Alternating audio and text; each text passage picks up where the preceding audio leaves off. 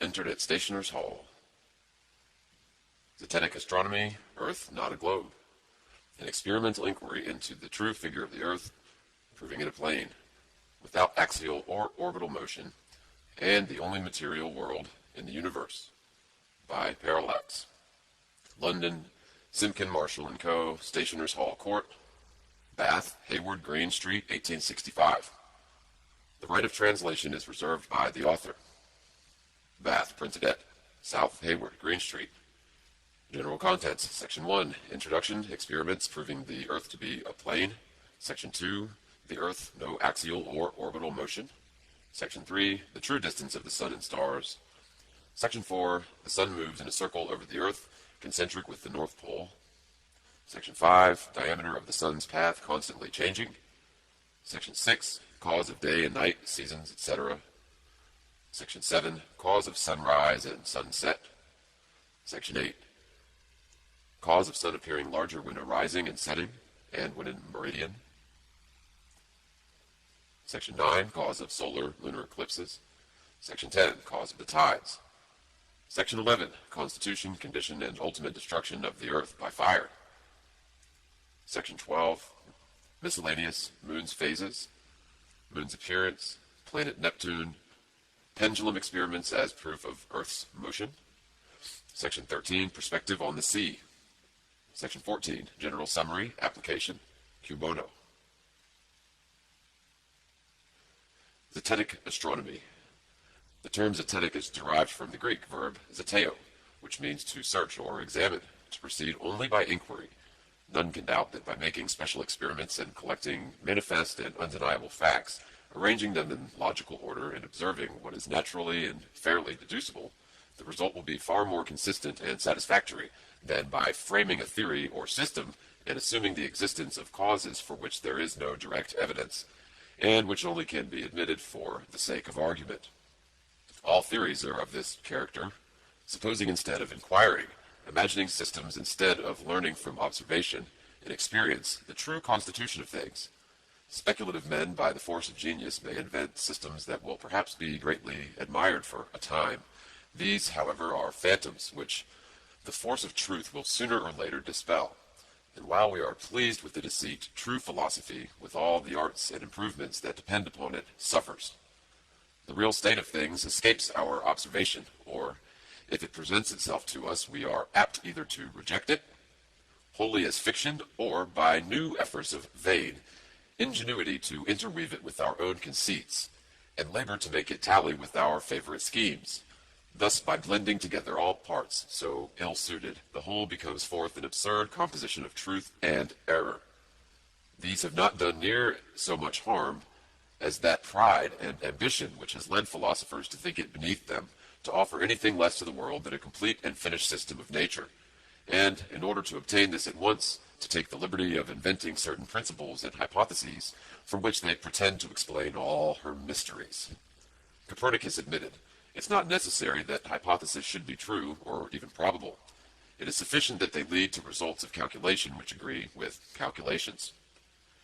Neither let anyone, so far as hypotheses are concerned, expect anything certain from astronomy, since that science can afford nothing of the kind, lest in case he should adopt for truth things find for another purpose, he should leave this study more foolish than he came. The hypothesis of the terrestrial motion was nothing but an hypothesis, valuable only so far as it explained phenomena, and not considered with reference to absolute truth or falsehood. An account of Sir Isaac Newton's discoveries, by Professor Maclaurin, M.A., F.R.S., of the Chair, Mathematics at the University of Edinburgh. Newtonian and all other systems of nature are little better than the hypothesis of the terrestrial motion of Copernicus. These foundations, or premises, are always unproved. No proof is ever attempted. The necessity for it is denied. It is considered sufficient that the assumptions shall seem to explain the phenomena selected. In this way, it is that one theory supplants another. That system gives way to system as one failure after another compels opinions to change. This will ever be so. There will always exist in the mind a degree of uncertainty, a disposition to look upon philosophy as a vain pretension, a something almost antagonistic to the highest aspirations in which humanity can indulge, unless the practice of theorizing be given up, and the method of simple inquiry, the Zetetic process, be adopted. Nature speaks to us in peculiar language. In the language of phenomena, she answers at all times the questions which are put to her, and such questions are experiments. Not experiments only which corroborate what has previously been assumed to be true, but experiments in every form bearing on the subject of inquiry, before a conclusion is drawn or premise is affirmed. We have an excellent example of Zetetic reasoning in an arithmetical operation, more especially so in what is called the golden rule, or the rule of three. If 100 weight of any article is worth a given sum, what will some other weight of that article be worth? The separate figures may be considered as the elements or facts of the inquiry. The placing and working of these as the logical arrangement and the quotient, or answer, is the fair and natural deduction. Hence, in every Zetetic process, the conclusion is arrived at is essentially a quotient, which, if the details be correct, must be of necessity, be true beyond the reach or power of constant contradiction. In our efforts of justice, we have also an example of the Zetetic process. A prisoner is placed at the bar. Evidence for and against him is advanced. It is carefully arranged and patently considered, and only such a verdict given us could not in justice be avoided. Society would not tolerate any other procedure. It would brand with infamy whomever should assume a prisoner to be guilty and prohibit all evidence, but such as would corroborate the assumption. Yet such is the character of theoretical philosophy. The Zetetic process is also the natural method of investigation. Nature herself teaches it. Children invariably seek information by asking questions, by earnestly inquiring from those around them. Question after question, in rapid and exciting succession, will often proceed from a child, until the most profound in learning philosophy will feel puzzled to reply. If both nature and justice, as well as the common sense and practical experience of mankind, demand, it will not be content with less or other than the Zetetic process. Why should it be ignored and violated by the learned in philosophy?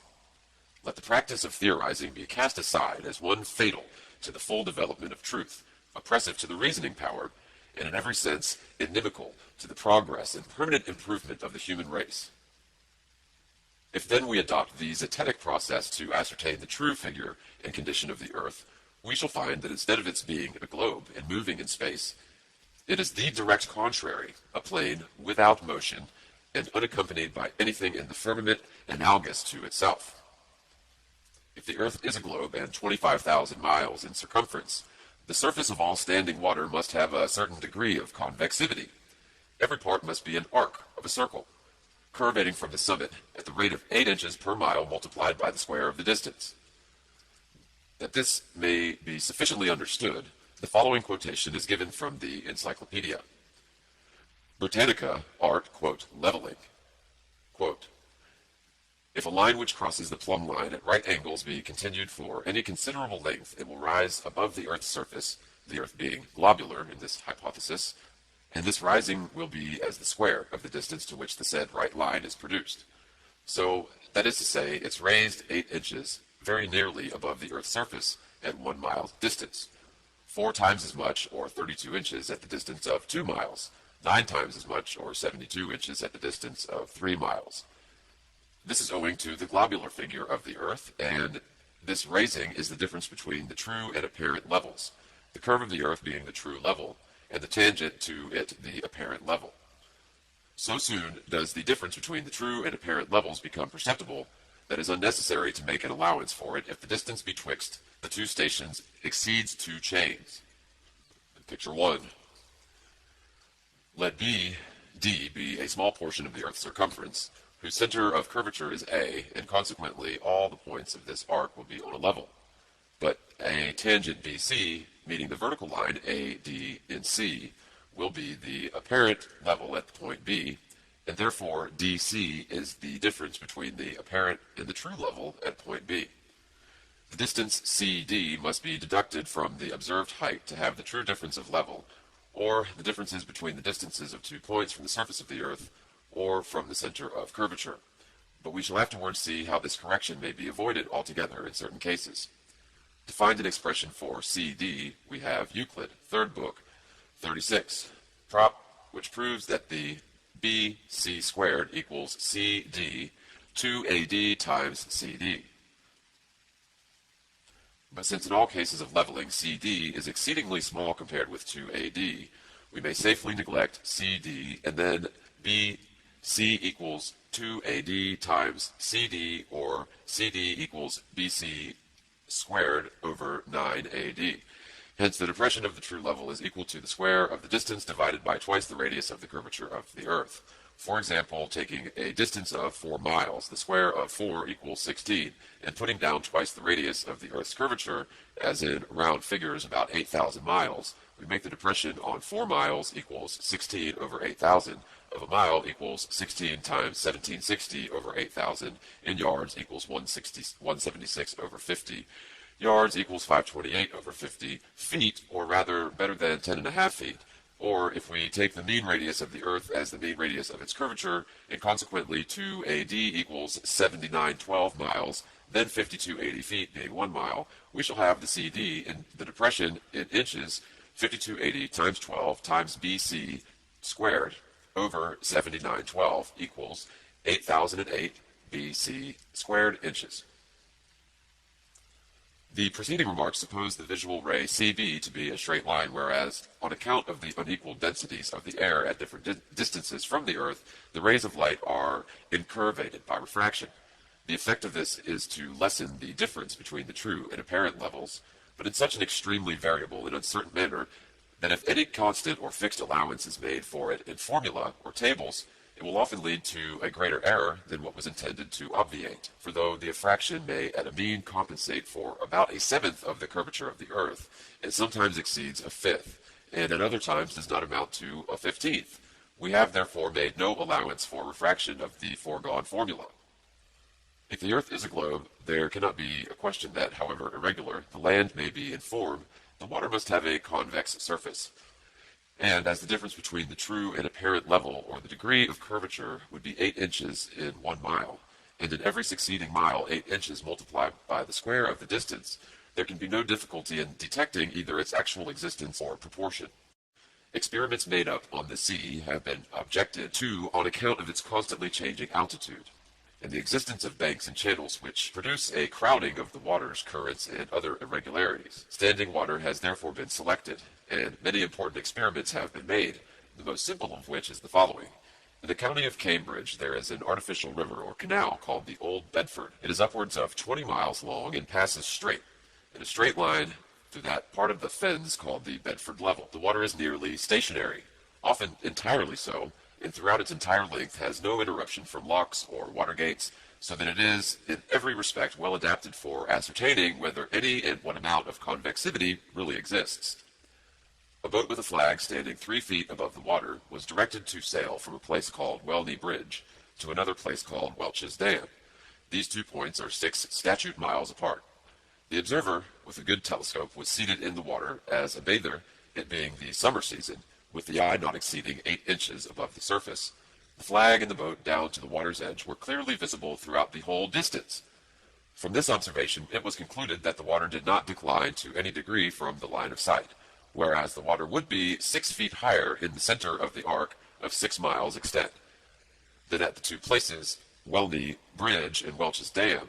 But as the eye of the observer was only 8 inches above the water, the highest point on the surface would be at 1 mile from the place of observation, below which point the surface of the water at the end of the remaining 5 miles would be 16 feet 8 inches, or 5 squared times 8 equals 200 inches. This will be rendered clear by the following diagram. Let AB represent the arc of water from Welney Bridge to Welch's Dam, 6 miles in length, and AL the line of sight, which is now a tangent to the arc, AB. The point of contact, T, is 1 mile from the eye of the observer at A, and from T to the boat at B is 5 miles. The square of 5 miles multiplied by 8 inches is 200 inches, or, in other words, that the boat at B would have been 200 inches, or above 16 feet below the surface of the water at T. And the flag on the boat, which was 3 feet high, would have been 13 feet below the line of sight at ATL. From this experiment, it follows that the surface of standing water is not convex, and therefore that the Earth is not a globe. On the contrary, this simple experiment is all sufficient to prove that the surface of the water is parallel to the line of sight and is therefore horizontal, and that the Earth cannot be other than a plane. In diagram figure 3, this is perfectly illustrated. Picture 3. AB is the line of sight and CD the surface of the water equidistant from or parallel to it throughout the whole distance observed.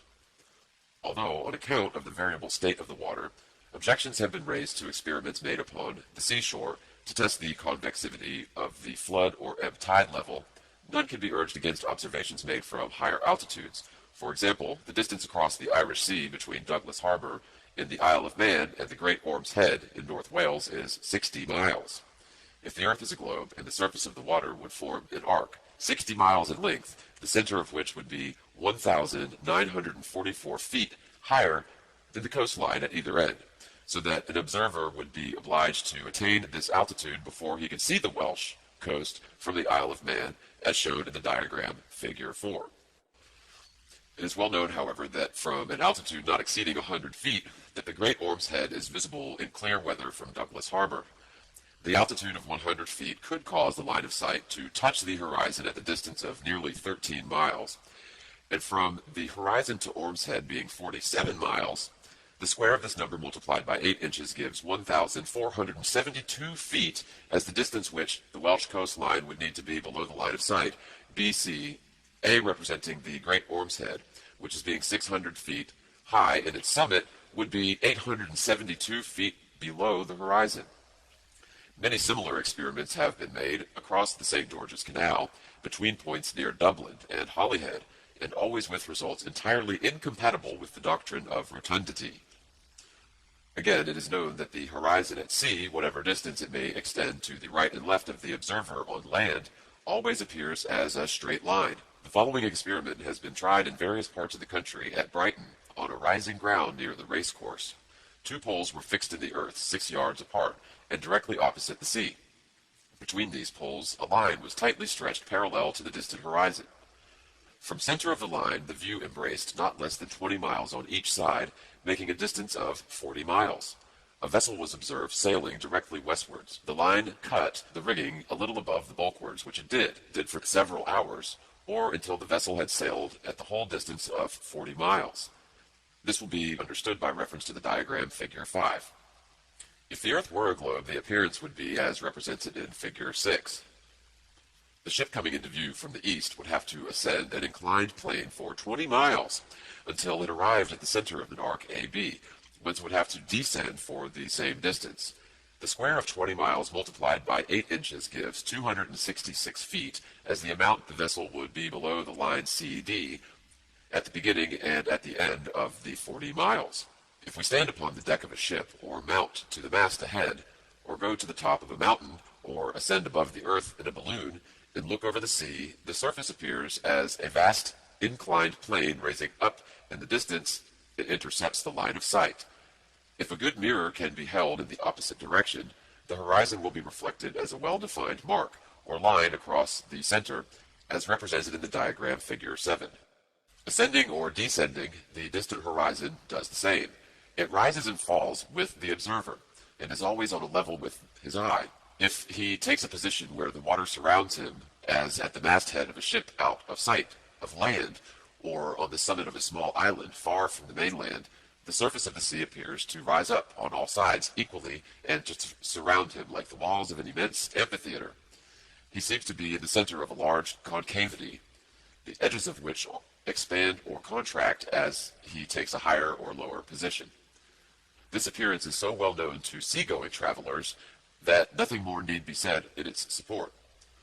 But the appearance from a balloon is familiar only to a small number of observers, and therefore it will be useful to quote from those who have written upon the subject.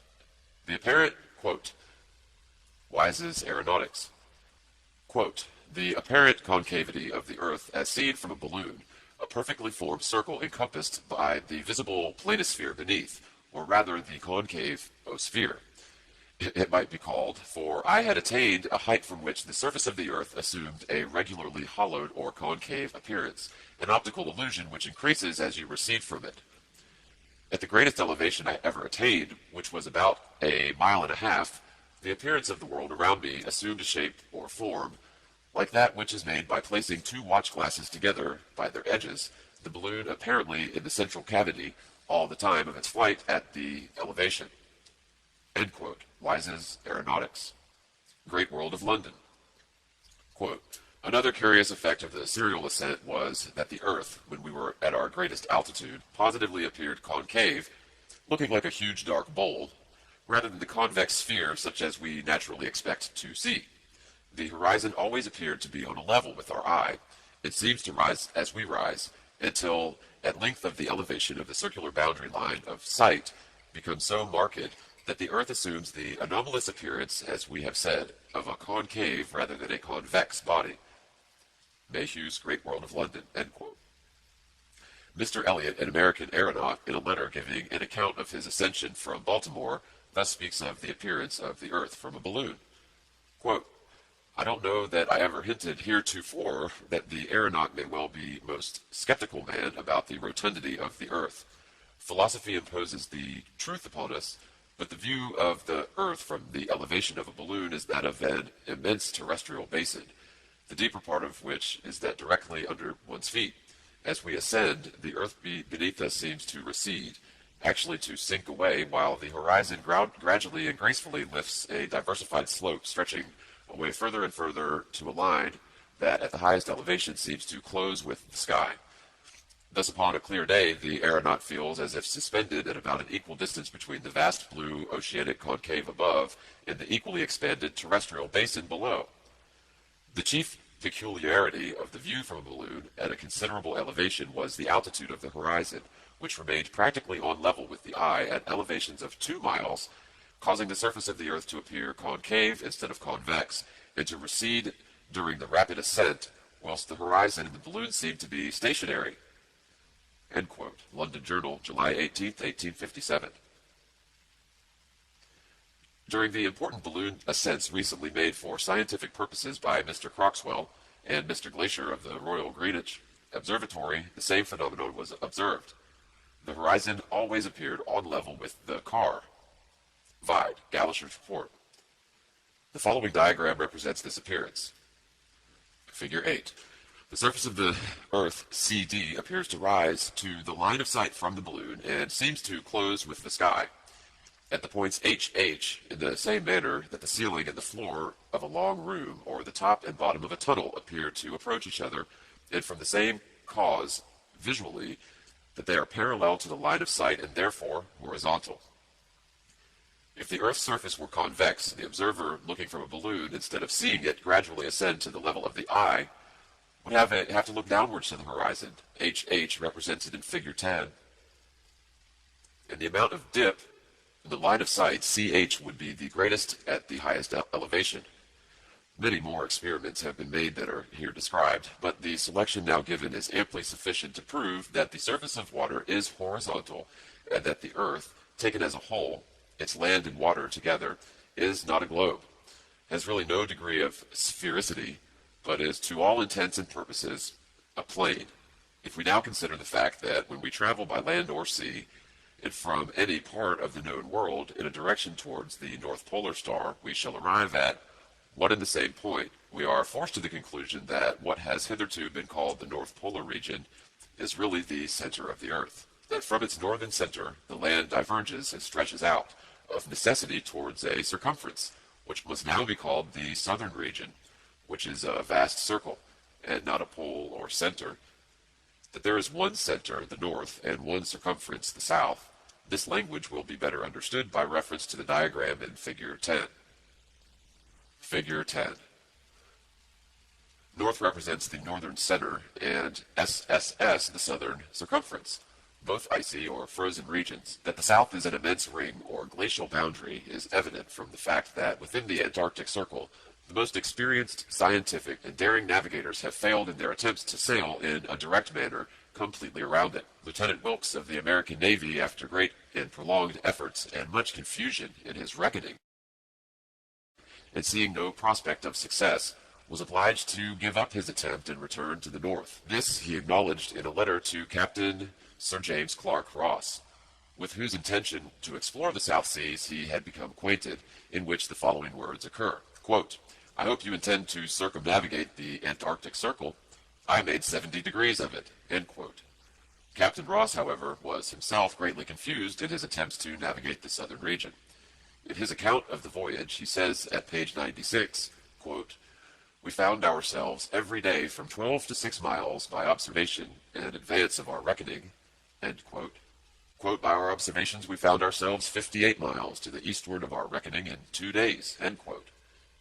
And in this and other ways, all the great navigators have been frustrated in their efforts, and have been more or less confounded in their attempts to sail around the Earth upon or beyond the Antarctic Circle. But if the southern region is a pole or center, like the north, there would be little difficulty in circumnavigating it, for the distance round would be comparatively small. When it is seen that the Earth is not a sphere, but a plane having only one center, the north, and that the south is the vast icy boundary of the world, the difficulties experienced by circumnavigators can be easily understood. Having given a surface or bird's-eye view of the Earth, the following sectional representation will aid in completing the description. That's figure 11. EE represents the Earth, WW the Great Deep, or the waters which surround the land, and N the northern center, and SS sections of the southern ice. At the present description is purely zetetic, and as every fact must therefore have its fullest value assigned to it, and its consequences represented, a peculiarity must be pointed out in the foregoing diagram. It will be observed that from about points EE, the surface of the water rises towards the south, SS. It's clearly ascertained that the altitude of the water in various parts of the world is much influenced by the pressure of the atmosphere. However, this pressure is caused, and it is well known that the atmospheric pressure in the south is constantly less than it is in the north, and therefore the water in the southern region must always be considerably higher than it is in the northern. Hence the peculiarity referred to in the diagram. The following quotation from Sir James Ross's Voyages, page 483, will corroborate the above statements. Quote, "Our barometrical experiments appear to prove that a gradual diminution of atmospheric pressure occurs as we proceed southwards from the Tropic of Capricorn. It has hitherto been considered that the mean pressure of the atmosphere at the level of the sea was nearly the same in all parts of the world, as no material difference occurs between the equator and the highest northern latitudes. The causes of the atmospheric pressure being so very much less in the southern than in the northern hemispheres remains to be determined. Thus, putting all theories aside, we have seen that direct experiment demonstrates the important truth that the Earth is an extended plane, literally stretched out upon the waters, founded on the seas and established on the floods, standing in the water and out of the water. How far the southern icy region extends horizontally, or how deep the waters upon and in which the Earth stands or is supported, are questions which cannot yet be answered. And I'll note, even in 2015, there are places of the oceans we've never mapped the floors. In Zetetic philosophy, the foundation must be well secured, progress must be made step by step, making good the ground as we proceed. And whenever a difficulty presents itself or evidence fails to carry us farther, we must promptly and candidly acknowledge it and prepare for future investigation, but never fill up the inquiry by theory and assumption. In the present instance, there is no practical evidence as to the extent of the southern ice and the, quote, great deep.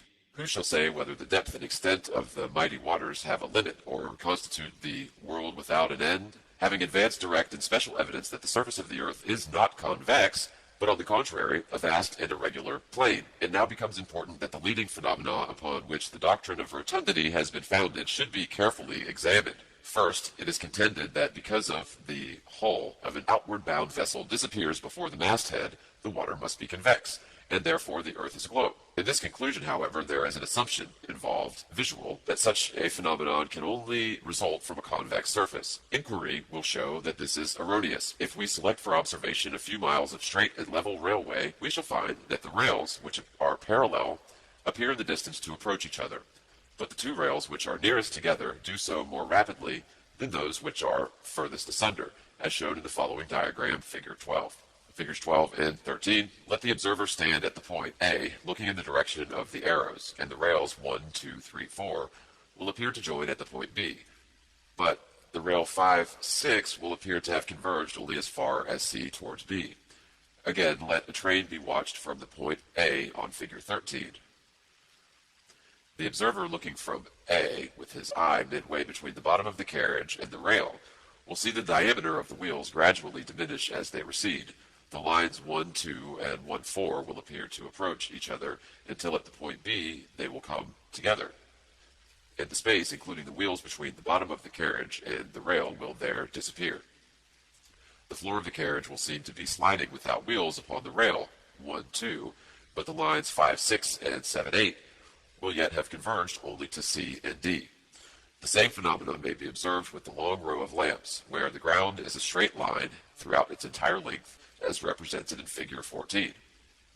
Figures 14 and 15, the lines 1, 2, and AD will converge at the point D, and the pedestal of the lamp at D will seem to have disappeared, but the line 3, 4, which represents the true altitude of the lamps, will only have converged to the point C.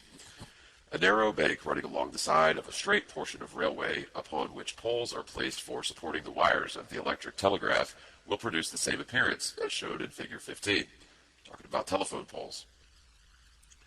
The bank having the altitude 1.13 and 1.24 will, in the distance of 2 or 3 miles according to its depth, disappear to the eye of an observer placed at Figure 1, and the telegraph pole at Figure 2 will seem not to stand upon a bank at all, but upon the actual railway.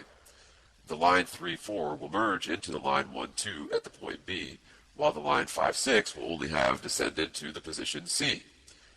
Many other familiar instances could be given to show the true law of perspective, which is that parallel lines appear in the distance to converge to one and the same datum line, but to reach it at different distances if themselves dissimilarly distant.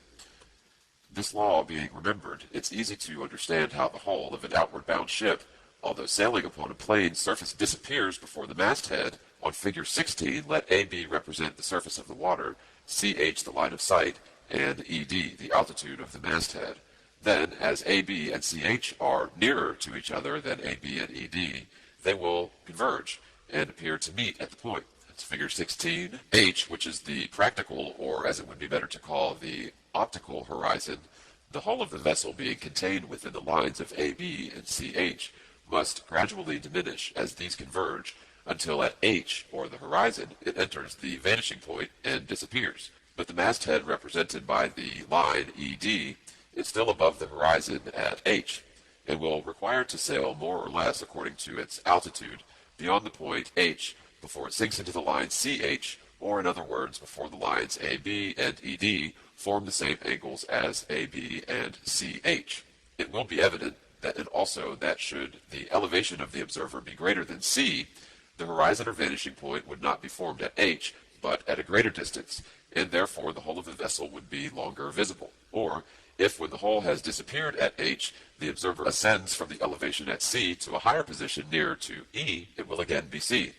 Thus, all the phenomena which have so long been considered as proofs of the Earth's rotundity are really optical sequences of the contrary doctrine, to argue that because the lower part of an outward-bound ship disappears before the highest, the water must be round, is to assume that a round surface only can produce this effect!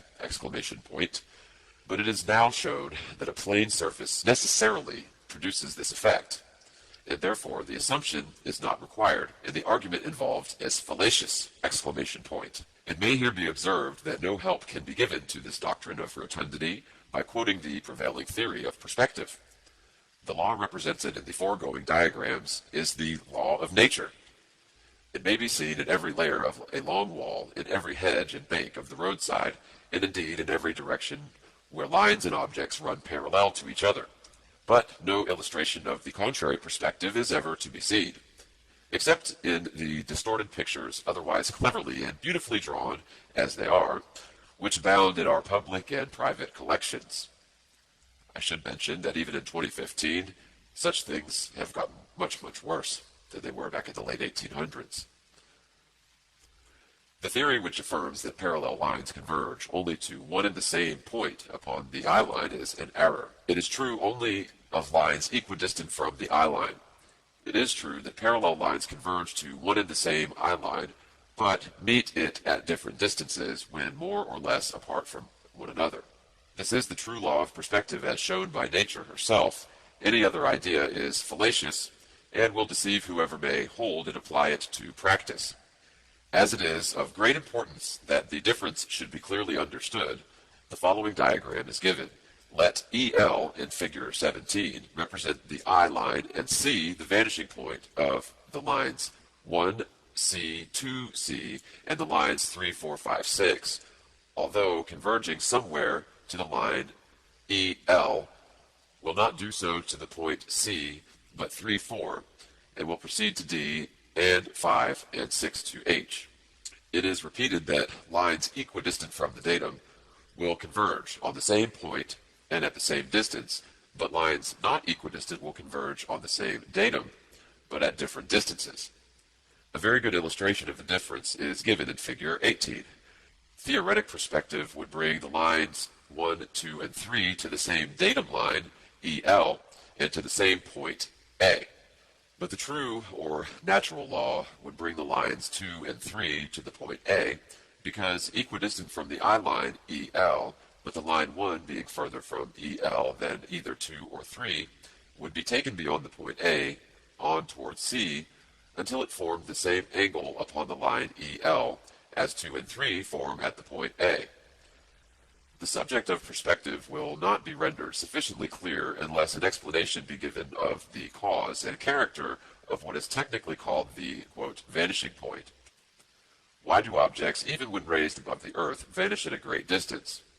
It is known, and can only be easily proved by experiment, that the, quote, range of the eye, or diameter of the field of vision, is 110 degrees. Consequently, this is the largest angle under which an object can be seen. The range of vision is from 110 degrees to 1 degree. The smallest angle under which an object can be seen is upon an average for different sites, the 60th part of a degree, or 1 minute in space, so that when an object is removed from the eye 3,000 times its own diameter, it will only just be distinguishable. Consequently, the greatest distance at which we can behold an object like a shilling of an inch in diameter is 3,000 inches, or 250 feet. It may therefore be very easily understood that a line passing over the hull of a ship and continuing parallel to the surface of the water must converge to the vanishing point at the distance of about 3,000 times its own elevation. In other words, if the surface of the hull be 10 feet above the water, it will vanish at 3,000 times 10 feet, or nearly 6 statute miles. But if the masthead be 30 feet above the water, it will be visible for 90,000 feet, or over 17 miles, so that it could be seen upon the horizon for a distance of 11 miles after the hull had entered the vanishing point, hence the phenomenon of a receding ship's hull being the first to disappear, which has been so universally quoted and relied upon as proving the rotundity of the earth, is fairly and logically a proof of the very contrary. It has been misapplied in consequences of an erroneous view of the law of perspective and the desire to support a theory. That is, its valueless for such a purpose has already been shown, and that even if there were no question of the earth's form involved, it could not arise from the concavity of the water, is proved by the following experiment. Let an observer stand upon the seashore with the eye at an elevation of about 6 feet above the water, and watch a vessel until it is just hull down. If now a good telescope be applied to the hull, will be distinctly restored to sight, from which it must be concluded that had it disappeared through the influence of perspective, and not from having sunk behind the summit of a convex surface, had it done so, it would follow that telescope, had either carried the line of sight through the mass of water, or over its surface and down the other side. But the power of looking round the corner, or penetrating a dense and extensive medium, has never yet been attributed to such an instrument. If the elevation of the observer be much greater than 6 feet, the distance at which the vanishing point is formed will be so great that the telescope may not have power enough to magnify or enlarge the angle constituting it, when the experiment would appear to fail. But the failure would only be apparent, for a telescope of sufficient power to magnify at the horizon or vanishing point would certainly restore the hull at the greater distance.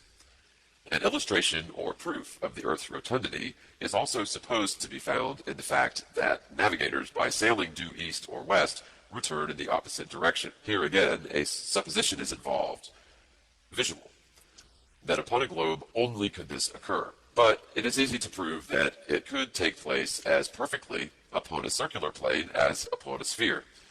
Let it first be clearly understood what is really meant by sailing due east and west.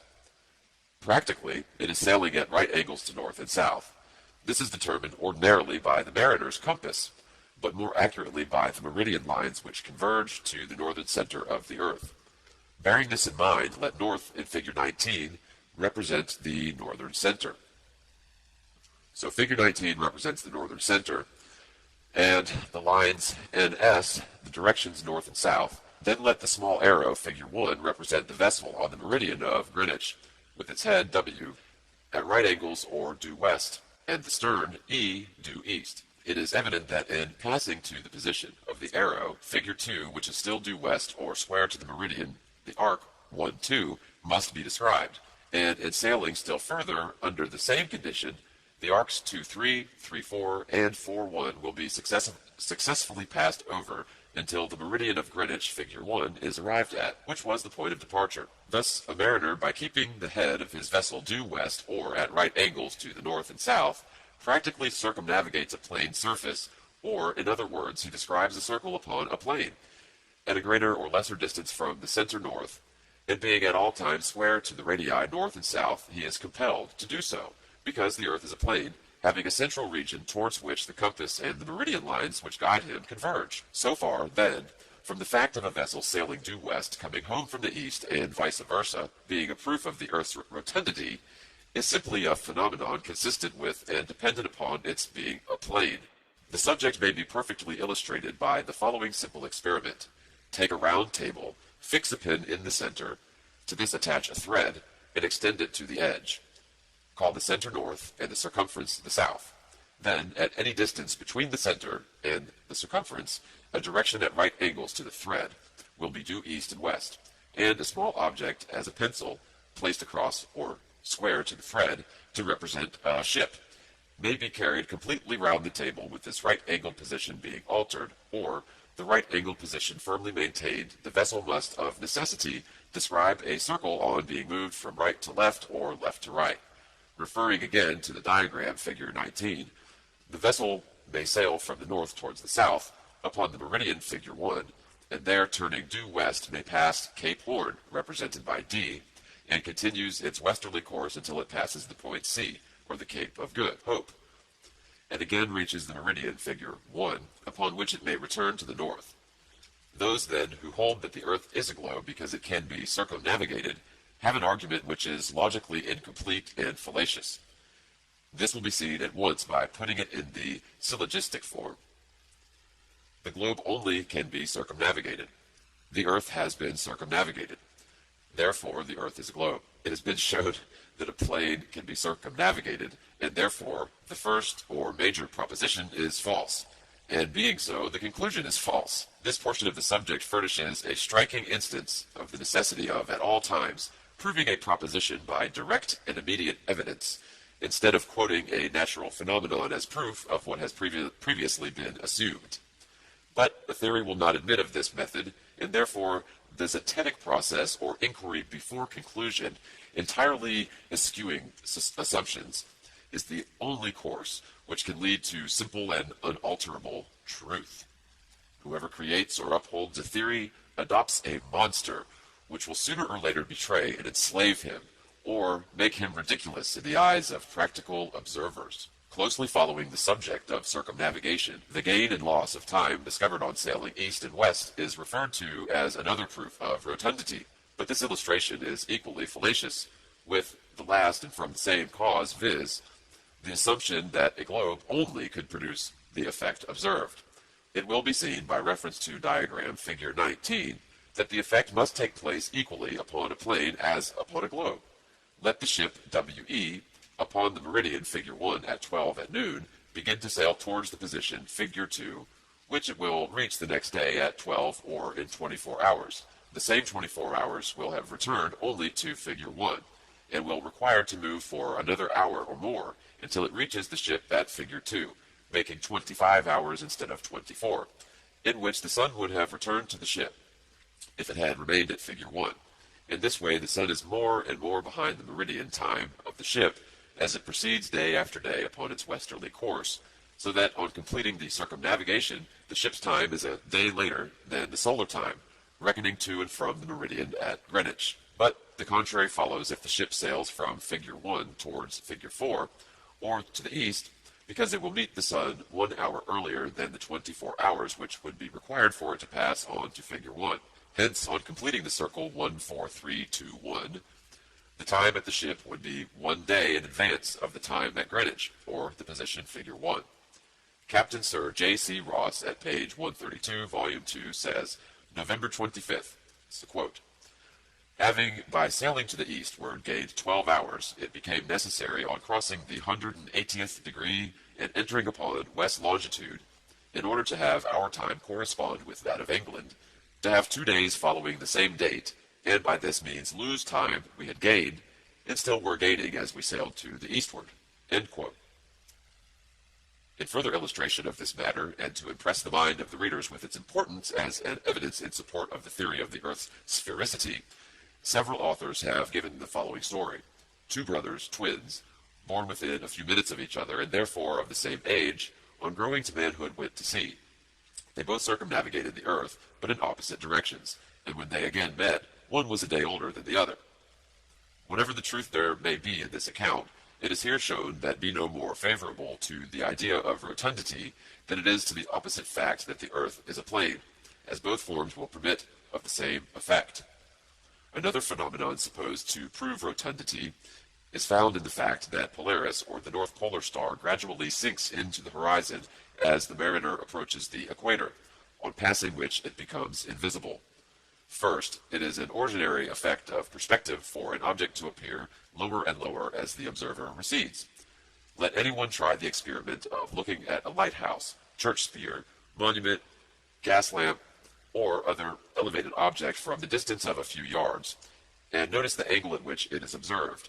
On going farther away, the angle will diminish and the object appear lower, and until, if the distance be sufficiently great, the line of sight to the object and the apparently ascending surface of the earth upon which it stands will converge to the angle which constitutes the vanishing point at a single yard beyond which it will be visible. This, then, is the necessary result of the everywhere visible law of perspective operating between the eye line and the plane surface upon which the object stands, and has no relation whatever to rotundity. It is not denied that a similar depression of a distant object would take place upon a globe. It is simply contended that it would not occur upon a globe exclusively. But if the Earth is a sphere, and the pole star hangs over the northern axis, it would be impossible to see it for a single degree beyond the equator, or 90 degrees from the pole.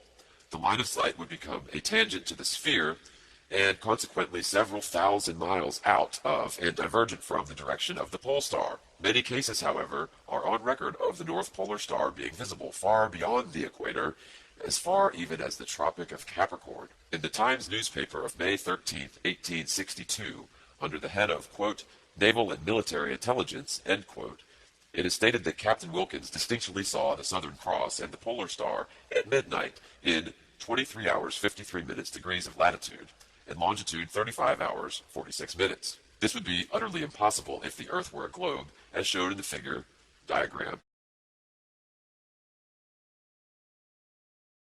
Figure 20. Let N represent the North Pole, EE the equator, CC the Tropic of Capricorn, and P the polar star. It will be evident that the line of sight CD, being a tangent to the Earth beyond the equator E, must diverge from the axis N, and could not by any known possibility cause the star P to be visible to an observer at C.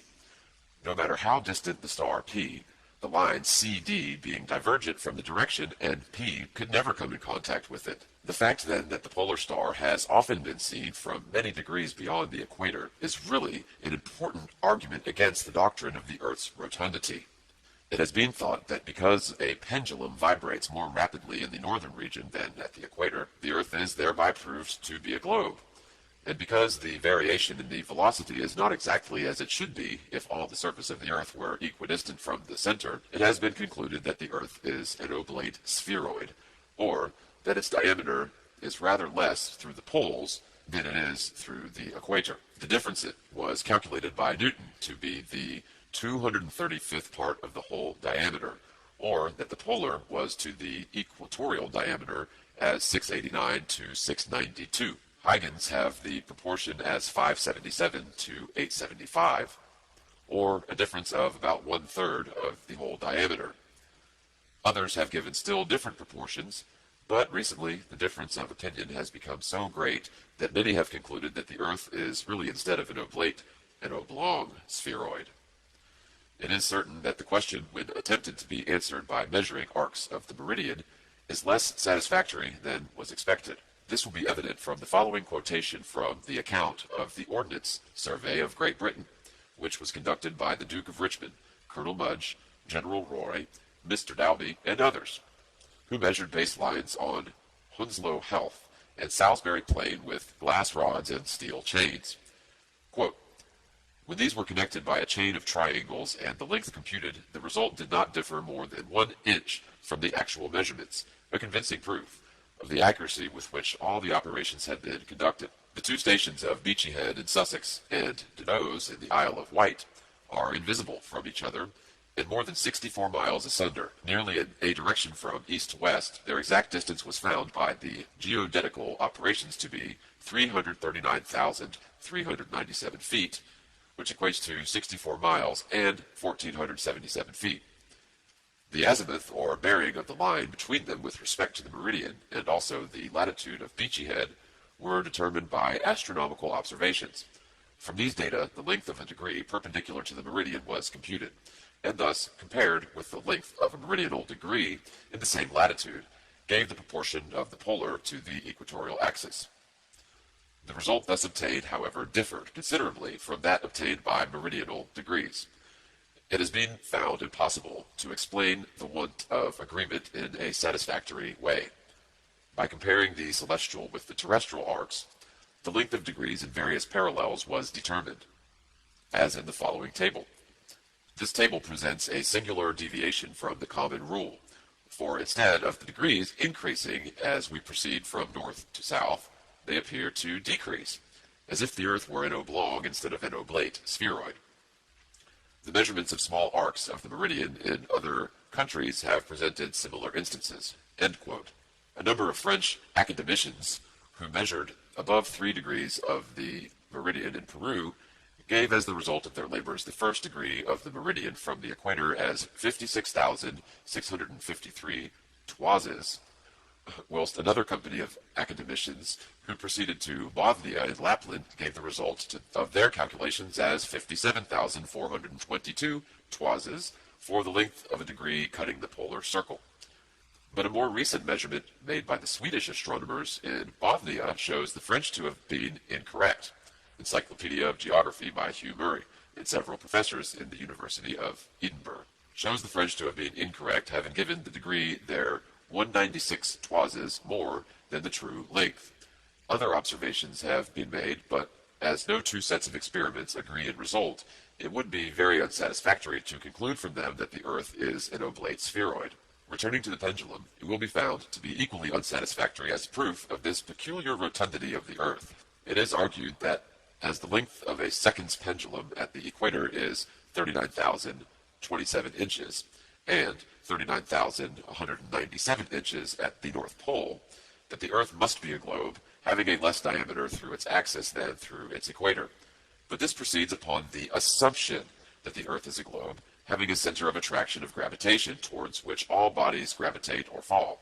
And as the pendulum is a falling body under certain restraint, the fact that it oscillates or falls more rapidly at the north than it does at the equator is a proof that the north is nearer to the center of attraction or nearer the center of the Earth than is the equatorial region. And, of course, if nearer, the radius must be shorter, and therefore the Earth is a spheroid flattened at the poles.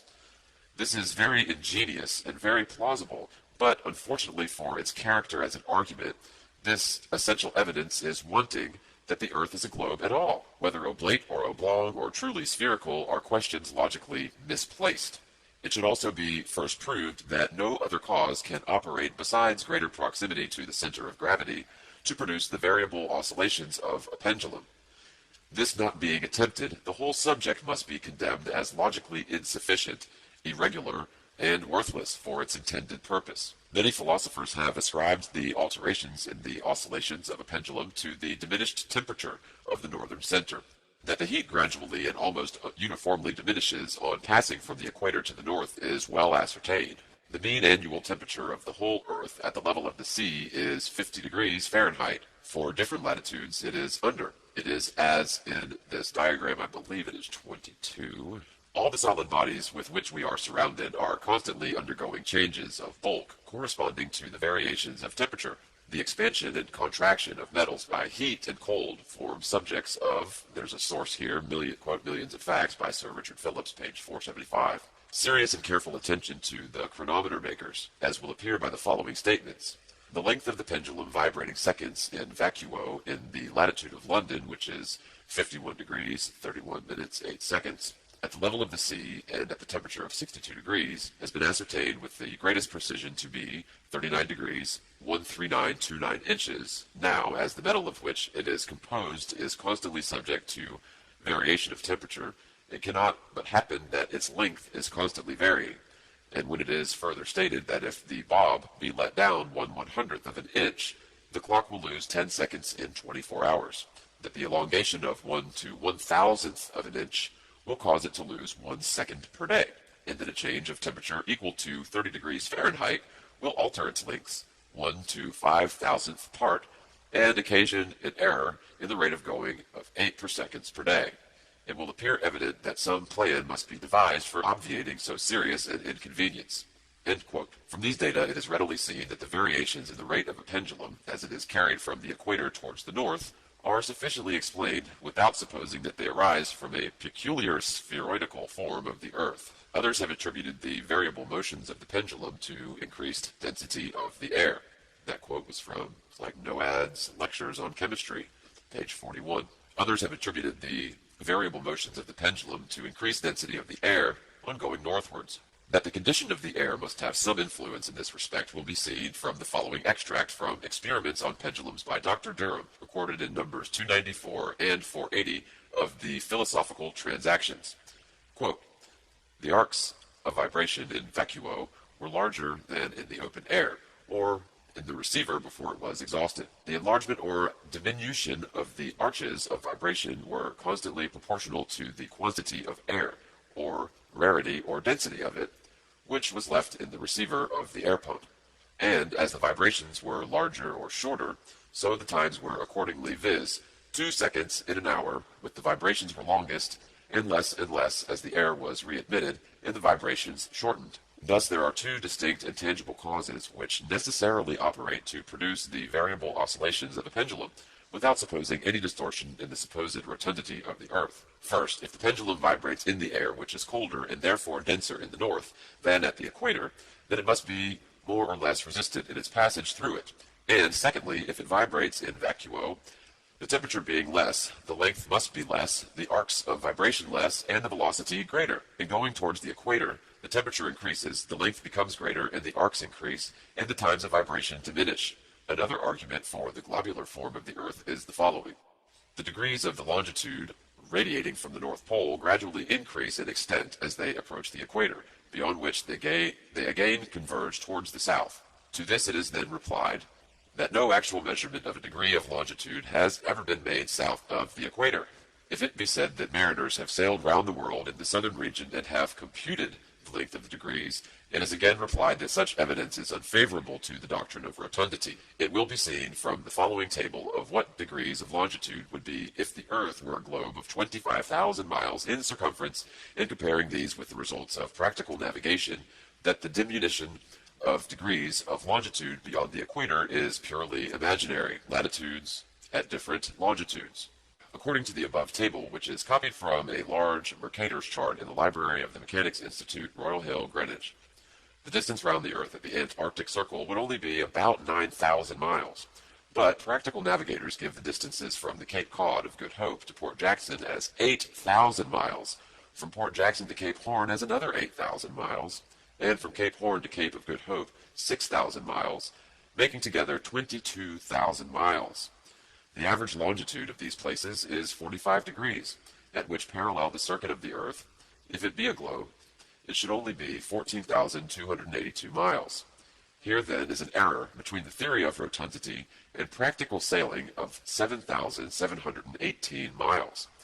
But there are several statements made by Sir James Clark Ross which tend to make the disparity even greater. At page 236, volume 2 of, quote, South Sea Voyages, it is said, from near Cape Horn to Port Phillip in Melbourne, Australia, the distance is 9,000 miles. These two places are 143 degrees of longitude from each other. Therefore, the whole extent of the Earth's circumference is a mere arithmetical question. If 143 degrees make 9,000 miles, what will be the distance made by the whole 360 degrees, into which the surface is divided? The answer is 22,657 miles, or 8,357 miles more than the theory of rotundity would permit. It must be borne in mind, however, that the Aboye distances are nautical measure, which is reduced to statute miles, gives the actual distance round the southern region at a given latitude as 26,433 statute miles, or nearly 1,500 miles more than the largest circumference ever assigned to the Earth at the equator. But actual measurement of a degree of longitude in Australia or some other land far south of the equator can alone place this matter beyond dispute. The problem to be solved might be given as the following. A degree of longitude in England at the latitude of 50 degrees north is 38 degrees 57 minutes nautical, or 45 statute miles at the latitude of Port Jackson in Australia, which is 45 degrees south. A degree of longitude, if the Earth is a globe, should be 45 minutes nautical, or 52 statute miles. But if the Earth is a plane, and the distances above referred to as given by nautical men are correct, a degree of longitude on the parallel of Port Jackson will be 69 hours 44 statute miles, will be 69:44 statute miles, being a difference of 1992, or nearly 20 statute miles. In other words, a degree of longitude along the southern part of Australia ought to be, if the Earth is a plane, nearly 20 miles greater than a degree of longitude on the southern coast of England. This is the point which has yet to be settled. The day is surely not far distant when the scientific world will demand that the question be decided by proper geodetical operations, and this not altogether for the sake of determining the true figure of the Earth, but also for the purpose of ascertaining, if possible, the cause of the many anomalies observed in navigating the southern region. These anomalies have led to the loss of many vessels, and the sacrifice of a fearful amount of life and property. Quote, in the southern hemisphere, navigators to India have often fancied themselves east of the Cape, when still west, and have been driven ashore on the African coast, which, according to their reckoning, lay behind them. This misfortune happened to a fine frigate, the Challenger, in 1845. Assuredly, there are many shipwrecks from alleged errors in reckoning, which may arise from somewhat a false idea of the general form and measurement of the Earth's surface. Such a subject, therefore, ought to be candidly and boldly discussed. These are quotes from Tore Through Creation by the Reverend Thomas Milner, and The Builder, September 20th, 1862, in a review of a recently published work on astronomy. It is commonly believed that surveyors, when laying out railways and canals, are obliged to allow 8 inches per mile for the Earth's curvature, and that if this were not done in the latter case, that the water could not be stationary, but would flow on until the end of 1 mile in each direction. Although the canal should have the same depth throughout, the surface would stand 8 inches higher in the middle than at the ends. In other words, that the bottom of a canal, in which the allowance of 8 inches per mile had not been made, would be a chord to the surface of the contained water, which would be an arc of a circle. To this it is replied that both in regard to railways and canals, wherever an allowance has been attempted, the work has not been satisfactory, and is so irregular where the results in the earlier days of railway, canal, and other surveying that the most eminent engineers abandoned the practice of the old forward leveling and allowing for convexivity, and adopted what is now called the double sight, or back and foresight method. It was considered that whether the surface were convex or horizontal, or whether the convexity were more or less than the supposed degree, would be of no consequence in practice if the spirit level or theodolite were employed to read both backwards and forwards for whatever degree of convexivity existed. One, quote, sight would compensate for the other, and if the surface were horizontal, the same mode of leveling would apply. So important did the Ordnance Department of the government consider this matter that it was deemed necessary to make the abandonment of all ideas of rotundity compulsory, and in a standing order number 6 of the House of Lords, as to the preparation of sections for railways, etc., the following language is used. Quote, that the section be drawn to the same horizontal scale as the plan, and to a vertical scale of not less than 1 inch to every 100 feet, and shall show the surface of the ground marked upon the plan, the intended level of the proposed work, the height of every embankment, and the depth of every cutting, and a datum horizontal line which shall be the same throughout the whole length of the work, or any branch thereof respectively, and shall be referred to some fixed point, stated in writing on the section, near some portion of such work. And in the case of a canal, cut, navigation, turnpike, or other carriage road, or railway, near either of the termini, end quote. Number 44 of the Standing Orders of the House of Commons is similar to the above, number 6 of the House of Lords. Thus it is evident that the doctrine of the earth's rotundity cannot be mixed up with the practical operations of civil engineers and surveyors, and to prevent the waste of time and the destruction of property which necessarily followed the doings of some who were determined to involve the convexity of the earth's surface into their calculations,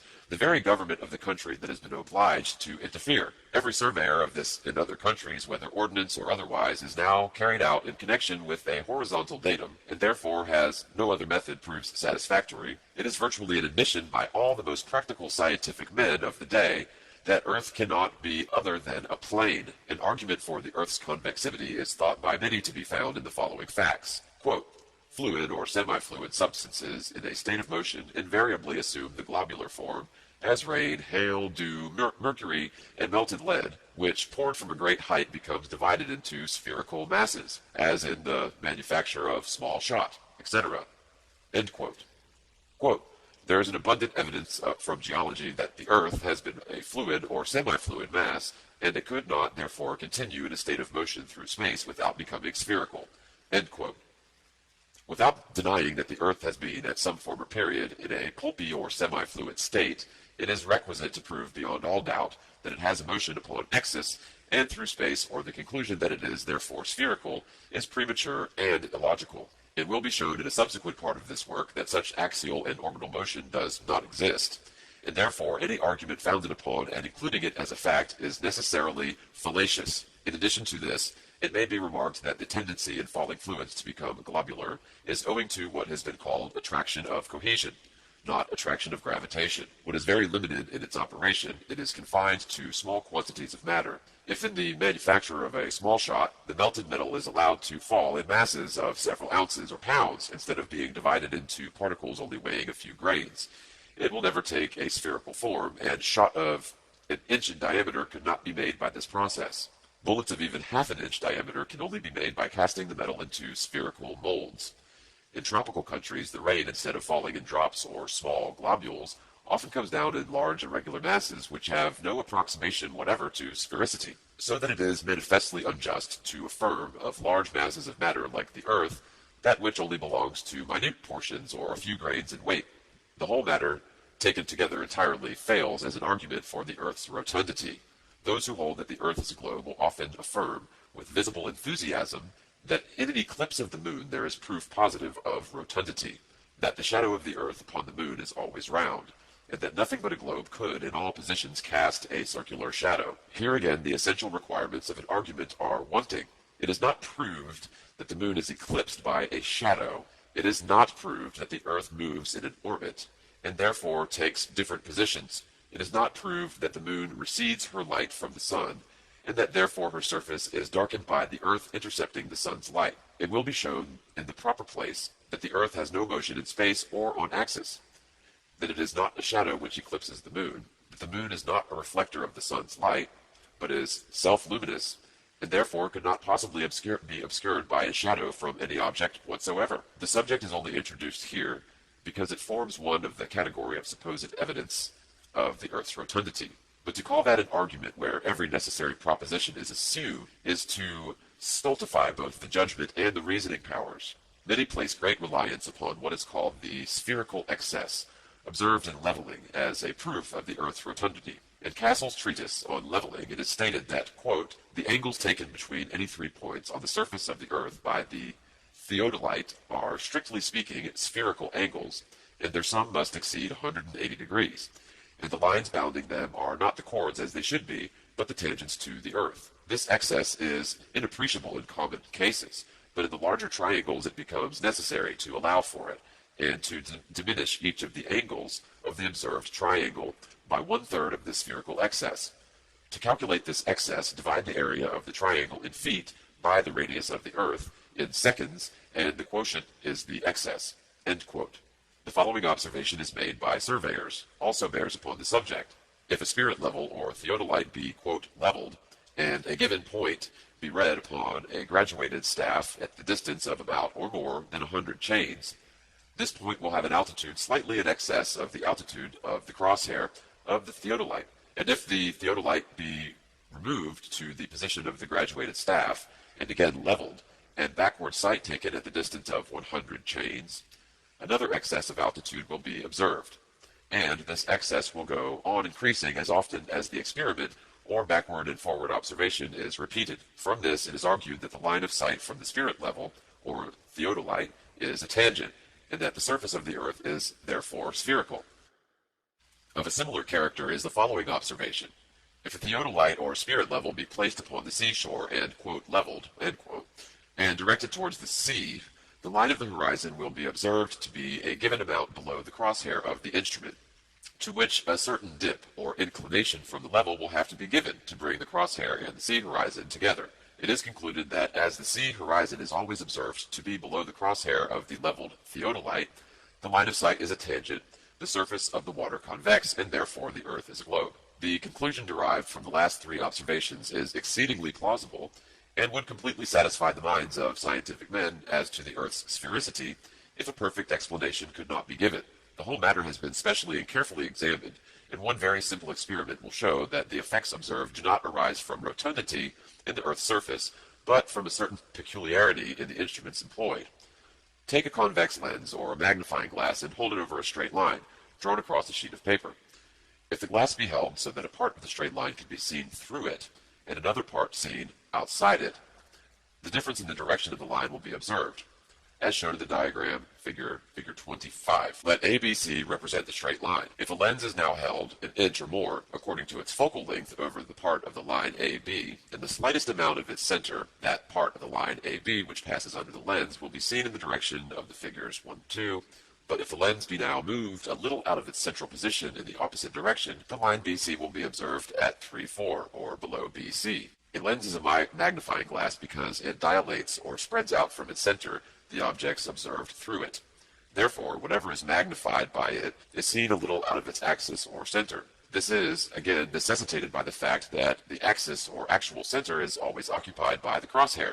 Thus, the line of sight in theodolite or spirit level, not being axial or absolutely central, reads upon a graduated staff a position which is necessarily slightly divergent from the axis of vision, and this is the source of that spherical excess, which has so long been considered by surveyors as an important part of the Earth's rotundity. In this instance, as indeed in all others given as evidence that the Earth is a globe, the premises do not fully warrant the conclusion which is premature, drawn before the whole subject is fairly examined, and when other causes are simply sufficient to explain the effects observed. Zetetic Astronomy, Earth not a globe. Section 2. The Earth no axial or orbital motion. If a ball be allowed to drop from the masthead of a ship at rest, it will strike the deck at the foot of the mast. If the same experiment be tried with a ship in motion, the same result will be observed, because in the latter case the ball is acted upon simultaneously by two forces at right angles to each other. One, the momentum given to it by the moving ship in the direction of its own motion, and the other, the force of gravity, the direction of which is square to that of the momentum.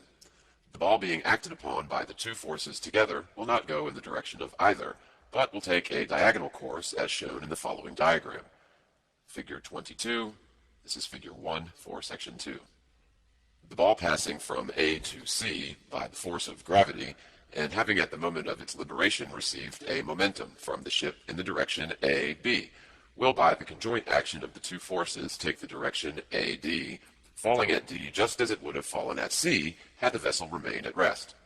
In this way it is contended by those who hold that the Earth is a moving sphere, a ball allowed to fall from the mouth of a deep mine reaches the bottom in apparently vertical direction, the same as it would if the Earth were motionless. So far, there need be no discussion. The explanation is granted. But now let the experiment be modified in the following way. Let the ball be thrown upwards from the masthead of a moving vessel, and it will take as before of 2 modified in the following way.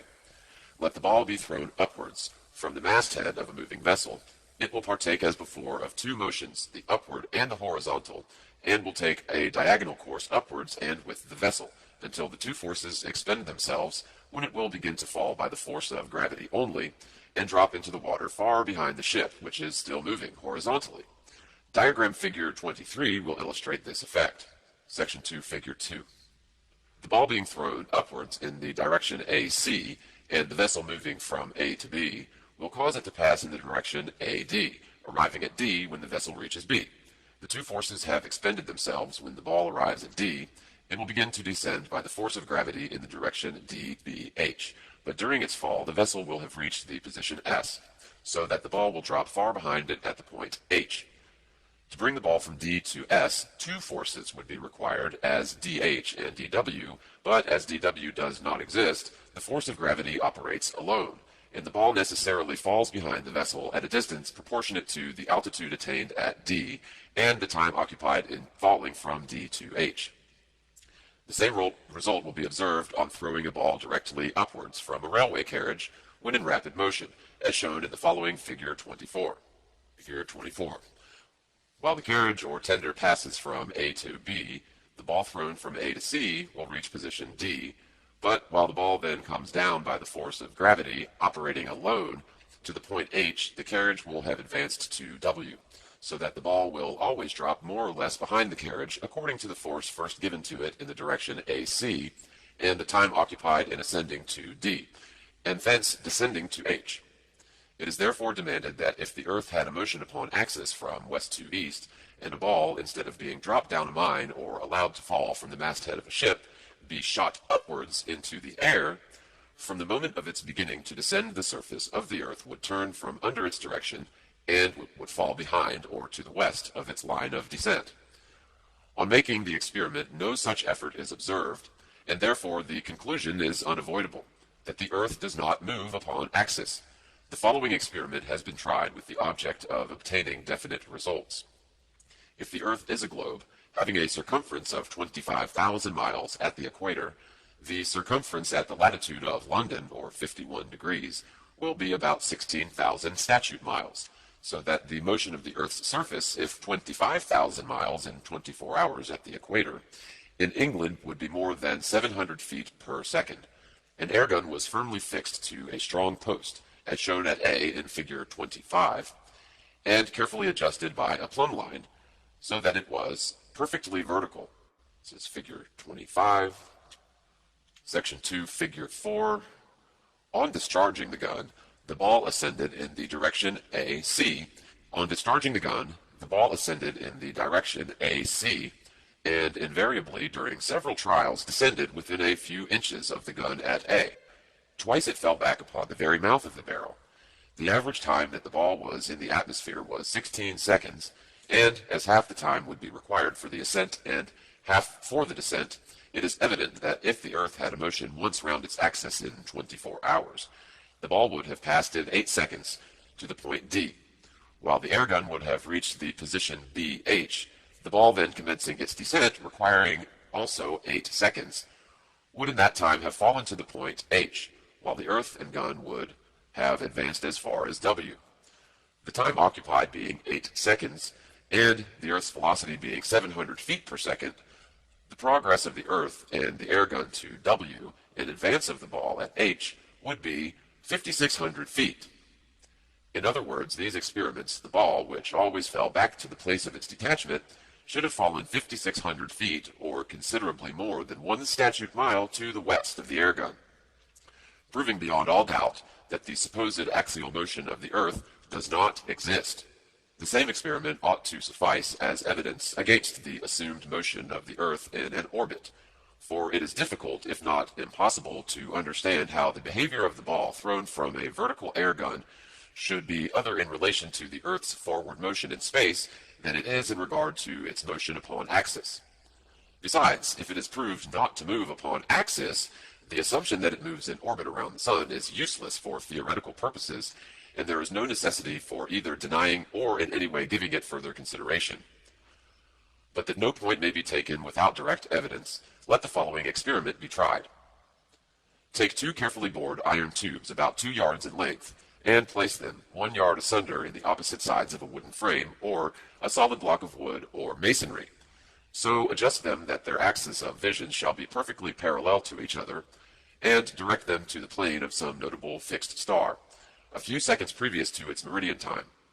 Let an observer be stationed at each tube, and the moment the star appears in the first tube, let a knock or other signal be given to be repeated by the observer at the second tube when he first sees the star. A distinct period of time will elapse between the signals given, showing that the same star is not visible at the same moment by two lines of sight parallel to each other and only 1 yard asunder. A slight inclination of the second tube towards the first would be required for the star to be seen at the same moment. If now the tubes be left in their position for 6 months, the same star will be visible at the same meridian time without the slightest alteration being required in the direction of the tubes. From which result it is concluded that if the Earth had moved a single yard in orbit through space, there would be at least a difference of time indicated by the signals, and the slight inclination of the tube, which the difference in position of 1 yard required. But as no such difference in the direction of the tube is required, the conclusion is unavoidable that in 6 months a given meridian upon the Earth has not moved a single yard, and that therefore the Earth has not the slightest degree of orbital motion or motion at right angles to the meridian of a given star. It will be useless to say in explanation that the stars are so infinitely distant that a difference in the angle of inclination of the tube in 6 months could not be expected, as it will be proved in a subsequent section that all the stars are within a few thousand miles of the Earth's surface. End section 2. Section 3. The true distance of the Sun and stars. As it is now demonstrated that the Earth is a plane, the distance of the Sun and stars may readily be measured by plane trigonometry. The baseline in any operation being horizontal and always a carefully measured one, the process becomes exceedingly simple. Let the altitude of the Sun be taken on a given day at 12 o'clock at the high water mark on the seashore at Brighton in Sussex, and at the same hour at the high water mark of the River Thames near London Bridge. The difference in the Sun's altitude taken simultaneously from two stations upon the same meridian, and the distance between the stations or the length of the base line ascertained are all the elements required for calculating the exact distance of the Sun from London or Brighton. But as this distance is the hypotenuse of a triangle whose base is the Earth's surface and vertical side the zenith distance of the Sun, it follows that the distance of the Sun from that part of the Earth to which it is vertical is less than the distance from London. In the diagram, figure 26, let LB represent the baseline from London to Brighton. This is figure 26. Section 3, figure 1. In the diagram figure 26, let LB represent the baseline from London to Brighton, a distance of 51 statute miles. The altitude at L and at B, taken at the same moment of time, will give the distance LS or BS, the angle of altitude at L or B, with the length of LS or BS will then give the vertical distance of the Sun, S from E, or the place which is immediately underneath it. This distance will be thus found to be considerably less than 4,000 miles. The following are the particulars of an observation made a few years ago by the officers engaged in the Ordnance Survey.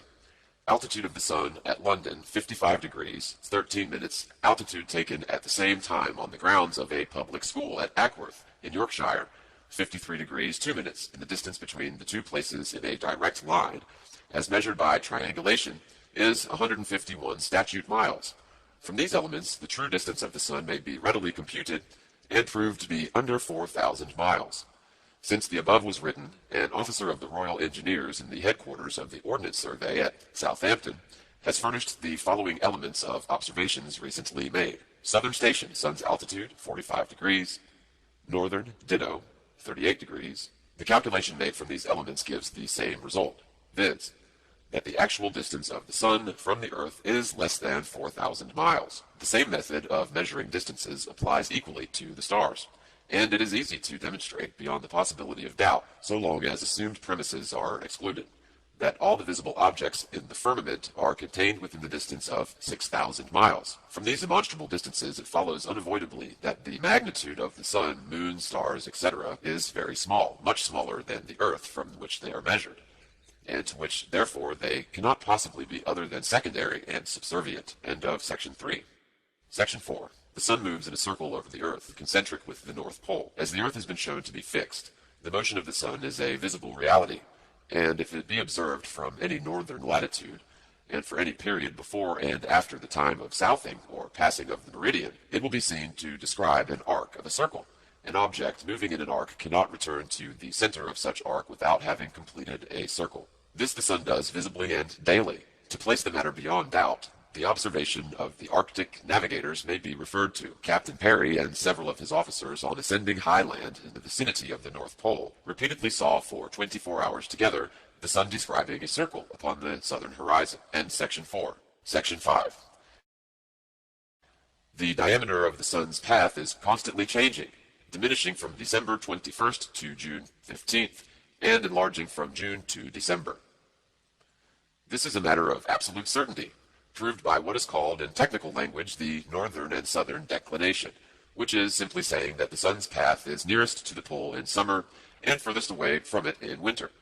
This difference in position gives to rise the difference of altitude as observed at various periods of the year, and which is shewn in the following table given in the Illustrated London Almanac for year 1848 by Mr. Glaisher of the Royal Observatory, Greenwich. Quote, sun's altitude at the time of southing or being on the meridian. Section 5, Table 1.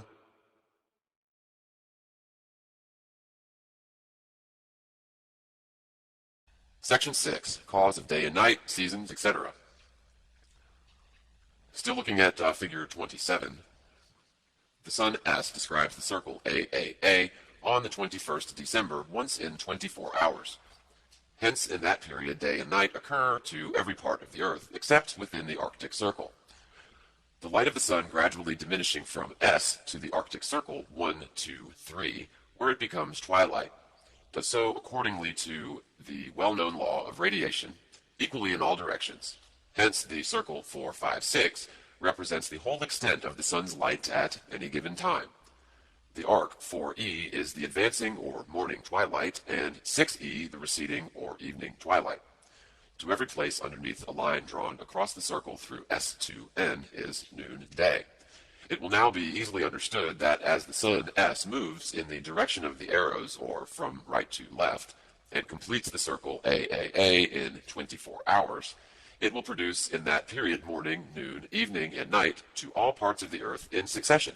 On referring to the diagram, it will be seen that to England E, the length of the day at this time of the year is the shortest, the amount of light being produced by the arc EEE, and also that the northern center N remains in darkness. During the whole day revolutions of the sun, the light of which terminates at the Arctic Circle 1, 2, 3, thus morning, noon, evening, midnight, the shortest days, or the winter season, and the constant or 6 months darkness at the pole are all part of one general phenomenon. As the sun's path begins now to diminish every day until 6 months, or on the 15th of June, it describes the circles BBB. It is evident that the same extent of sunlight will reach over or beyond the North Pole, as shown in the following diagram, figure 28, when morning, noon, evening, and night will again occur as before, section 6, figure 1. But the amount of light passing over England, represented by the arc EEE, is now much larger than when the sun upon the circle AAA, and represents the longest days, or the summer season, and the constant or 6 months light at the pole. Thus, day and night, long and short days, winter and summer, the long periods of alternate light and darkness at the pole arise simply from the sun's position in relation to the North Pole. If the Earth is a globe, it is evident that winter and summer and long and short days will be of the same character and duration in corresponding latitudes, in the southern as in the northern hemisphere. But we find that in many respects there is a marked difference. For instance, New Zealand, where the latitude is about the same as in England, a remarkable difference exists in the length of day and night. In the Cook's Strait Almanac for 1848, it is stated at Wellington, this is a quote, New Zealand, December 21st, sun rises 4 hours 31 minutes, and sets at 7 hours 29 minutes, the day being 14 hours 58 minutes. June 21st, sun rises at 7 hours 29 minutes and sets at 4 hours 31 minutes, the day being 9 hours and 2 minutes. In England, the longest day is the 16th, 16 hours 34 minutes, and the shortest day is 7 hours 45 minutes. Thus, the longest day in New Zealand is 1 hour and 36 minutes shorter than the longest day in England, and the shortest day in New Zealand is 1 hour and 17 minutes longer than the shortest day in England. In a recently published pamphlet by W. Swanson, Esquire, Attorney General, the following passage occurs. Quote, compared with an English summer, that of Auckland is but a little warmer, though much longer, but the nights in New Zealand are always cool and refreshing. These days are 1 hour shorter in the summer and 1 hour longer in the winter than in England, or of twilight there is little or none. End quote. From a work also recently published on New Zealand by Arthur S. Thompson, M.D., the following sentences are quoted. Quote, the summer mornings, even in the warmest parts of the colony, are sufficiently fresh to exhilarate without chilling, and the seasons glide imperceptibly into each other. The days are an hour shorter at each end of the day in summer, and an hour longer in the winter than in England. A letter from a correspondent in New Zealand, dated on Nelson, September 15, 1857, contains the subjoined passages. Quote, even in summer, people here have no notion of going without fires in the evening. But then, though the days are very warm and sunny, the nights are always cold. For 7 months last summer, we had not one day that the sun did not shine as brilliantly as it does in England in the finest day of June. And though it has more power here, the heat is not nearly so oppressive.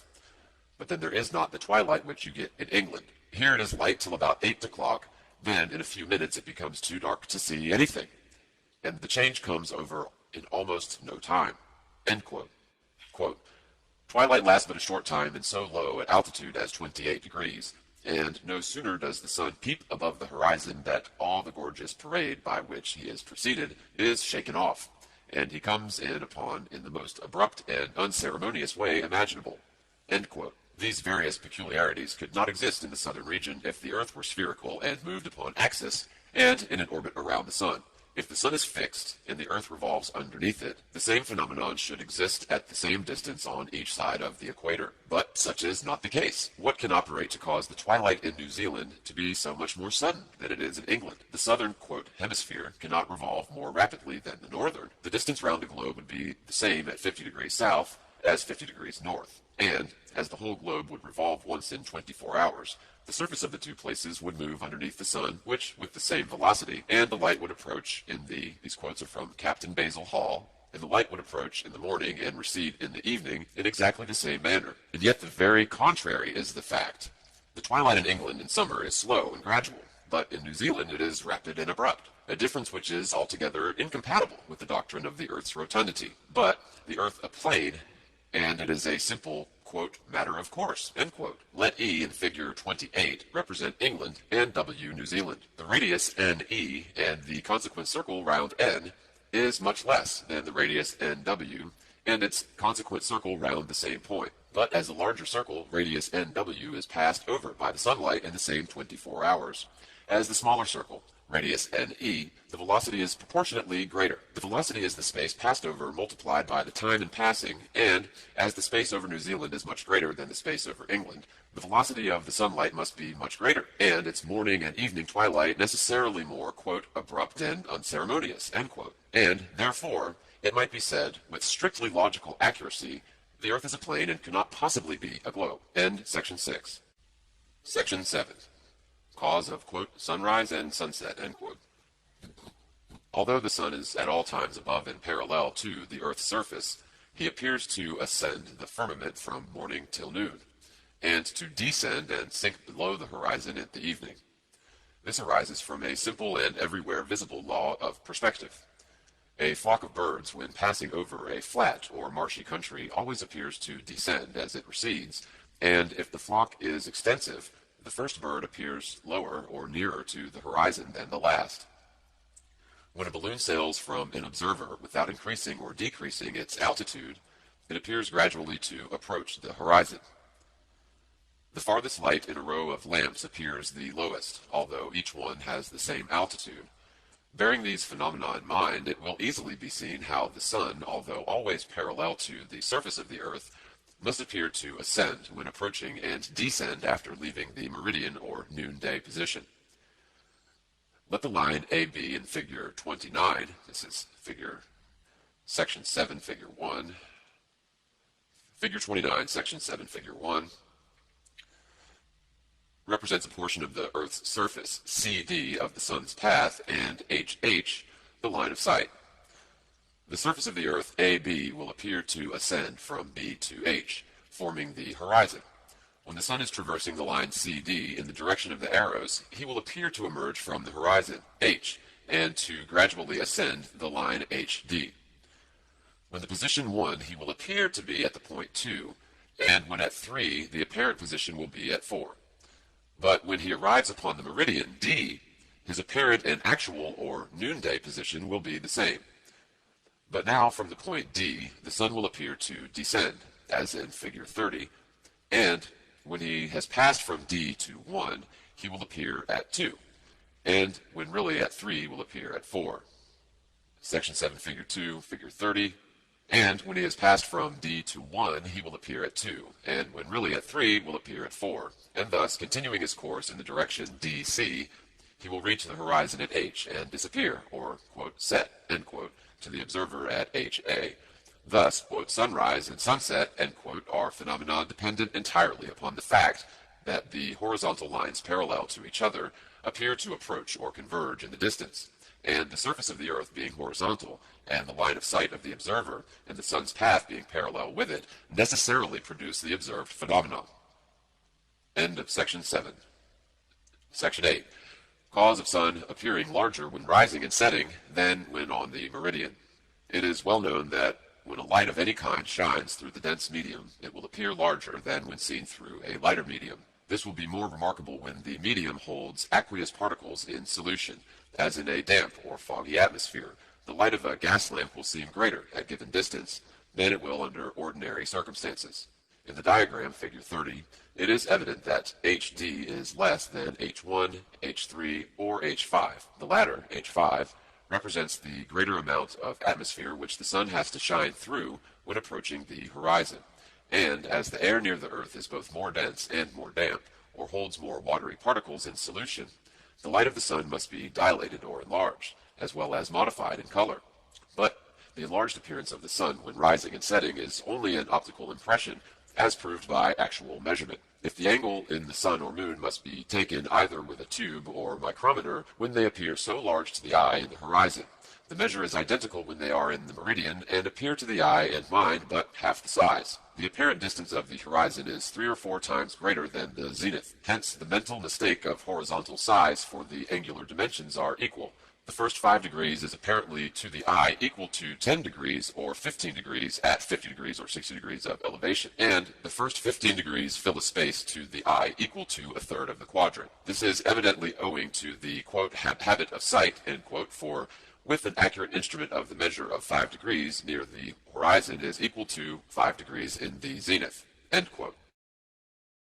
Those quotes are from Millions of Facts by Sir Richard Phillips, page 537. End of section 8. Section 9. Cause of solar and lunar eclipses. An eclipse of the sun is caused simply by the moon passing before it, or between it and the observer on the earth. Of this, no question has been raised, but that an eclipse of the moon arises from a shadow of the earth is in every respect unsatisfactory. The earth has been proved to have no motion, either upon axis or in an orbit around the sun, and therefore it could never come between the sun and the moon. The earth is proved to be a plane always underneath the sun and moon, and therefore to speak of its intercepting the light of the sun and thus casting its own shadow upon the moon is to say that which is impossible. Besides this, cases are on record of the sun and eclipsed moon being above the horizon altogether. Quote, the full moon has sometimes been seen above the horizon before the sun was set. A remarkable instance of this kind was observed at Paris on the 19th of July, 1750. When the moon appeared visibly eclipsed while the sun was distinctly to be seen above the horizon. End quote. Quote, on the 20th of April, 1837, the moon appeared to rise eclipsed before the sun had set. The same phenomenon was observed on the 20th of September, 1717. End quote. Quote, in the lunar eclipses of July 17th, 1590, November 3rd, 1648, June 16th, 1666, and May 26th, 1668, the moon rose eclipsed whilst the sun was still apparently above the horizon. These horizontal eclipses were noticed as early as the time of Pliny." End quote. The moon's entire surface, or that portion presented to the Earth, has also been distinctly seen during the whole time of a total eclipse, a phenomenon utterly incompatible with the doctrine that the Earth's shadow is the cause of it. Quote, "The moon has sometimes shown during a total eclipse with an almost unaccountable distinctness. On December 22nd, 1703, the moon, when totally immersed in the Earth's shadow, was visible at Avignon by a ruddy light of such brilliancy that one might have imagined her body to be transparent and to the enlightened from behind. On March 19th, 1848, the above quotes were Astronomy and Astronomical Instruments, page 105, by G.O.G. Carey, also McCulloch's Geography, page 85, and Illustrated London Almanac for 1864, the astronomical part in which is by James Glaisher, Esquire of the Greenwich Observatory. And so, on March 19th, 1848, it is stated that so bright was the moon's surface during its total immersion that many persons could not be persuaded that it was eclipsed. Mr. Forster of Bruges states in an account of that eclipse that the light and dark places on the moon's surface could almost be well made out as an ordinary dull moonlit night. Quote, "Sometimes in a total lunar eclipse, the moon will appear quite obscure in some parts of its surface, and in other parts will exhibit a high degree of illumination. To a certain extent, I witnessed some of these phenomena during the merely partial eclipse of February 7th, 1860. Returning to quote, "I prepared during the afternoon of February 6th for witnessing the eclipse without any distinct expectation of seeing much worthy of note. I knew, however, that upwards of 8/10 of the disk would be covered, and I was anxious to observe with what degree of distinctness the eclipsed portion could be viewed, partly as an interesting fact, and partly with a view of verifying or discovering the weak points of an engraving, in which I am concerned, of a lunar eclipse." Quote, "After seeing the increased darkness of the penumbra softly merging into the true shadow at the commencement of the eclipse, about 1 o'clock a.m. Greenwich time, I proceeded with pencil and paper, dimly lighted by a distant lamp, to note by name the different lunar mountains and plains, the so-called seas, over which the shadow passed. During the first hour and 10 minutes, I had seen nothing unexpected. I had repeatedly written down my observations of the remarkable clearness with which the moon's eclipsed outline could be seen, both with the naked eye and with the telescope. At 1 hour 58 minutes, however, I suddenly noted the ruddy color of a portion of the moon. I may well have give my notes in the original words as copied next day in a more connected form. 1 hour 58 minutes Greenwich time. I am suddenly struck by the fact that the whole of the western seas of the moon are showing through the shadow with singular sharpness, and that the whole region where they lie has assumed a decidedly reddish tinge, attaining its greatest brightness at a sort of temporary polar region, having admired about the position of its imaginary pole. I particularly notice the Lake of Sleep has disappeared in this brightness instead of standing out in darker shade. And I notice that this so-called polar region is not parallel with the rim of the shadow, but is rather west of it. 2 hours 15 minutes, some clouds through very thin and transparent now intervene. 2 hours 20 minutes, the sky is now cleared. How extraordinary is the appearance of the moon. Reddish is not the word to express it. It is red and red hot. I endeavor to think of various red objects with which to compare it, and nothing seems so like as red-hot penny. A red-hot penny, with a little white-hot piece at its lower edge, standing out against the dark blue background. Only it is evidently not a mere disk, but beautifully rounded by shading. Quote, "Such is its appearance with the naked eye. With the telescope, its surface varies more in tint than with the naked eye, and is of not quite so bright red as when thus viewed. The redness continues to be most perceptible at a distance from the shadow's southern edge, and to be greatest about the region of Endymion. The Hercynian mountains north of Grimaldus are, however, of rather a bright red, and Grimaldus shows well. Merecrisium and the western seas are wonderfully distinct. Not a trace to be seen of Aristarchus or Plato.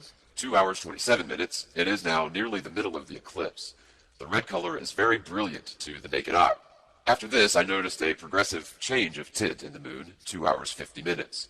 The moon does not seem to the naked eye of so bright a red as before, and I again am reminded by its tint of red-hot copper, or rather copper which has begun to cool. The whole Grimaldi is now uncovered.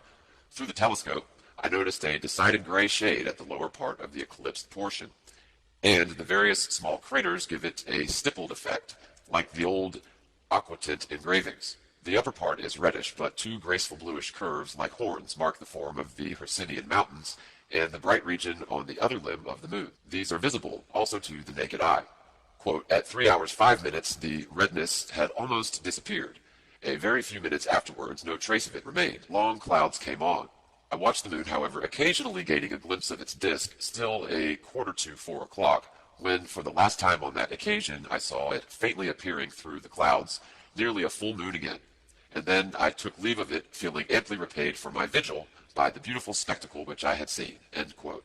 Mr. Walkey, who observed the lunar eclipse of March 19, 1848, near Columbus, says, quote, the appearances were as usual till 20 minutes past 9. At that period, and for the space of the next hour, instead of an eclipse, or the shadow, or umbra, of the earth being the cause of the total obscurity of the moon, the whole phase of that body became very quickly and most beautifully. The previous quotes were from the Honorable Mrs. Ward, Trimleston House, near Dublin, in Recreative Science, page 281. The whole phase of that body became very quickly and most beautifully illuminated, and assumed in the appearance of the glowing heat of fire from the furnace, rather tinged with a deep red. The whole disk of the moon being as perfect with light as if there had been no eclipse whatever. The moon positively gave good light from its disk during the total eclipse. End quote. In the astronomical portion of the, quote, Illustrated London Almanac for 1864, end quote, by Mr. Glaisher, a beautiful tinted engraving is given representing the appearance of the moon during the total eclipse of June 1st, 1863, when all the light and dark places, the so-called mountains, seas, etc., were plainly visible. In the accompanying descriptive chapter, the following sentences occur. Quote, at the time of totality, the moon presented a soft woolly appearance, apparently more globular in form than when fully illuminated. Traces of the larger and brighter mountains were visible at the time of totality, and particularly the bright rays proceeding from the Tycho, Kepler, and Aristarchus. At first, when the obscured part was of small dimensions, it was of an iron-gray tint, but as it approached totality, the reddish light became so apparent that it was remarked that the moon seemed to be on fire, and when the totality had commenced, it certainly looked like a fire. Previous quotes from Philosophical Magazine, number 220, for August of 1848, certainly looked like a fire smoldering in its ashes and almost going out. End quote. If then, the sun and moon have many times been seen over the horizon, when the latter was eclipsed, so how can it be said that the Earth's shadow was the cause of a lunar eclipse, when the Earth was not between or in line with the sun and moon? And how can the moon's non-luminous surface be distinctly visible and illuminated during the very totality of an eclipse, if all the light of the sun is intercepted by the Earth? Question mark. Again, if the moon is a sphere, which it is declared to be, how can its surface reflect the light of the sun? If her surface was a mass of polished silver, it could not reflect from more than a mere point. Let a silvered glass ball or a globe of considerable size be held before a lamp of fire or any magnitude, it will be seen that instead of the whole surface reflecting light, there will be a very small portion only illuminated.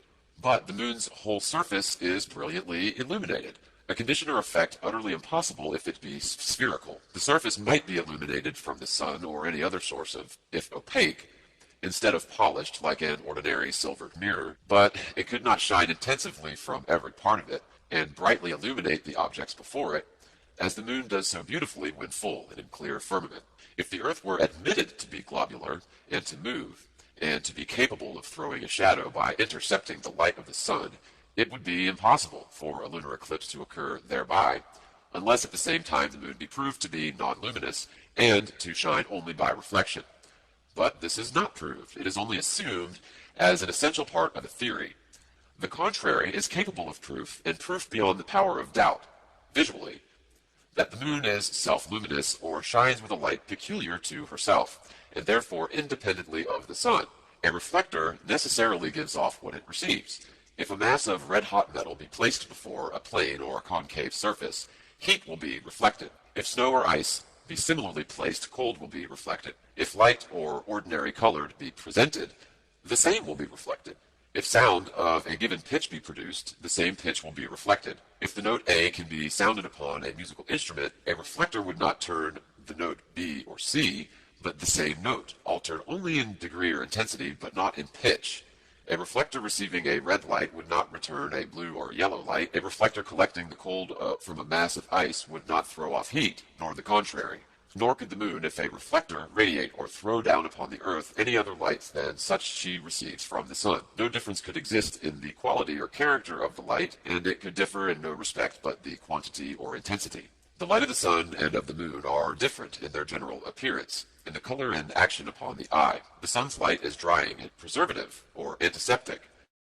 The moon's light is damp and putrefactive. The sun's rays will put out a common fire. The moon's light will increase the combustion. The light of the sun falling upon certain chemical substances produces a change of color, as in photographic and other processes. The light of the moon fails to produce the same effect. Dr. Lardner, at page 121 of his excellent work, quote, The Museum of Science, end quote, says, quote, the most striking instance of the effect of certain rays of solar light in blackening a light-colored substance is afforded by chloride or silver,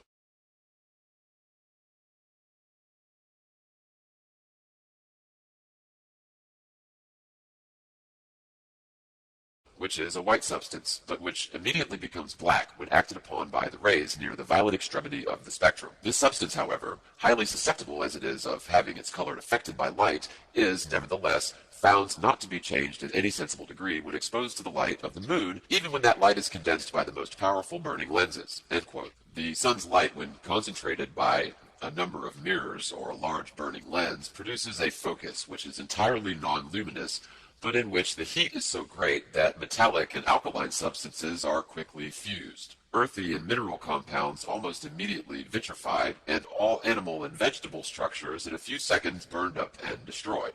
But the moon's light is so concentrated, produces a brilliant focus, so luminous that it's difficult to look upon it, and yet there is no increase of temperature. Quote, if the most delicate thermometer be exposed to the full light of the moon, shining with its greatest luster, the mercury is not elevated a hair's breadth. Neither would it be if exposed to the focus of her rays concentrated by the most powerful lenses. This has been proved by actual experiment. End quote.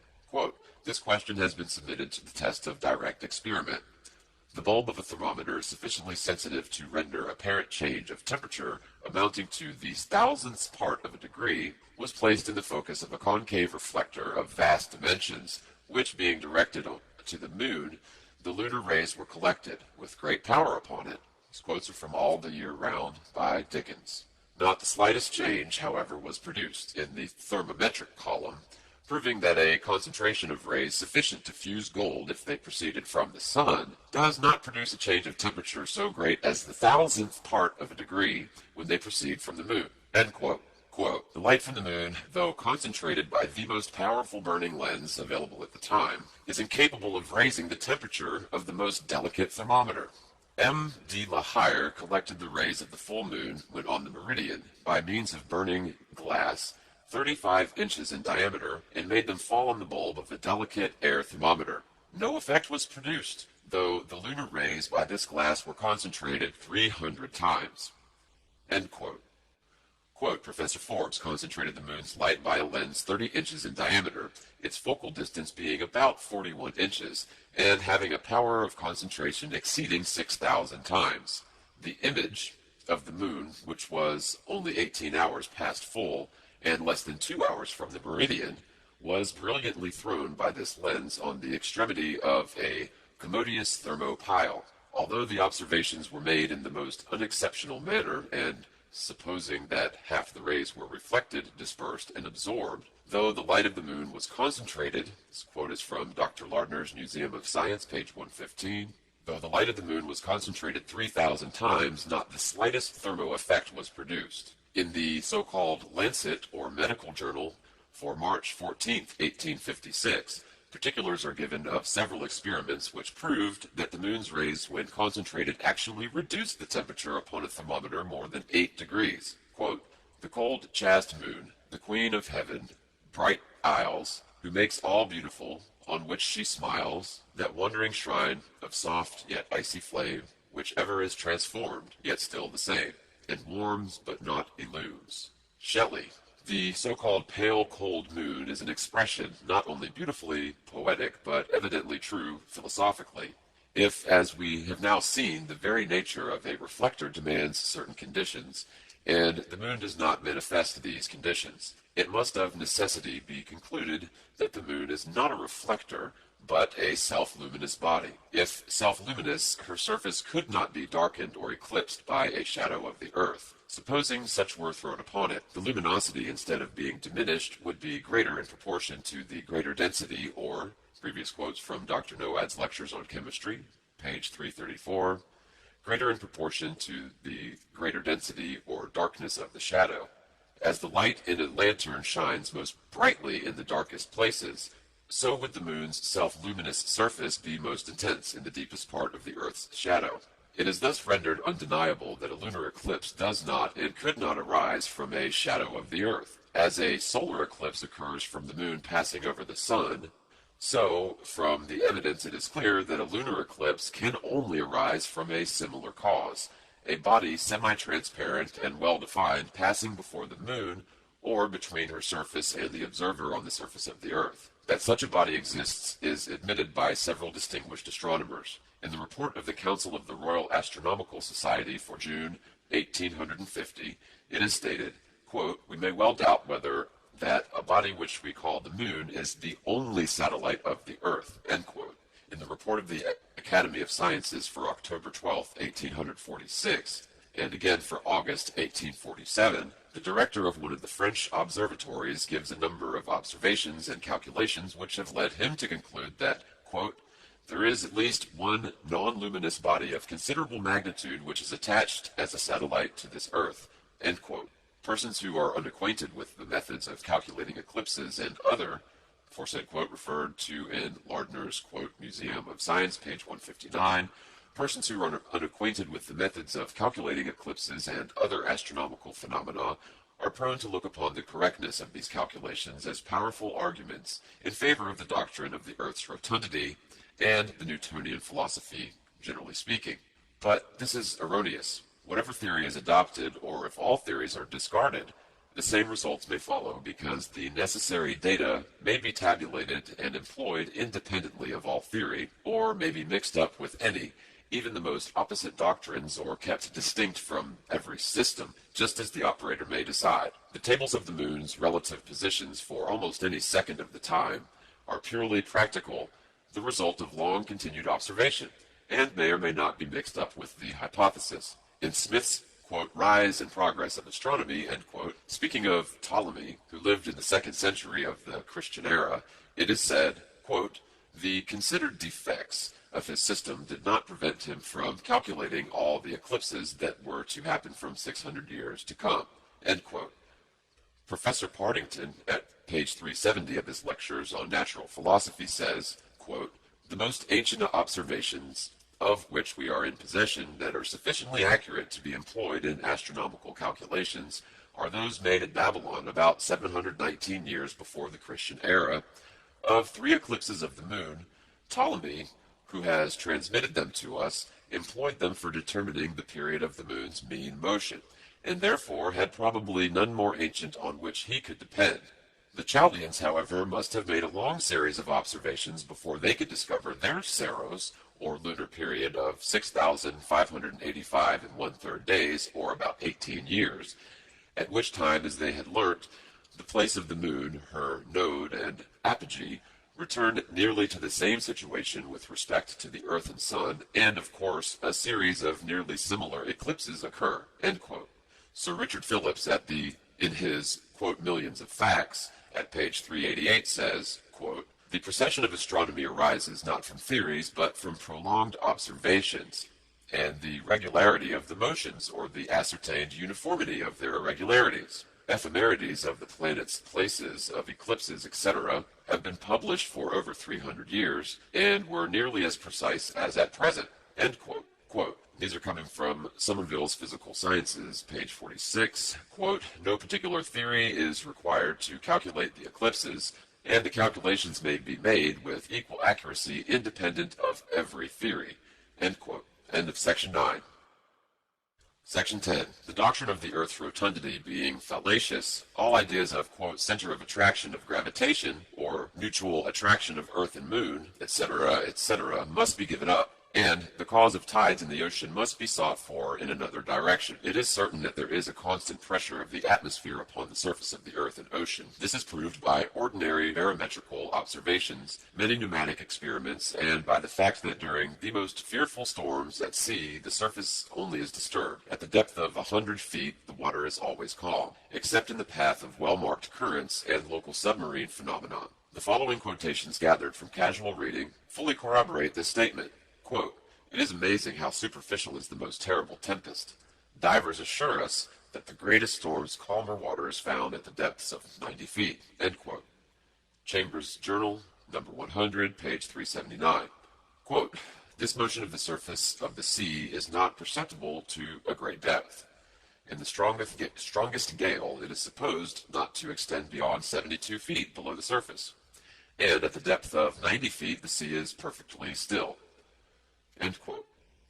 Quote, "The people are under great mistake who believe that the substance of the water moves to any considerable depth in a storm at sea. It is only the form or shadow which hurries along like a spirit or like a thought over the countenance of the great deep at the rate of some 40 miles an hour. Even when the Flying Dutchman is abroad, the great mass of water continues undisturbed and nearly motionless a few feet below the surface."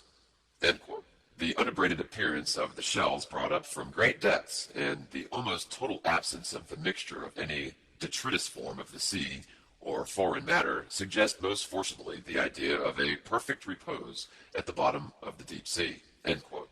Bearing this fact in mind, that there exists a continual pressure of the atmosphere upon the earth, and associating it with the fact that the earth is a vast plain, quote, "stretched out upon the waters," end quote, it will be seen that it must of necessity slightly fluctuate, or slowly rise and fall in the water, as by the action of the, quotes coming from Penny Cyclopedia, Article C, that's SEA, London Saturday Journal, August 8, 1840, page 71, Physical Geography of the Sea by Lieutenant Maury, page 265. As by the action of the atmosphere, the earth is slowly depressed.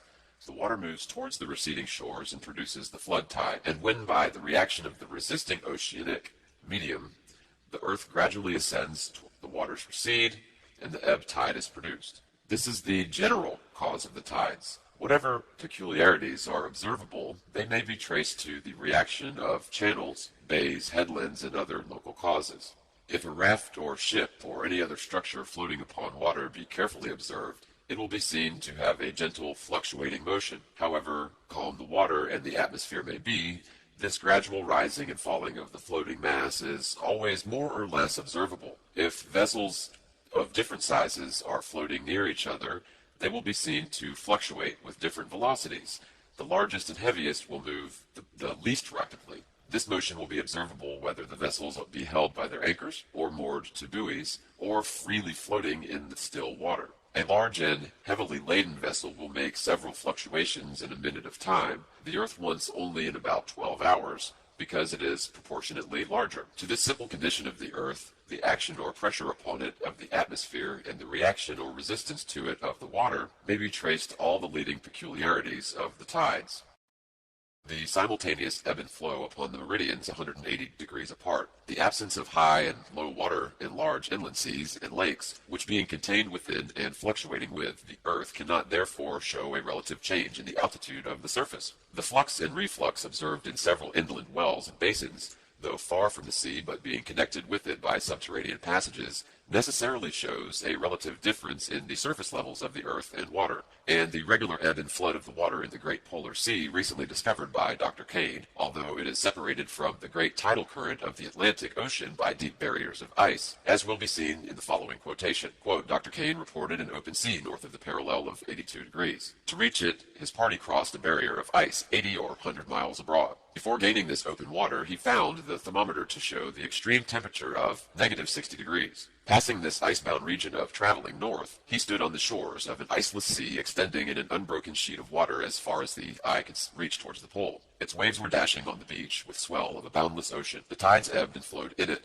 and I apprehend that the tidal wave from the Atlantic can no more pass under this icy barrier to be propagated in seas beyond than the vibrations of a musical string can pass with its notes, a fret, above which the musician has placed his finger. These tides, therefore, must have been born in that cold sea, having their cradle about the North Pole, and we infer that most, if not all, the unexplored regions about the pole are covered with deep water. For were this unexpected area mostly land or shallow water, it could not give birth to the regular tides. End quote. That the Earth has a vibratory or tremulous motion such as must necessarily belong to a floating and fluctuating structure is abundantly proved by the experience of astronomers and surveyors. If a delicate spirit level be firmly placed upon a rock, or upon the most solid foundation which it is possible to construct, the very curious phenomenon will be observed of constant change in the position of the air bubble. However carefully the level may be adjusted, and the instrument protected from the atmosphere, the bubble will not maintain its position many seconds together. A somewhat similar influence has been noticed in astronomical observatories, where instruments of the best construction and placed in the most approved positions cannot always be relied upon without occasional readjustment. Quotes coming from Physical Geography of the Sea, Lieutenant Maury, page 176. End of section 10.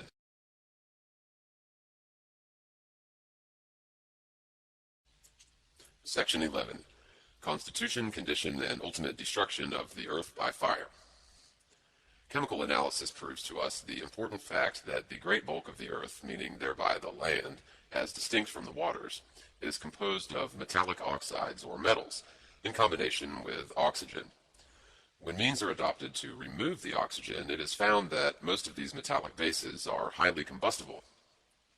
The different degrees of affinity existing among the elements of the Earth give rise to all the rocks, minerals, ores, deposits, and strata which constitute the material habitable world.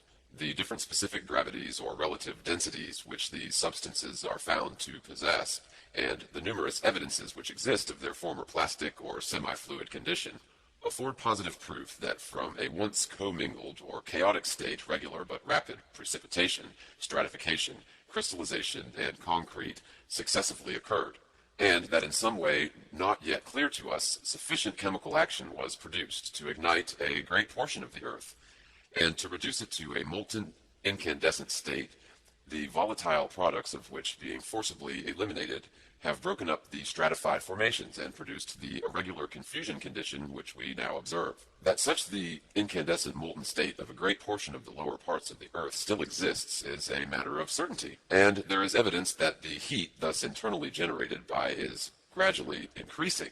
Quote, the uppermost strata of the soil share in all variations of temperature which depend upon the seasons, and this influence is exerted to a depth which, although it varies with the latitude, is never very great. Beyond this point, the temperature rises in proportion as we descend in greater depths, and it has been shown by numerous and often repeated experiments that the increase of temperature is on average 1 degree Fahrenheit for about every 545 feet.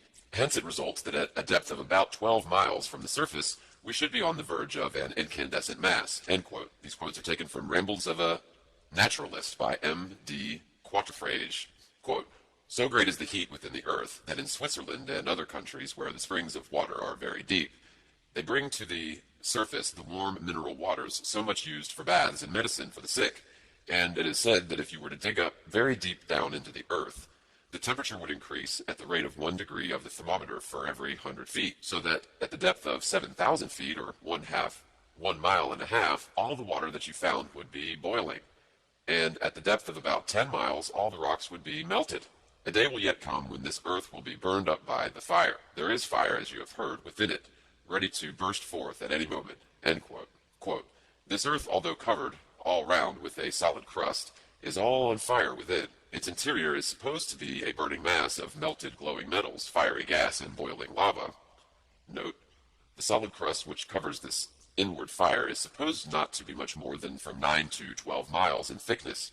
Whenever this crust breaks open or is cleft in any place, there rush out lava, fire, melted rocks, fiery gases, and ashes, sometimes in such floods as to bury whole cities. From time to time we read of the earth quaking, trembling, and sometimes opening, and of mountains and small islands, which are mountains in the sea, quotes coming from The World's Birthday by Professor Gossett, Geneva, page 43, and sometimes opening, and of mountains and small islands, which are mountains in the sea, being thrown up in a day, end quote. In a periodical called, quote, Recreative Science, end quote, at the end of an interesting article on volcanoes, etc., the following sentence occurs. Quote, The conclusion is therefore inevitable that the general distribution all over the Earth of volcanic vents, their similarity of action and products, their enormous power and seeming inexhaustibility, their extensiveness of action in their respective sites, the continuance of their energies during countless years, and the incessant burning day and night from year to year of such craters as Stromboli, and lastly, the apparent inefficiency of external circumstances in controlling their operations,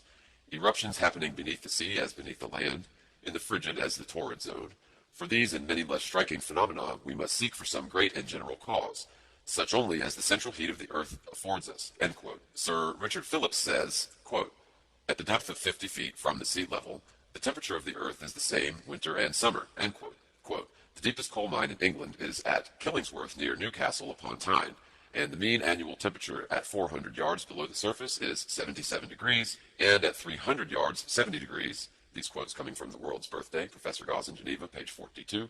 "And at 300 yards, 70 degrees, while at the surface is but 48 degrees, being about 1 degree of increase for every 15 yards. Hence, at 3,300 yards, the heat would be equal to boiling water, taking 20 yards to a degree. This explains the origin of hot springs. The heat of the bath waters is 116 degrees. Hence, they would appear to rise from a depth of 1,320 yards. By experiments made at the Observatory of Paris for ascertaining the increase of temperature from the surface of the Earth towards the interior, 51 feet or 17 yards corresponds to the increase of 1 degree Fahrenheit's thermometer. Hence, the temperature of boiling water would be at 8,212 feet, or about 1.5 English miles under Paris." End quote. Professor Silliman of America states, quote, "that in boring the artesian wells in Paris, the temperature increased at the rate of 1 degree for every 50 feet downwards. And reasoning from causes known to exist, the whole of the interior part of the earth, or at least a great part of it, is an ocean of melted rock agitated by violent winds." End quote. Sir Charles Lyell, in his address to the British Association, assembled at Bath, September 1864, speaking of hot springs generally, said, quote, "An increase of heat is always experienced as we ascend to the interior of the earth. Note, the estimate deduced by Mr. Hopkins from an accurate series of observations made in the Monkwearmouth shaft near Durham and the Dukenfield shaft near Manchester, each of them 2,000 feet in depth. In these shafts, the temperature was found to rise at the rate of 1 degree Fahrenheit for every increase in depth from 65 to 70 feet. The observations made by M. Arago in 1821 that the deepest artesian wells are the warmest threw great light on the origin of the thermal springs and on the establishment of the law that terrestrial heat increases with increasing depth. It is a remarkable fact, which has but recently been noticed, that the close of the 3rd century, St. Patricius, probably Bishop of Portugia, was led to adopt very correct views regarding the phenomenon of the hot springs at Carthage. On being asked what was the cause of boiling water bursting from the earth, he replied, quote, "Fire is nourished in the clouds, and in the interior of the earth. As Etna and other mountains near Naples may teach you, the subterranean waters rise as if through siphons. The cause of hot springs is this: waters which are more remote from the subterranean fire are colder, whilst those which rise nearer the fire are heated by it, and bring with them to the surface which we inhabit an supportable degree of heat." End quote. End quote. Those quotes coming from Humboldt's Cosmos, page 220. The investigations which have been made and the evidence which has been brought together render it undeniable that the lower parts of the earth are on fire. Of the intensity of the combustion no practical idea can be formed. It is fearful beyond comparison. The lava thrown out from a volcano in Mexico, quote, "was so hot that it continued to smoke for 20 years, and after 3 years and a half, a piece of wood took fire in it, at a distance of 5 miles from the crater." End quote.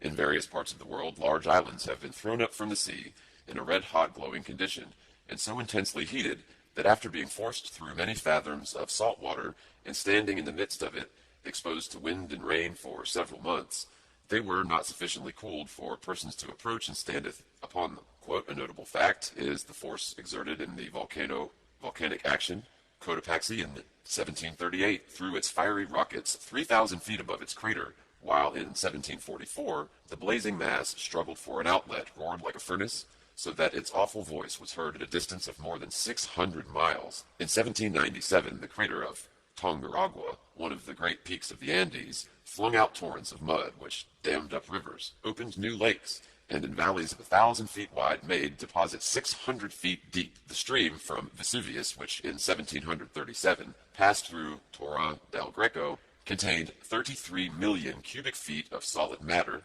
and In 1794, when Torre del Greco was destroyed a second time, the mass of lava amounted to 45 million cubic feet. In 1669, Etna poured forth a flood which covered 84 square miles of surface and measured nearly 100 million cubic feet. On this occasion, the sand and scories formed in the Monte Rossi near Nicolosi, a cone 2 miles in circumference and 450 feet high. The stream thrown out by Etna in 1819 was in motion at the rate of a yard per day for 9 months after the eruption, and it is on record that the lavas of the same mountain after a terrible eruption were not thoroughly cooled and consolidated 10 years after the event. In the eruption of Vesuvius, AD 79, the scories and ashes, I guess that's scoria, and ashes vomited forth far exceeded the entire bulk of the mountain, while in 1660, Etna disgorged more than 20 times its own mass. Vesuvius has thrown its ashes as far as Constantinople, Syria, and Egypt. It hurled stones 8 pounds in weight to Pompeii, a distance of 6 miles, while similar masses were tossed up 2,000 feet above its summit. Cotopaxi has projected a block 100 cubic yards in volume at a distance of 9 miles, while Sumbawa in 1815, during the most terrible eruption on record, sent its ashes as far as Java, a distance of 300 miles. In viewing these evidences of enormous power, we are forcibly struck with the similarity of action with which they have been associated, and carrying our investigation a step further, the same similarity of the producing power is hinted at in the identity of the materials ejected. Thus, if we classify the characteristics of all recorded eruptions, we shall find that the phenomena are all reducible to upheavals of the earth, rumblings and explosions, ejections of carbonic acid, fiery torrents of lava, cinders and mud, with accompanying thunder and lightning. The last named phenomena are extrajudicial in character. They are merely the result of the atmospheric disturbance consequent on the escape of great heat from the earth, just as the burning of an American forest causes thunder and rain. The connection that apparently exists, too, between neighboring craters is strongly confirmed by the fact that in every distinct volcanic locus, but one crater is usually active at a time. Since Vesuvius has resumed its activity, the numerous volcanic vents on the other side of the bay have sunk into comparative inactivity, for ancient writers who are silent respecting the former speak of the mephitic vapors of the lake Avernus as destructive to animal existence. And in earlier days than these, Homer pictures the Phlegrean fields as the entrance to the infernal regions, placed at the limits of the habitable world, unenlightened by rising or setting sun, and enveloped in eternal gloom. Note, the earth contains within it a mass of heated material. Nay, it is a heated and incandescent body, habitable only because surrounded with a cool crust, the crust being to it a mere shell, within which the vast internal fires are securely enclosed, and yet not securely perhaps unless such vents existed as those to which we apply the term volcano. And note, every volcano is a safety valve ready to relieve the pressure from within when that pressure rises to a certain degree of intensity, or permanently serving for the escape of conflagrations, which, if not so provided with escape, might rend the habitable crust to pieces. End quote.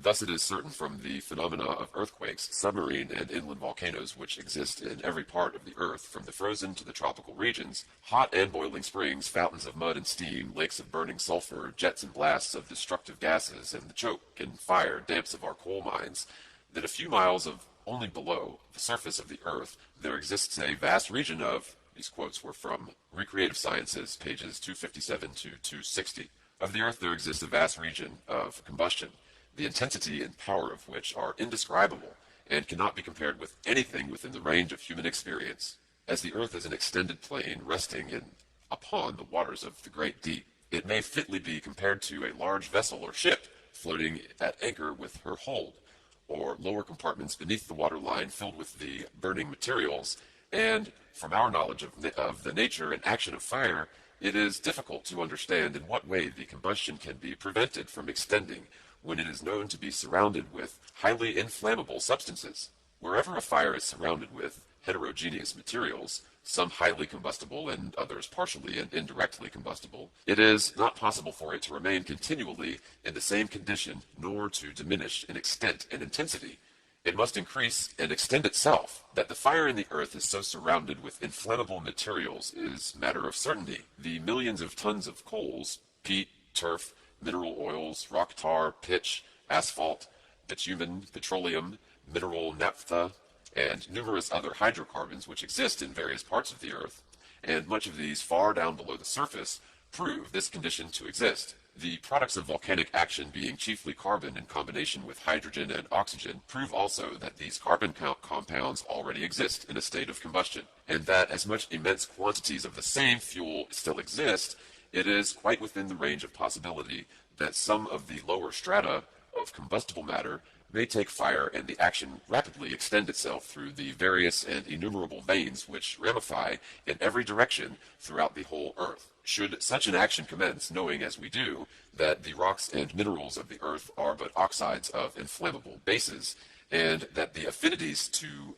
these bases are greatly weakened and almost suspended in the presence of highly heated carbon, we see clearly that such chemical action or fire would quickly extend and increase in intensity until the whole Earth, with everything entering into this composition, would rapidly decompose, volatilize, and burst into one vast, indescribable, annihilating conflagration.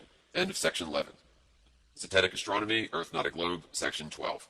Miscellaneous. Moon's phases. It's been shown that the moon is not a reflector of the sun's light, but is self-luminous. That the luminosity is confined to one half of its surface is sufficiently shown by the fact that, quote, new moon, the whole circle or outline of the moon is often distinctly visible. But the darker outline is less, or the circle is smaller than the segment which is illuminated. From this, it is easily seen that the quote, unquote, new moon, or full moon, or gibbous moon, are but the different proportions of the illuminated surface which are presented to the observer on Earth. The moon's appearance, astronomers have indulged their imagination to such a degree that the moon has been considered to be a solid, opaque, spherical world having mountains and valleys, lakes and volcanoes, craters, and other conditions analogous to the surface of the Earth. So far has this fancy been carried that the whole visible disk has been mapped out, and special names given to its various peculiarities, as though they had been carefully observed and measured by a party of terrestrial ordnance surveyors. All this has been done in direct opposition to the fact that whoever looks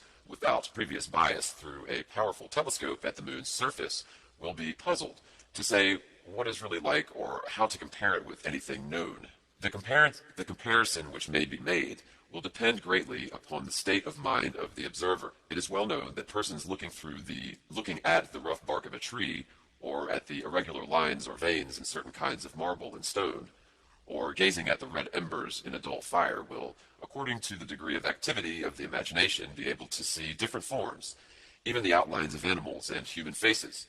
It is in this way that persons may fancy that the moon's surface is broken up into hills and valleys, and other arrangements such as are found on the Earth. But anything really similar to the surface of our own world is anywhere visible upon the moon is altogether fallacious. This is admitted by some of those who have written upon the subject. Quote, some persons, when they look into a telescope for the first time, having heard that mountains are to be seen and discovering nothing but these previously described unmeaning figures, break off in disappointment, and have their faith in these things rather diminished than increased. I would advise, therefore, before the student takes even his first view of the moon through a telescope, to form as clear an idea as he can how mountains and valleys and caverns situated at such a distance ought to look, and by what marks they may be recognized. Let him seize, if possible, the most favorable periods about the time of the first quarter, and previously learn from drawings and explanations how to interpret everything he sees. End quote. Quote, whenever we exhibit celestial objects to inexperienced observers, it is usual to precede the view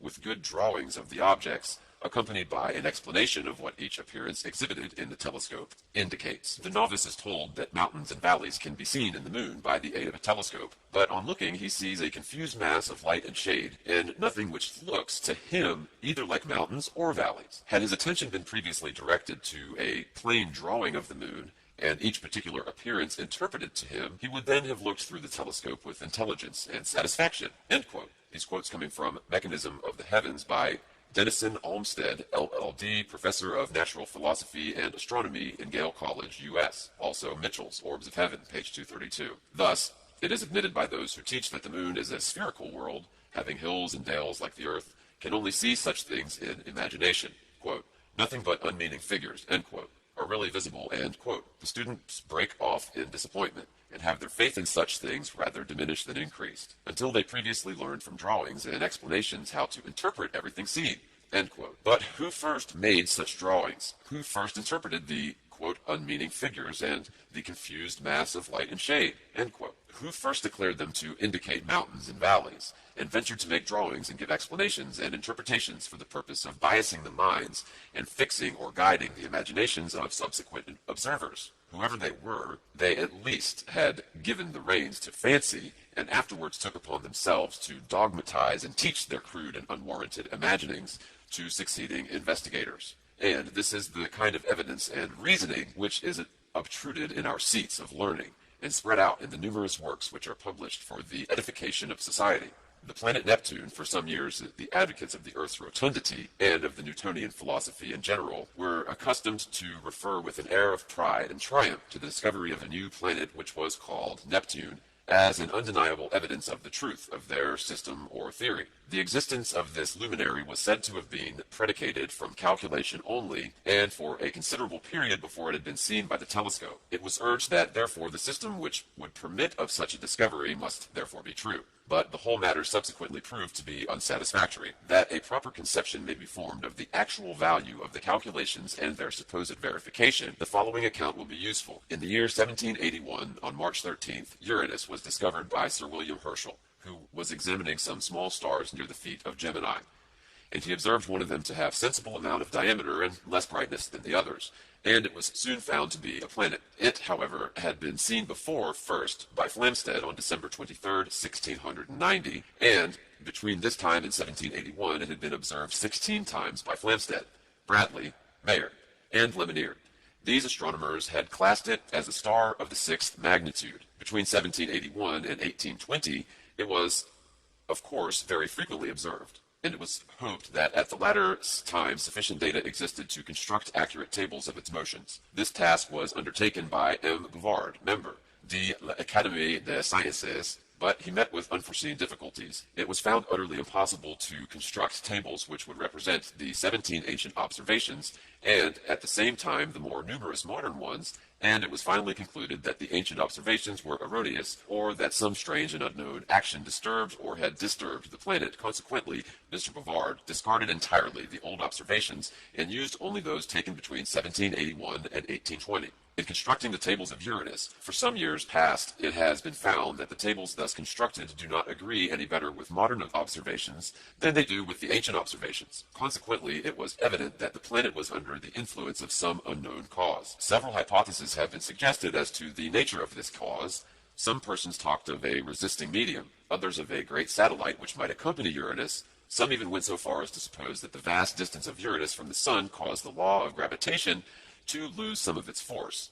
Others thought that the rapid flight of a comet had disturbed the regular movements. Others thought of the existence of a planet beyond Uranus, whose disturbing force caused the anomalous motions of the planet. But no one did otherwise than follow the bent of his inclination, and did not support his assertion by any positive considerations. Quote, thus was the theory of Uranus surrounded with difficulties when M. Leverrier, an eminent French mathematician, undertook to investigate the irregularities in its motions. His first paper appeared on the 10th of November, 1845, and second on June 1st, 1846, published in the Compte Rendois. In his second paper, after a most elaborate and careful investigation, he proves the utter incompatibility of any of the preceding hypotheses to account for the planet's motions, except only that of the last one, viz., that of a new planet. He then successfully proves that this planet cannot be situated either between the Sun and Saturn, or between Saturn and Uranus, but that it must be beyond Uranus. And in this paper he asks the following questions.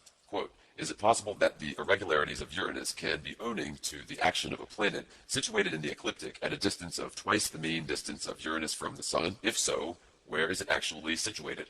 What is its mass? What are the elements of the orbit it describes?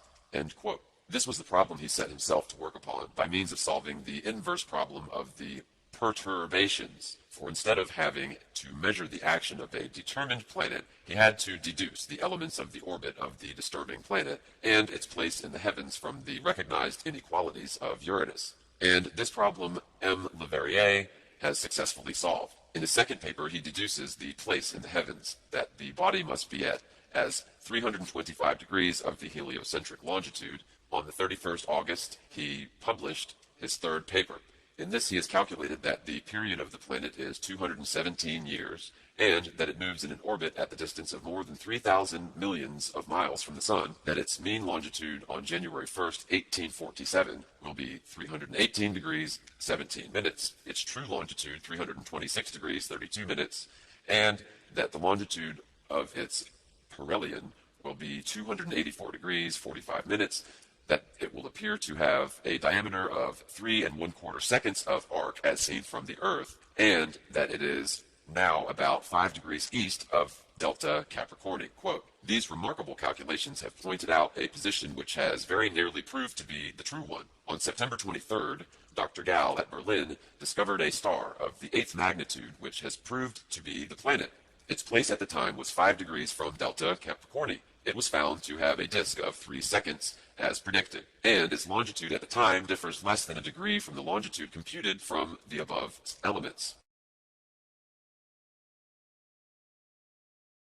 Its daily motion, too, is found to agree very closely with the predicted, and judging from the last circumstance, the planet's distance, as stated above, must be nearly the truth. Thus, the result of these calculations was the discovery of a new planet, in the place assigned to it by theory, whose mass, distance, position in the heavens, and orbit it describes around the Sun were all approximately determined before the planet had ever been seen, and all agrees with observations so far as can at present be determined. It is found to have a disk, and its diameter cannot be much less than 40,000 miles, and may be more. Its motions are very slow. It is at present in the constellation of Aquarius, as indicated by theory, and it will be in the constellation of Capricornus all the year 1847. It may be readily seen in the telescope of moderate power. Whatever view we take from this noble discovery, it is most gratifying whether at the addition of another planet to our list, whether at the proving the correctness of the theory of universal gravitation, or in what view soever it must be considered as a splendid discovery, and the merit is chiefly due to theoretical astronomy. This discovery is perhaps the greatest triumph of astronomical science that has ever been recorded. End quote. If such things as criticism, experience, and comparative observation did not exist, the tone of exultation in which the above article indulges might be properly shared in by the astronomical student. But let the following extracts be carefully read, and it will be seen that such a tone is premature and unwarranted. Quote, Paris, September 15th, 1848. The only sittings of the Academy of late in which there was anything worth recording, and even this was not of a practical character, were those of the 29th ult and the 11th inst. On the former day, M. Babinet made a communication respecting that planet Neptune, which has been generally called M. Leverrier's planet. The discovering of it has, as it was said, been made by him from the theoretical deductions which astonished and delighted the scientific public. What M. Leverrier had inferred from the action on other planets of some body which ought to exist was verified, at least so it was thought at the time, by actual vision. Neptune was actually seen by other astronomers, and the honor of the theorist obtained additional luster. But it appears from a communication of M. Babinet that this is not the planet of M. Leverrier. He had placed his planet at a distance. These quotes were coming from Illustrated London Almanac for 1847. He had placed his planet at a distance from the Sun equal to 36 times the limit of the terrestrial orbit. Neptune revolves around at a distance equal to 30 times of these limits, which makes a difference of nearly 200 million of leagues. M. Leverrier had assigned to his planet a body equal to 38 times of that of the Earth. Neptune has only 1/3 of its volume. M. Leverrier had stated the revolutions of his planet round the Sun to take place in 217 years. Neptune performs its revolutions in 166 years. Thus, then, Neptune is not M. Leverrier's planet, and all his theory as regards to that planet falls to the ground. M. Leverrier may find another planet, but it will not answer the calculations which he had made for Neptune. In the sitting of the 14th, M. Leverrier noticed the communication of M. Babinet, and to a great extent admitted his own error. He complained indeed that much of what he said was taken in too absolute a sense, but he evinces much more candor than might have been expected from a disappointed explorer. M. Leverrier may console himself with the reflection that if he has not been so successful as he thought he had been, others might have been equally unsuccessful. And as he has still before him an immense field for the exercise of observation and calculation, we may hope that he will soon make some discovery which will remove the vexation of his present disappointment. End quote. As the data of Leverrier and Adams stand at present, there is a discrepancy between the predicted and the true distance, and in some other elements of the planet. It remains, therefore, for these or future astronomers to reconcile theory with fact, or perhaps, in the case of Uranus, to make the new planet the means of leading to yet greater discoveries.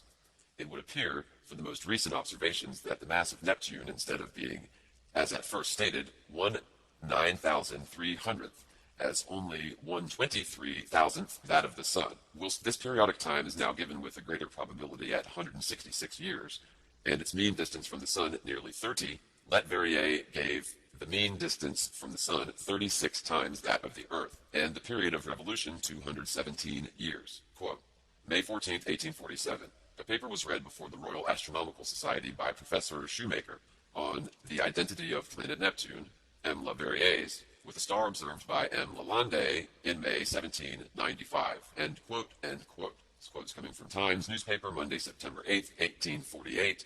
Also Cosmos by Humboldt, page 75. Report of Royal Astronomical Society for February 11, 1848, number 4, volume 8. Such mistakes as the above ought to at least make the advocates of the Newtonian theory less positive, and more ready to acknowledge that at best their system is but hypothetical, and must sooner or later give place to a philosophy the premises of which are demonstrable, and which is in all its details sequent and consistent. Pendulum experiments as proofs of Earth's motion. In the early part of the year 1851, the scientific journals and nearly all the newspapers published in Great Britain and on the continents of Europe and America were occupied in the recording and discussing of certain experiments, with the pendulum first made by M. Foucault of Paris, and the public were startled by the announcement that the results furnished a practical proof of the Earth's rotation. The subject was referred to in the Literary Gazette in the following words, quote, Everybody knows what is meant by a pendulum in its simplest form, a weight hanging by a thread to a fixed point. Such was the pendulum experimented upon long ago by Galileo, who discovered the well-known law of isochronous vibrations applicable to the same. The subject has since received a thorough examination, as well as theoretical as practical form, from mathematicians and engineers, and yet, strange to say, the most remarkable feature of the phenomenon has remained unobserved and wholly unsuspected until within the last few weeks, when a young and promised French physicist, M. Foucault, who was induced by certain reflections to repeat Galileo's experiments in the cellar of his mother's house at Paris, succeeded in establishing the existence of a fact connected with it which gives an immediate and visible demonstration of the Earth's rotation. Suppose the pendulum already described to be set moving in a vertical plane from north to south. The plane in which it vibrates to ordinary observation would appear to be stationary. M. Foucault, however, has succeeded in showing that this is not the case, but that the plane itself slowly moving around the fixed point as a center in a direction contrary to the Earth's rotation, with the apparent heavens from east to west. His experiments have since been repeated in the Hall of Observatory under the superintendence of M. Arago, and fully confirmed.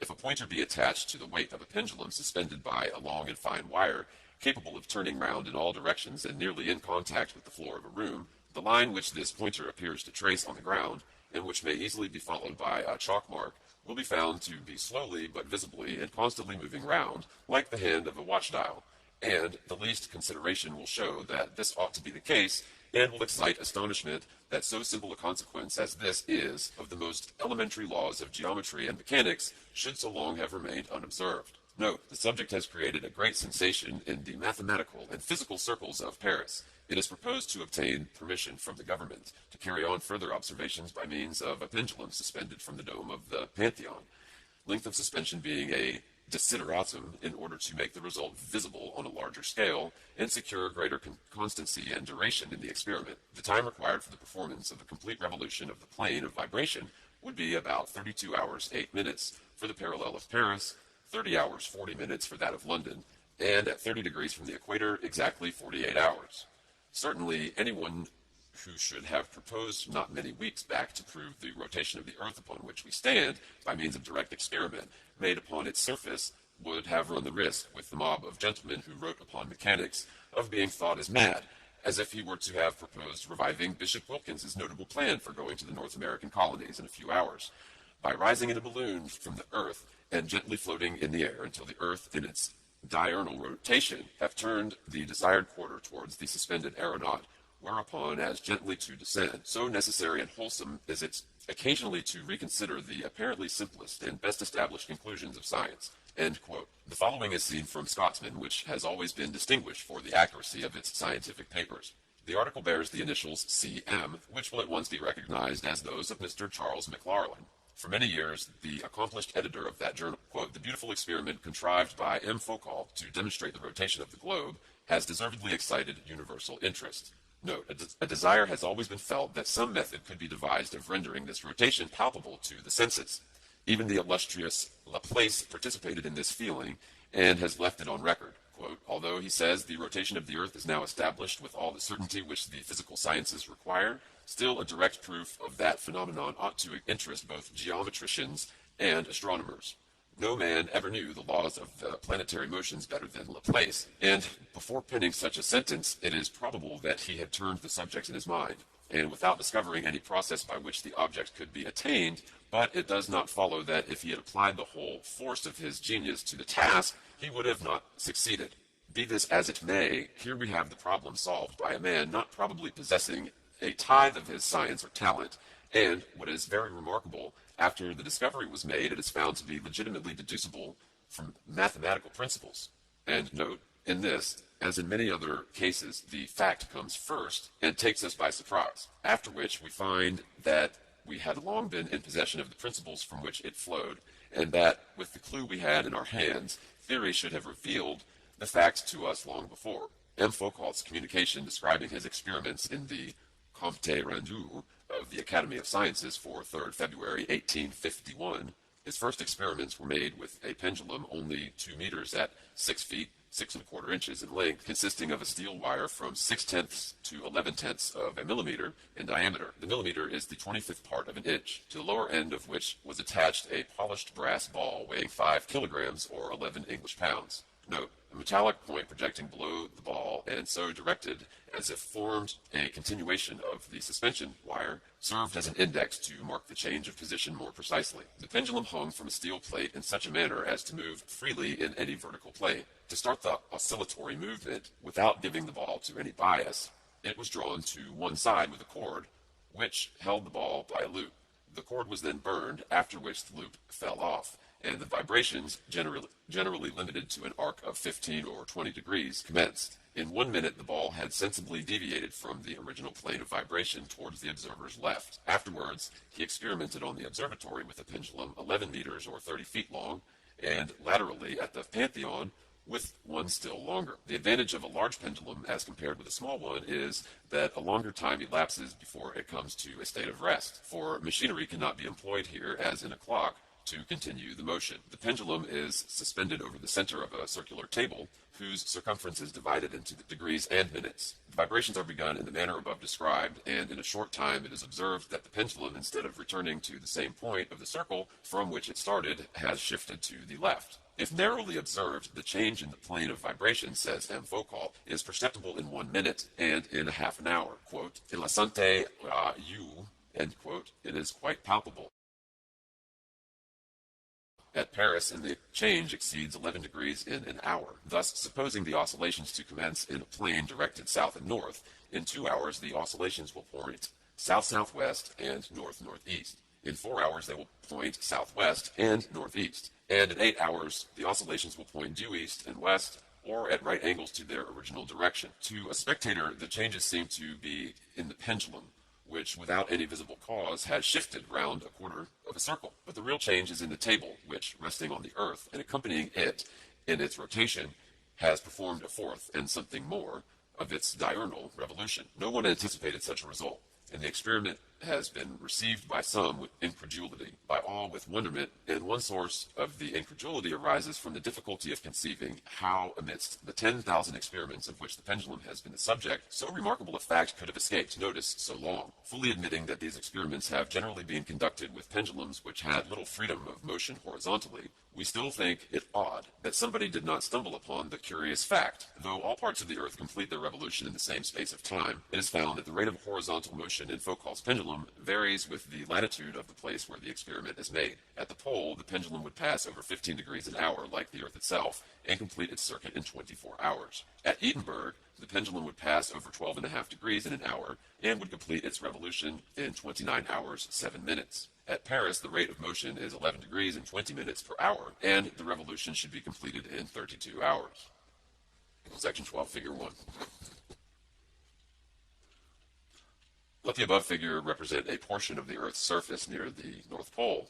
N supposes the pendulum to be set in motion at M so as to vibrate in the direction of XY, which coincides with that of the meridian line. MN has come in 6 hours into the position NN. It has been hitherto supposed that the pendulum would now vibrate in the new direction of NN, assumed by the meridian, but thanks to M. Foucault, we now know that this is a mistake. The pendulum will vibrate in a plane XNY parallel to its original plane at M, as will be manifest if the plane of vibration points comes to some object in absolute space, such as a star, while the meridian line MN will, in the course of 24 hours, range round the whole circle of the heavens and point successively in the direction of NN, or ON, or PN, then RN, SN, TN, and finally UN. The pendulum's plane of vibration XY, whether at M, at N, at O, at P, R, S, T, or at U, will always be parallel to itself, pointing invariably to the same star, and where a circular table placed under the pendulum, its plane of vibration, while really stationary, would appear to perform a complete revolution. This stationary position of the plane of vibration at the pole seems to present little difficulty. We impress a peculiar motion of the pendulum in setting it a-going.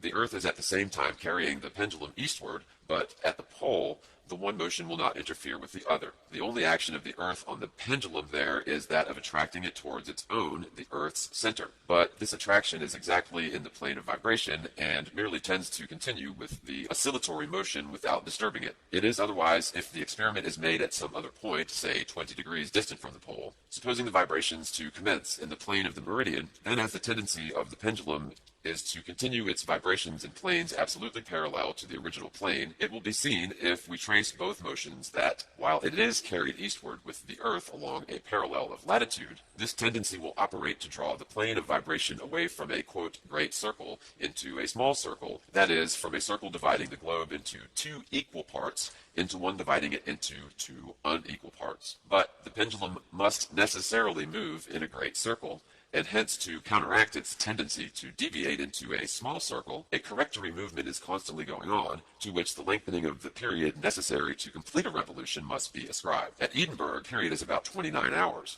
At Paris, 32 hours. At Cairo, it's 48. Calcutta, 63. At the equator, the period stretches out to infinity.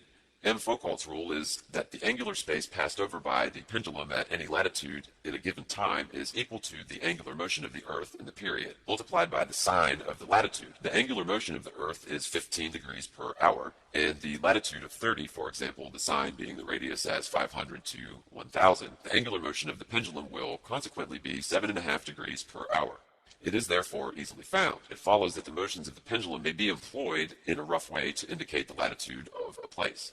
End quote. Notwithstanding the apparent certainty of these pendulum experiments and the supposed exactitude of the conclusions deducible therefrom, many of the same school of philosophy differed with each other, remained dissatisfied, and raised very serious objections to both the value of the experiments themselves and to the supposed proof which they furnished of the Earth's rotation.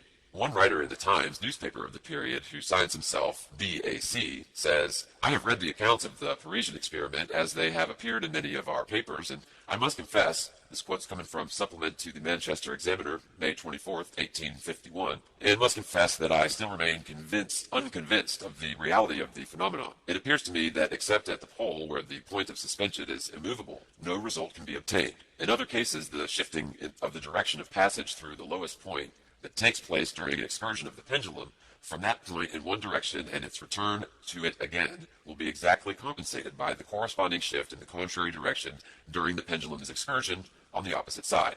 Take a particular case. Suppose the pendulum at any latitude to be set oscillating in the meridian plane and to be started from the vertical towards the south. It is obvious that the wire by which it is suspended does not continue to describe a plane, but a species of conoidal surface. That when the pendulum has reached its extreme point in direction is to the southwest, and that as the tangent plane to the described surface through the point of suspension necessarily contains the normal to the Earth at the same point, the pendulum on its return passes through the same point in the direction northeast. Now, starting again from this point, we have exactly the circumstances of the last case, the primary plane being shifted slightly out of the meridian, when, therefore, the pendulum has reached its extreme point of excursion. The direction of the wire is to the west of this plane, and when it returns to the vertical, the direction of passage through the lowest point is as much to the west of this plane as it was in the former case to the west of the meridian plane. But since it is now moving from north to south instead of south to north, as in the former case, its former deviation receives complete compensation, and the primary plane returns again to the meridian when the whole process recurs." End quote. In the Liverpool Mercury of May 23, 1851, the following letter appeared, quote, "The supposed manifestation of the rotation of the Earth. The French, English, and European continental journals have given publicity to an experiment made in Paris with a pendulum, which experiment is said to have had the same results when made elsewhere. To the facts set forth, no contradiction has been given, and it is therefore to be hopeful that they are true. The correctness of the inferences drawn from the facts is another matter. The first position of these theorists is that in a complete vacuum beyond the sphere of the Earth's atmosphere, a pendulum will continue to oscillate in one and the same original plane. On that supposition, their whole theory is founded.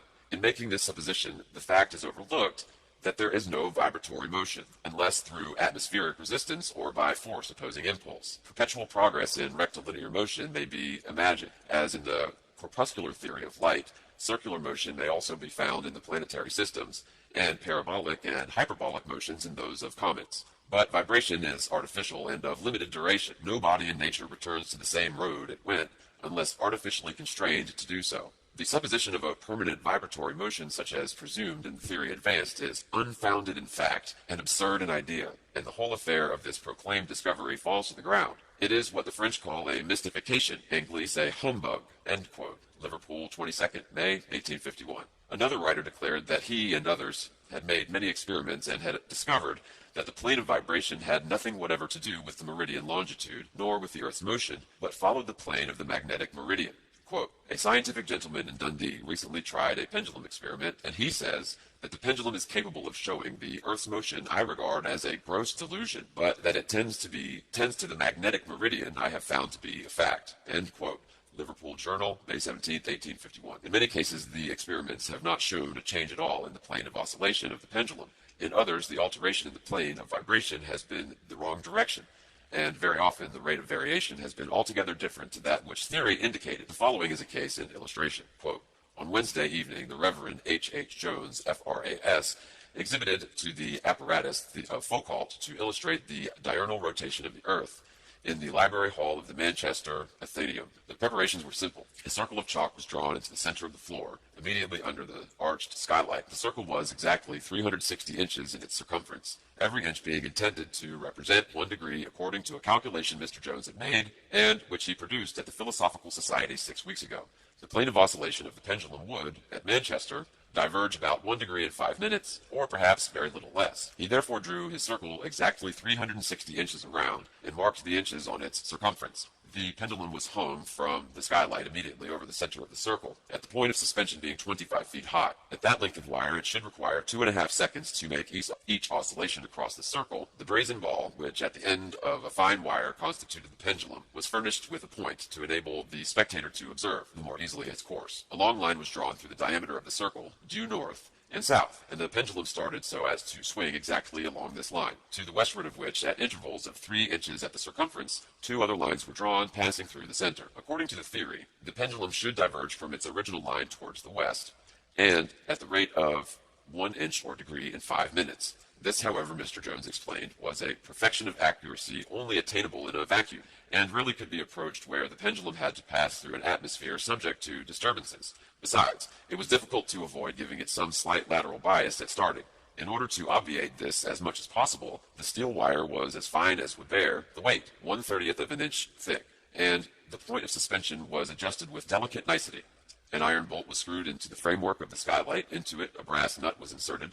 The wire passed through the nut, the hollow sides of which were ball-shaped in order to give it a fair play, and at the top the wire ended in a globular piece, there being also a fine screw to keep it from slipping. Note: the pendulum was gently drawn up to one side at the southern end of the diametrical line, and was attached by a thread to something near. When it hung quite still, the thread was burnt asunder, and the pendulum began to oscillate to and fro across the circle. End note.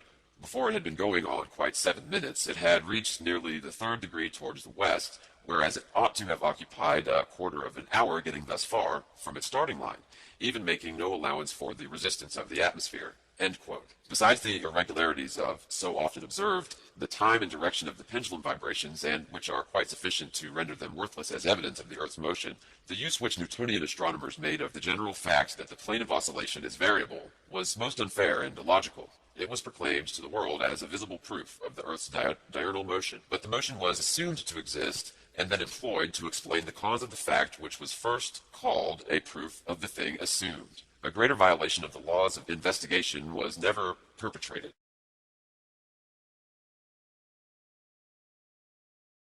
A greater violation of the laws of investigation has never been perpetrated. The whole subject as developed and applied by the theoretical philosophers is to the fullest degree unreasonable and absurd, not a jot or tittle better than the reasoning contained in the following letter. Previous quotes. Manchester and Examiner Supplement, May 24th, 1851. Better than the reasoning contained in the following letter. Sir, allow me to call your serious and polite attention to the extraordinary phenomenon demonstrating the rotation of the earth, which I at this present moment experience, and you yourself or anybody else, I have not the slightest doubt would be satisfied of under similar circumstances. Some skeptical and obstinate individuals may doubt that the earth's motion is visible, but I say from personal observation it is a positive fact. I don't care about latitude or longitude or vibratory pendulum revolving around the sine of a tangent on a spherical surface, nor axes, nor apsides, nor anything of the sort. That is all rubbish. All I know is I see the ceiling of this coffee room going round. I perceive this distinctly with the naked eye, only my sight has been sharpened by a slight stimulant. I write after my 6th go of brandy and water, whereof witness my hand, Swiggins, Goose and Gridhorn, May 5th, 1851.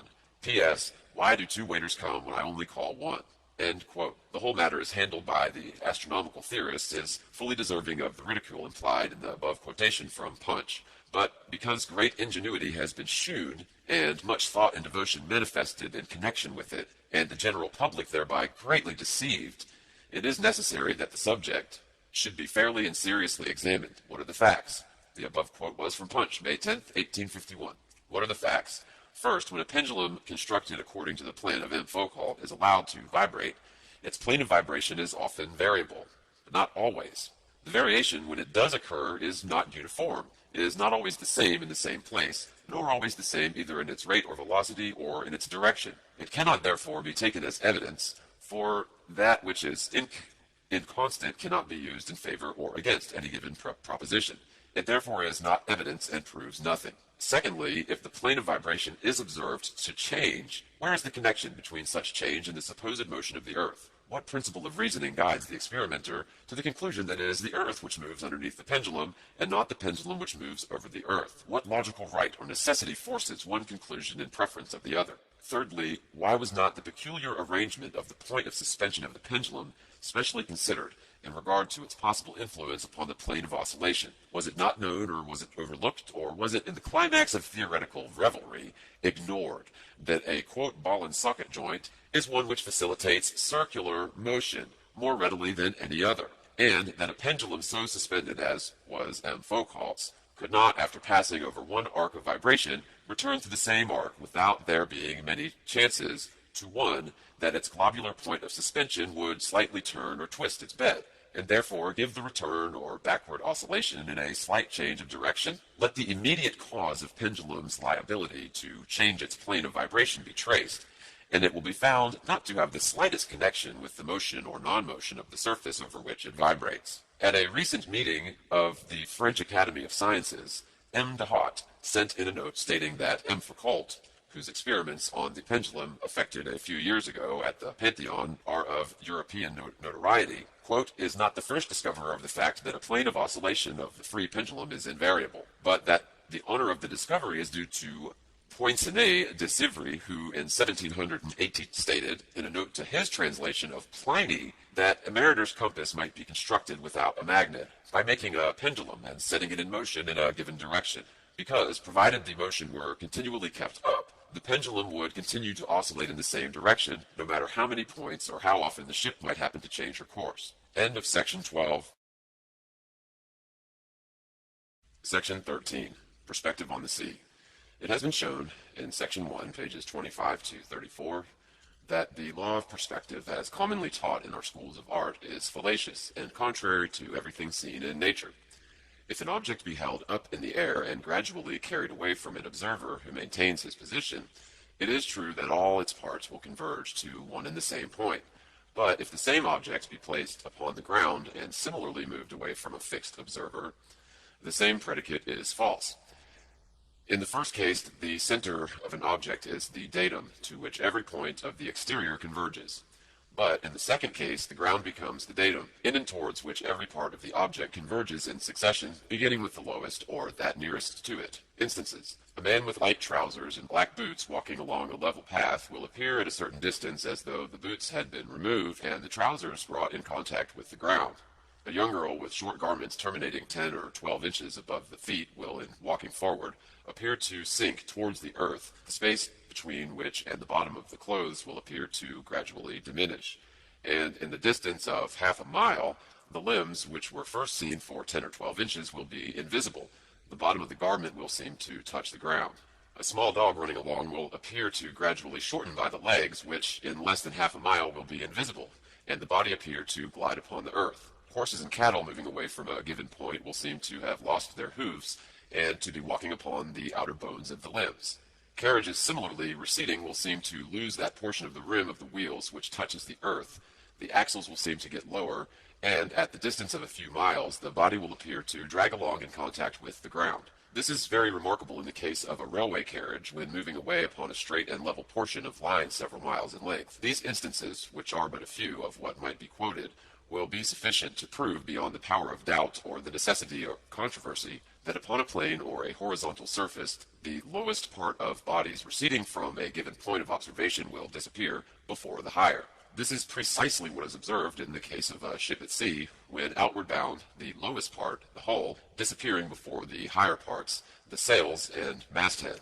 Abstractedly, when the lowest part of a receding object thus appears by entering the vanishing point, it could be seen again to any and every extent by a telescope, if the power were sufficient to magnify at the distance observed. This is to a great extent practicable upon smooth horizontal surface, as upon frozen lakes or canals, and upon long straight lines of railway. But the power of restoring such objects is greatly modified and diminished, where the surface is undulating or otherwise movable, as in large and level meadows and pasture lands generally, in the vast prairies and grassy plains of America, and especially so upon the ocean, where the surface is always more or less an undulating condition. In Holland and other level countries, persons have seen in winter skating upon the ice at distances varying from 10 to 20 miles. On some of the straight and, quote, level lines, end quote, of railway which cross the prairies of America, the trains have been observed for more than 20 miles. But upon the sea, the conditions are altered, and the hull of a receding vessel can only be seen for a few miles, and this will depend very greatly, the altitude of the observer being the same, upon the state of the water. When the surface is calm, the hull may be seen much farther than when it is rough and stormy. But under ordinary circumstances, when to the naked eye the hull has just become invisible, or is doubtfully visible, it may be seen again distinctly by the aid of a powerful telescope. Although abstractedly or mathematically there should be no limit to this power of restoring by a telescope a lost object upon a smooth horizontal surface, upon the sea this limit is soon observed. The water being variable in its degree of agitation, the limit of sight over its surface is equally variable, as shown by the following experiments. In May 1864, on several occasions when the water was unusually calm, from the landing stairs of Victoria Pier at Portsmouth, and from an elevation of 2 feet 8 inches above the water, the greater part of the hull of the Nab lightship was, through a good telescope, distinctly visible. But on other experiments being made, when the water was less calm, no portion of it could be seen from the same elevation, notwithstanding that the most powerful telescopes were employed. At other times, half the hull and sometimes only the upper part of the bulwarks were visible. If the hull had been invisible from the rotundity of the earth, the following calculation will show that it should at all times have been 24 feet below the horizon. The distance of the lightship from the pier is 8 statute miles. The elevation of the observer being 32 inches above the water would require 2 miles to be deducted as the distance of the supposed convex horizon. For the square of 2 multiplied by 8 inches, the fall in the first mile of the Earth's curvation equals 32 inches. This is deducted from the 8 miles, will leave 6 miles as the distance from the horizon to the ship. Hence, 6 squared times 8 inches equals 288 inches or 24 feet. The top of the bulwarks, it was said, rose about 10 feet above the waterline, hence deducting 10 from 24 feet. Under all circumstances, even had the water been perfectly smooth and stationary, the top of the hole should have been 14 feet below the summit of the arc of water, or beneath the line of sight. This one fact is entirely fatal to the doctrine of the Earth's rotundity, but such facts have been observed in various other places. The Northwest Lightship in Liverpool Bay, and the light vessels of many other channels near the southern, eastern, and western shores of Great Britain. From the beach of Southsea Common near Portsmouth, the observer lying down near the water above the surface of which the eye was 2.5 feet, and with the telescope looking across Spithead to the quarantine ship lying in the Roads, between Ryde and Cowes, in the Isle of Wight, a distance of 7 miles. The copper sheathing of that vessel was distinctly seen, the depth of which was about 2 feet. Making the usual calculation in accordance with the doctrine of the Earth's convexity, it will be seen that an arc of water ought to have existed between the 2 points, the summit of which arc should have been 16 feet above the copper sheathing of the vessel. From an elevation of 2.5 feet above the water, opposite the Royal Yacht Clubhouse in West Cowes, Isle of Wight, the pilework and promenade of the pier at Stokes Bay near Gosport, and nearly opposite Osborne House were easily distinguished through various telescopes. At the distance is 7 miles, the altitude of the promenade 10 feet, and the usual calculation will show that this pier ought to have been many feet below the horizon. It is a well-known fact that the light of the Eddystone Lighthouse is often plainly visible from the beach in Plymouth Sound, and sometimes when the sea is very calm, persons can see it distinctly when sitting in ordinary rowing boats, in that part of the sound which will allow the line of sight to pass between Drake's Island and the western end of the breakwater. The distance is 14 statute miles. In a list of lighthouses in a work called The Lighthouses of the World by A.G. Findlay, FRGS, published in 1862, by Richard H. Lowry, 53, Flat Street, London, it said at page 28, quote, "In the tables, the height of the flame above the highest tide high water level is given, so that it is the minimum range of the light. To this elevation 10 feet is added for the height of the deck of the ship above the sea. Besides the increased distance to which low water will cause the light to be seen, the effect of refraction will also sometimes increase their range. In the tables above referred to, at page 36, the Eddystone light is said to be visible 13 miles. But these 13 miles are nautical measure, and as 3 nautical miles equal 3.5 statute miles, the distance at which the Eddystone light is visible is over 15 statute miles. Notwithstanding that the Eddystone light is actually visible at a distance of 15 statute miles, and admitted to be so both by the Admiralty authorities and by calculation according to the doctrine of rotundity, very often at the same distance, the lantern is not visible at an elevation of 4 feet from the water, showing that the law of perspective previously referred to is greatly influenced by the state of the surface water over which the line of sight is directed. A remarkable illustration of this influence was given in the Western Daily Mercury, published in Plymouth of October 25, 1864. Several discussions had previously taken place at the Plymouth Athenaeum and the Davenport Mechanics Institute on the true figure of the Earth, subsequent to which a committee was formed for the purpose of making experiments bearing on the question at issue. The names of the gentlemen as given in the above-named journal were, quote, Parallax, the author of this work, Theta, Mr. Henry, a teacher in Her Majesty's Dockyard, Devonport, and Monsignor Osborne Richards, Ricard, Mogg, Evers, and Pierce, all of Plymouth. From the report published as above stated, the following quotation is made. Observation 6, quote, on the beach at 5 feet from the water, the Eddystone was entirely out of sight, end quote. The matter may be summarized as follows. At any time, when the sea is calm and the weather clear, the light of the Eddystone, which is 89 feet above the foundation on the rock, may be distinctly seen from an elevation of 5 feet above the water level. According to the Admiralty directions, it, quote, may be seen 13 nautical or 15 statute miles, end quote, or 1 mile still further away than the position of the observers on the above-named occasion. And yet, on that occasion, and at a distance of only 14 statute miles, quotes coming from Lighthouses of the World, page 36, and at a distance of only 14 statute miles, notwithstanding that it was a very fine autumn day, and a clear background existed, not only was the lantern, which is 89 feet high, not visible, but the top of the vane, which is 100 feet above the foundation, was, as stated in the report, entirely out of sight. That vessels and lighthouses are sometimes more distinctly seen than at others, and that the lower parts of such objects are sooner lost sight of when the sea is rough than when it is calm, Are items in the experience of seafaring people as common as their knowledge of the changes in the weather? And prominence is only given here to the above case because it was verified by persons of different opinions upon the subject of the Earth's form, and in the presence of several hundreds of the most learned and respectable inhabitants of the Plymouth and the neighborhood.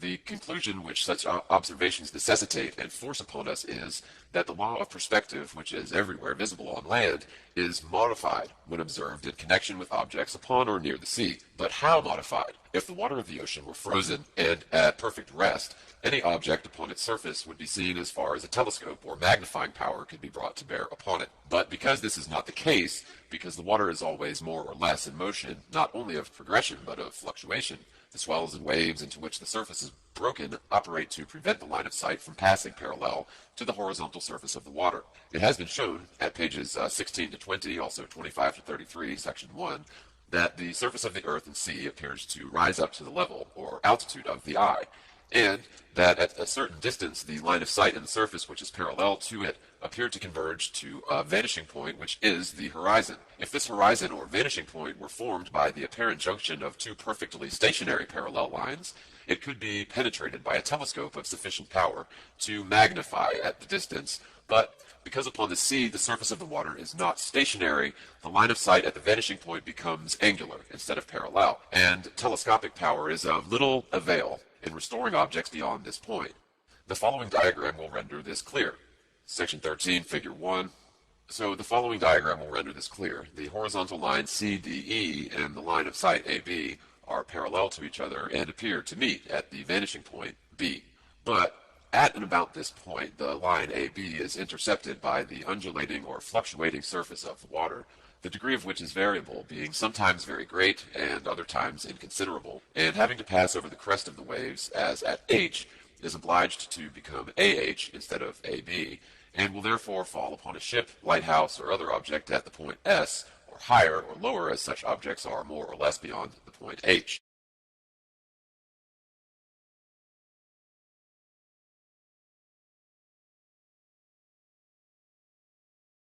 It is worthy of note that the waves at the point H, whatever their real magnitude may be, are magnified and rendered more obstructive by the very instrument, the telescope, which is employed to make the objects beyond more plainly visible, and thus the phenomenon is often very strikingly observed, that while a powerful telescope will render the sails and rigging of a ship when beyond the point H, or the optical horizon, so distinct that the very ropes are easily distinguished, not the slightest portion of the hull can be seen. The, quote, crested waters, end quote, form a barrier to the horizontal line of sight as substantial as would the summit of an intervening rock or island.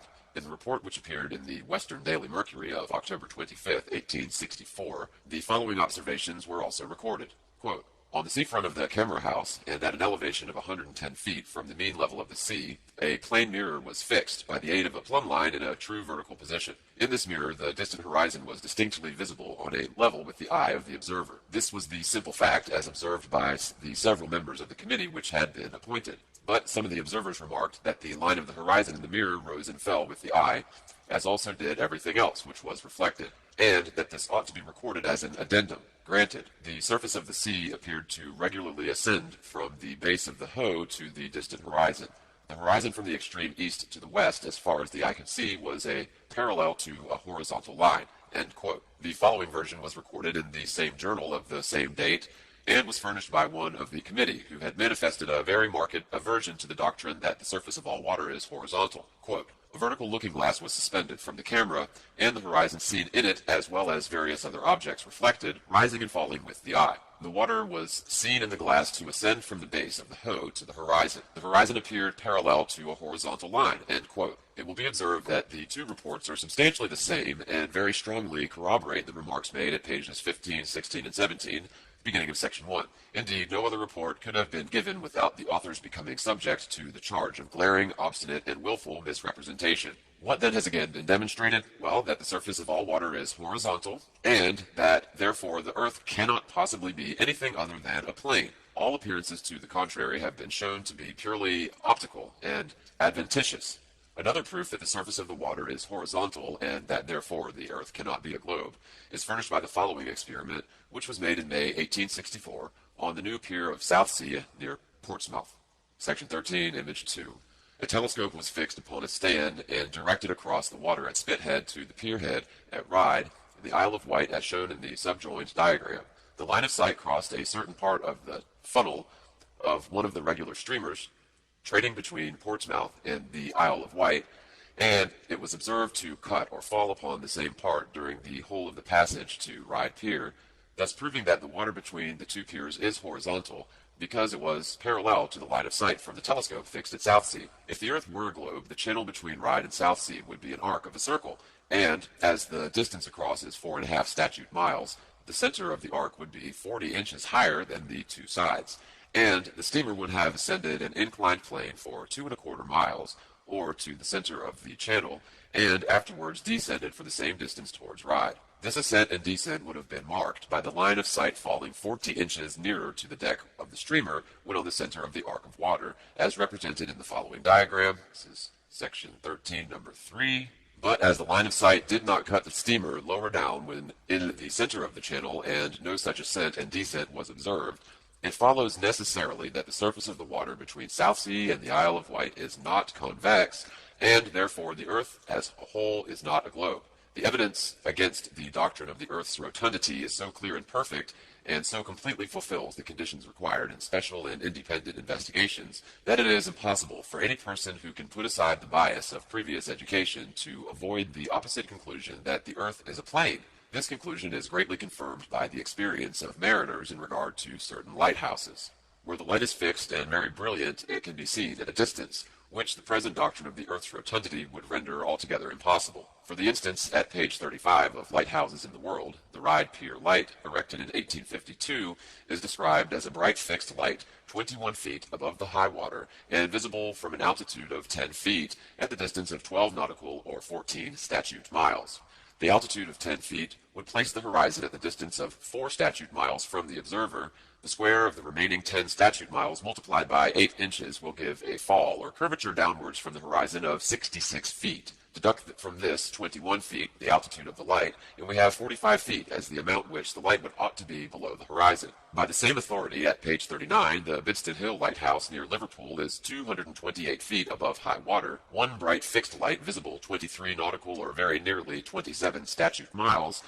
Deducting 4 miles for the height of the observer, squaring the remaining 23 miles, and multiplying that product by 8 inches, we have a downward curvature of 352 feet. From this, deduct the altitude of the light to 28 feet, and there remains 124 feet as the distance which the light should be below the horizon. Again, at page 40, quote, the lower light on the calf of man is 282 feet above the high water, and is visible 23 nautical miles, end quote. The usual calculation will show that it ought to be 70 feet below the horizon. At page 41, the Cromer light is described as having an altitude of 274 feet above high water, and is visible 23 nautical miles, whereas it ought to be, at that distance, 78 feet below the horizon. At page 9 it said, quote, the coal fire, which once was used on the Spurn Point Lighthouse at the mouth of the Humber, which was constructed on a good principle for burning, has been seen 30 miles off. If the miles here given are nautical measure, they would be equal to 35 statute miles. Deducting 4 miles as the usual amount for the distance of the horizon, there will remain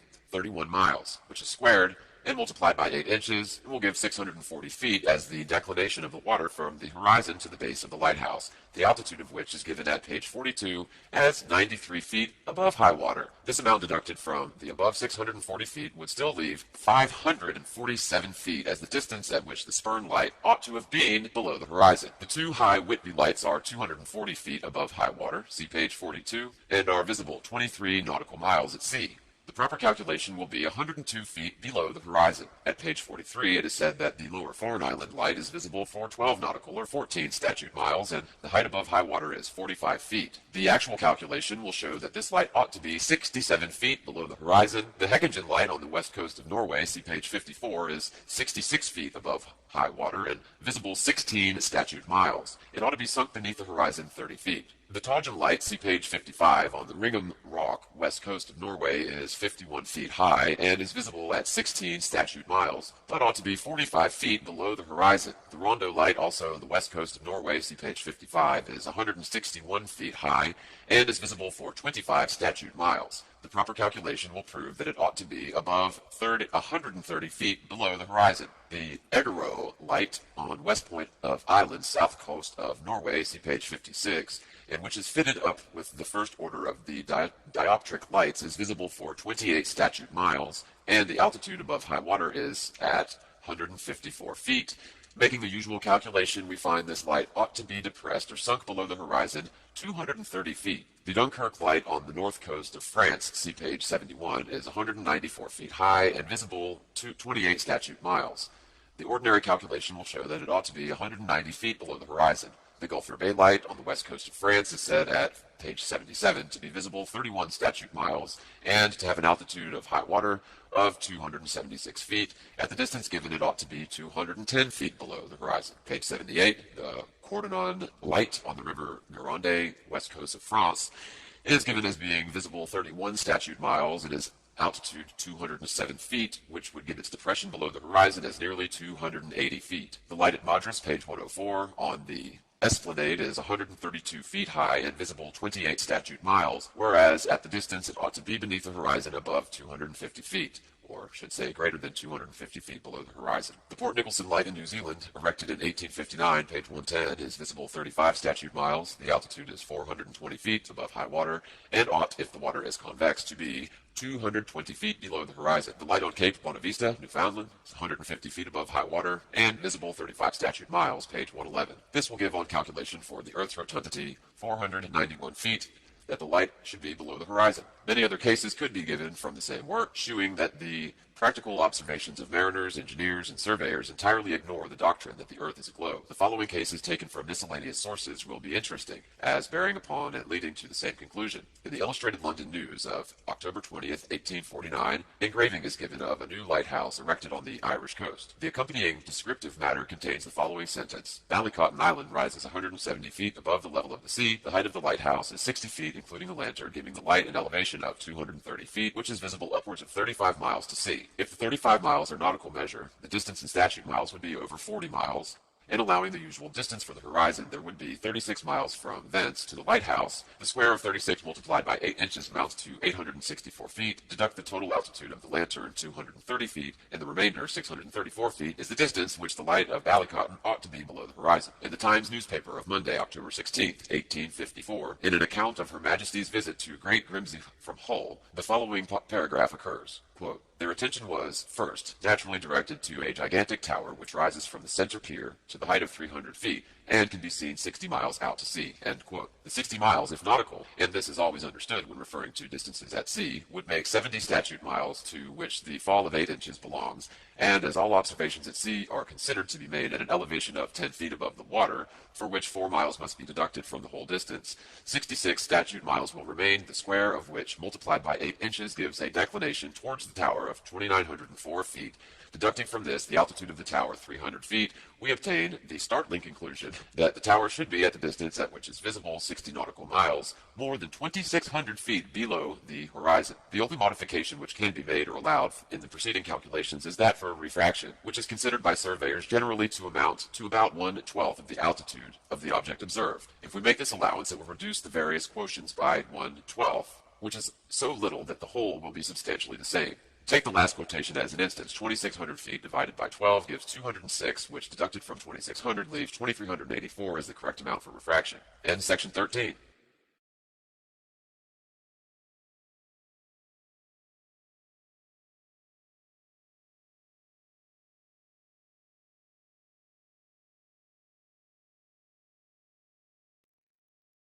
Section 14. General Summary. Application. Cui bono. In the preceding sections, it has been shown that the Copernican or Newtonian theory of astronomy is, quote, an absurd composition of truth and error, end quote, and, as admitted by its founder, quote, not necessarily true or even probable, end quote, and that instead of its being general conclusion derived from known and admitted facts, it is a heterogeneous compound of assumed premises, isolated truths, and variable appearances in nature. Its advocates are challenged to show a single instance wherein a phenomenon is explained, a calculation made, or a conclusion advanced without the aid of an avowed or implied assumption. The very construction of a theory at all, and especially such as the Copernican, is a complete violation of that natural and legitimate mode of investigation to which the term Zetetic has been applied. The doctrine of the universality of gravitation is an assumption made only on accordance with that quote, pride and ambition which has led philosophers to think it beneath them to offer anything less to the world than a complete and finished system of nature, end quote. This was said, in effect, by Newton, and has ever since been insisted upon by his disciples. Quote, allow us, without proof, the existence of two universal forces, centrifugal and centripetal, or attraction and repulsion, and we will construct a system which shall explain all the leading mysteries of nature. An apple falling from a tree, or a stone rolling downwards, and a pail of water tied to a string set in rapid motion, were assumed to be types of the relations existing among all the bodies in the universe. The moon was assumed to have a tendency to fall towards the earth, and the earth and moon together towards the sun. The same relation was assumed to exist between all the smaller and larger luminaries in the firmament, and it soon became necessary to extend this assumption to infinity. The universe was parceled out into systems, coexistent and illimitable. Suns, planets, satellites, and comets were assumed to exist, infinite in number and boundless in extent, and to enable the theorists to explain the alternating and constantly recurring phenomena which were everywhere observable, these numberless and forever extending objects were assumed to be spheres. The earth we inhabit is called a planet, and because it is thought to be reasonable that the luminous objects in the firmament, which were called the planets, were spherical and had motion, so it was only reasonable to suppose that as the earth was a planet, it must also be spherical and have motion. Ergo, the earth is a globe, and moves upon axes and in an orbit around the sun. And as the earth is a globe, and is inhabited, so again it is only reasonable to conclude that the planets are worlds like the earth and are inhabited by sentient beings. What reasoning!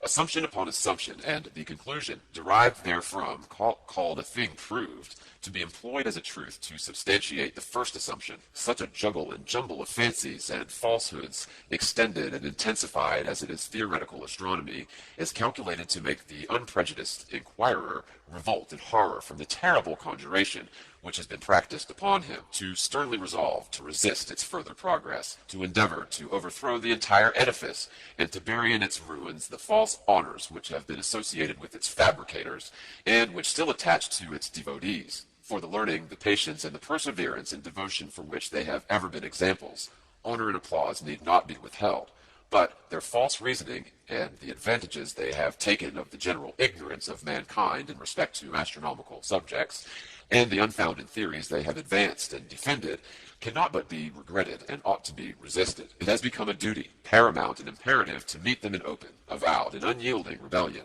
to declare that their unopposed reign of error and confusion is over, and that henceforth, like a falling dynasty, they must shrink and disappear, leaving the throne and the kingdom to those awakening intellects whose numbers are constantly increasing, and whose march is rapid and irresistible. The sword, and ere another generation has been educated, will have forced the usurper to abdicate. The axe is lifted, it is falling, and in a very few years we will have, quote, cut the cucumber down, end quote. The earth a globe, and it is necessarily demanded that it has diurnal and annual and various other motions, for a globular world without motion would be useless. Day and night, winter and summer, the half-year's light and the darkness at the, quote, North Pole, end quote, and other phenomena could not be explained by the supposition of rotundity without the assumption also of rapid and constant motion. Hence it is assumed that the earth and moon and all the planets and their satellites move in relation to each other, and that the whole move together in different planes around the sun. The sun and its, quote, system of revolving bodies are now assumed to have a general and all-inclusive motion, in common with an endless series of other suns and systems around some other, quote, central sun, end quote, which has been assumed to be the true axis and center of the universe, and then assumed general motions with the particular and peculiar motions which are assigned to the various bodies in detail, together constitute a system so confused and complicated that it is almost impossible and always difficult of comprehension by the most active and devoted minds. The most simple and direct experiments, however, may be shown to prove that the Earth has no progressive motion whatever. And here again, the advocates of this interminable and entangling arrangement are challenged to produce a single instance of so-called proofs of these motions, which does not involve an assumption, often having a glaring falsehood, but always a point to which is not or cannot be demonstrated. The magnitudes, distances, velocities, and periodic times which these assumed motions eliminate are all glaringly fictitious, because they are all only such a false theory creates a necessity for. It is geometrically demonstrable that all the visible luminaries in the firmament are within the distance of a few thousand miles, not more than a space which stretches between the North Pole and the Cape of Good Hope, and the principle of measurement, that of the plane of triangulation, which demonstrates this important fact, is one which no mathematician demanding to be considered a master in the science dare for a moment deny. All these luminaries, then, and the sun itself being so near to us, cannot be other than very small as compared with the Earth we inhabit. They are all in motion over the Earth, which is alone immovable, and therefore they cannot be anything more than a secondary and subservient structures ministering to this fixed material world and to its inhabitants.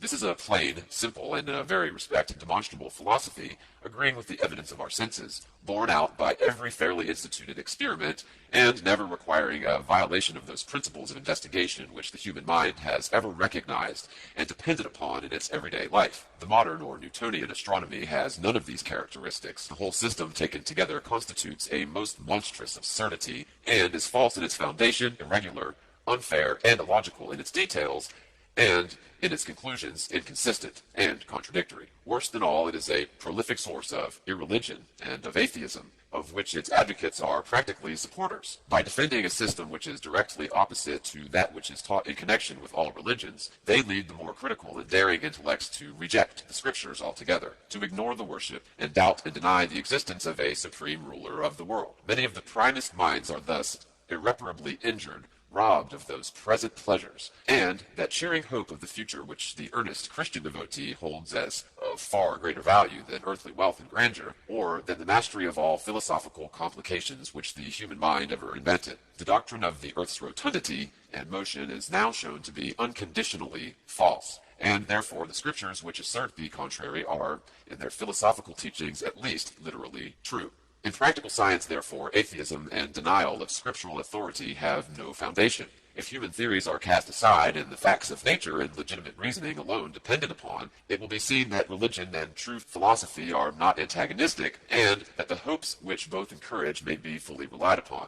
To the religious mind, this matter is most important. It is indeed no less than a sacred question, for it renders complete the evidence that the Jewish and Christian scriptures are true, and must have been communicated to mankind by an anterior and supernal being. For if after so many ages of mental struggling, of speculation and trial and change and counterchange, we have at length discovered that all astronomical theories are false, that the earth is a plane and motionless, and that the various luminaries above it are lights only and not worlds, and that these very doctrines have been taught and recorded in a work which has been handed down to us from the earliest times, from a time in fact when mankind could not have had sufficient experience to enable them to criticize and doubt, much less invent, it follows that whoever dictated and caused such doctrines to be recorded and preserved to all future generations must have been superhuman, omniscient, and to the earth and its inhabitants pre-existent. To the dogged atheist whose, quote, mind is made up, end quote, not to enter into any further investigation and not to admit of possible error in this past conclusions, this question is of no more account than it is to an ox. He who cares not to re-examine from time to time his state of mind and the result of his accumulated experience is in no single respect better than the lowest animal in creation. He may see nothing higher, more noble, more intelligent, or beautiful than himself, and in this pride, conceit, and vanity find an incarnation. To such a creature there is no God, for he himself, an equal with the highest being he has ever recognized. Such atheism exists to an alarming extent among the philosophers of Europe and America, and it has been mainly fostered by the astronomical and geological theories of the day, besides which, in consequence of the differences between the language of Scripture and the teachings of modern astronomy, there is to be found in the very hearts of Christian and Jewish congregations a sort of smoldering skepticism, a kind of faint suspicion which causes great numbers to manifest a cold and visible indifference to religious requirements. It is this which has led thousands to desert the cause cause of earnest, active Christianity, and which has forced the majority of those who still remain in the ranks of religion to declare, quote, that the scriptures were not intended to teach correctly other than moral and religious doctrines, that the references so often made to the physical world and so to natural phenomena generally are given in language to suit the prevailing notions and the ignorance of the people, end quote. A Christian philosopher who wrote almost a century ago in reference to remarks similar to the above says, quote, why should we suspect that Moses, Joshua, David, Solomon, and the later prophets and inspired writers have counterfeited their sentiments concerning the order of the universe from pure complacence or being in any way obliged to dissemble, with a view to gratify the prepossessions of the populace? These eminent men, being kings, lawgivers, and generals themselves, or always privileged with the access to the courts of sovereign princes, besides the reverence and awful dignity which the power of divination and working of miracles procured to them, had great worldly and spiritual authority. They had often in charge to command, suspend, revert, and otherwise interfere with the course and laws of nature, and were never daunted to speak out the truth before the most mighty potentates on earth, much less would they be overawed with the vox populi. To say that the scriptures were not intended to teach science truthfully is in substance to declare that God himself has stated and commissioned his prophets to teach things which are utterly false. Those Newtonian philosophers who still hold that the sacred volume is the word of God are thus placed in a fearful dilemma. How can the two systems so directly opposite in character be reconciled? Oil and water alone will not combine. Mix them by violence as we may, they will again separate when allowed to rest. Call oil oil and water water, and acknowledge them to be distinct in nature and value, but let no hodgepodge be attempted and passed off as a genuine compound of oil and water. Call Scripture the Word of God, call the Creator and the ruler of all things, and the fountain of all truth, and call the Newtonian or Copernican astronomy the word and work of man, of men, too, in his vainest mood, so vain and conceited as not to be content with the direct and simple teachings of his Maker, but who must rise up in rebellion and conjure into existence a fanciful, complicated fabric, which, being insisted upon as true, creates and necessitates the dark and horrible and interrogatives. Is God a deceiver? Has he spoken direct and unequivocal falsehood? Can we no longer indulge in the beautiful and consoling thought that God's justice and love and truth are unchanging and reliable forever? Let Christians, for skeptics and atheists may be left out of the question, to whatever division of the church they belong, look at this matter calmly and earnestly. Let them determine to uproot the deception which has led them to think that they can altogether ignore the plainest astronomical teaching of Scripture and endorse a system to which it is in every sense opposed. The following language is quoted as instance of the manner in which the doctrine of the earth's rotundity and the plurality of worlds interferes with scriptural teachings. The theory of original sin is confuted by our astronomical and geological knowledge, and I cannot permit the belief when I know that our world is but a mere speck in a perishable atom, the vast space of creation, that God should just select this little spot to descend upon and assume our form and clothe himself in our flesh to become visible to human eyes to the tiny beings of this comparatively insignificant world.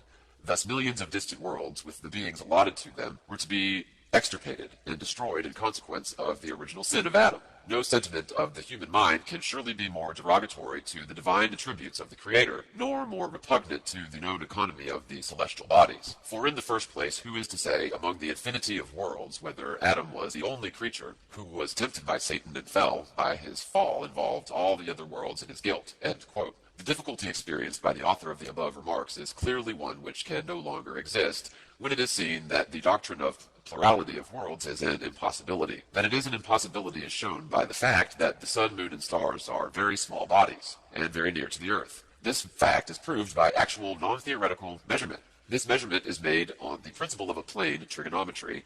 This principle of plane trigonometry is adopted because the Earth is a plane, and all the base lines employed in the triangulation are horizontal. By the same practical method of reasoning, all the difficulties which, upon geological and astronomical grounds, have been raised to the literal teachings of the Scriptures may be completely destroyed. Instances: the Scriptures repeatedly declare that the sun moves over the earth. Quote, his going forth is from the end of the heaven, and his circuit unto the ends of it. He ariseth and goeth down, and hasteth to his place whence he rose. The sun stood still in the midst of heaven. Great is the earth, high is the heaven, swift is the sun in his course.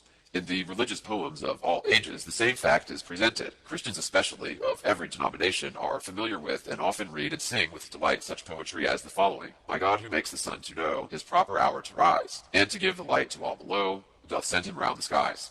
When from the chambers of the east his morning race begins, he never tires nor stops to rest, but round the world he shines. A god of the morning, at whose voice the cheerful sun makes haste to rise, and, like a giant, doth rejoice to run his journey through the skies. All of the expressions of Scripture are consistent with the fact of the sun's motion. They never declare anything to the contrary. Whenever they speak of the subject, it is in the same manner. The direct evidence of our senses confirms it, and actual and special observations, as well as the most practical scientific experiments, declare the same thing. The progressive and concentric motion of the sun over the earth is in every sense demonstrable. Yet the Newtonian astronomers insist upon it that the sun does not actually move, that it really only appears to move, and that this appearance arises from the motion of the earth. That when, as the scriptures affirm, the, quote, sun stood still in the midst of heaven, it was the earth which stood still and not the sun. That the scriptures therefore speak falsely, and the experiments of science and the observations and applications of our senses are never to be relied upon. Whence comes this bold and arrogant denial of the value of our senses and judgment, and the authority of Scripture? The earth or the sun moves. Our senses tell us, and the Scriptures declare that the earth is fixed, and that the sun which moves above and around it. But a theory, which is absolutely false in its groundwork, and is ridiculously illogical in its details, demands that the earth is round and moves upon axes, and in several other various directions, and that these motions are sufficient to account for certain phenomena without supposing that the sun moves. Therefore, the sun is a fixed body, and this motion is only apparent. Such reasoning is a disgrace to philosophy, and fearfully dangerous to the religious interests of humanity. Christian ministers and commentators find it a most unwelcome task when called upon to reconcile the plain and simple philosophy of the Scriptures with the monstrous teachings of theoretical astronomy. Dr. Adam Clarke, in a letter to Reverend Thomas Roberts of Bath, speaking of the progress of his commentary and of his endeavors to reconcile the statements of Scripture with the modern astronomy, says, quote, Joshua's sun and moon standing still have kept me going for nearly 3 weeks. That one chapter has afforded me more vexation than anything I have ever met with,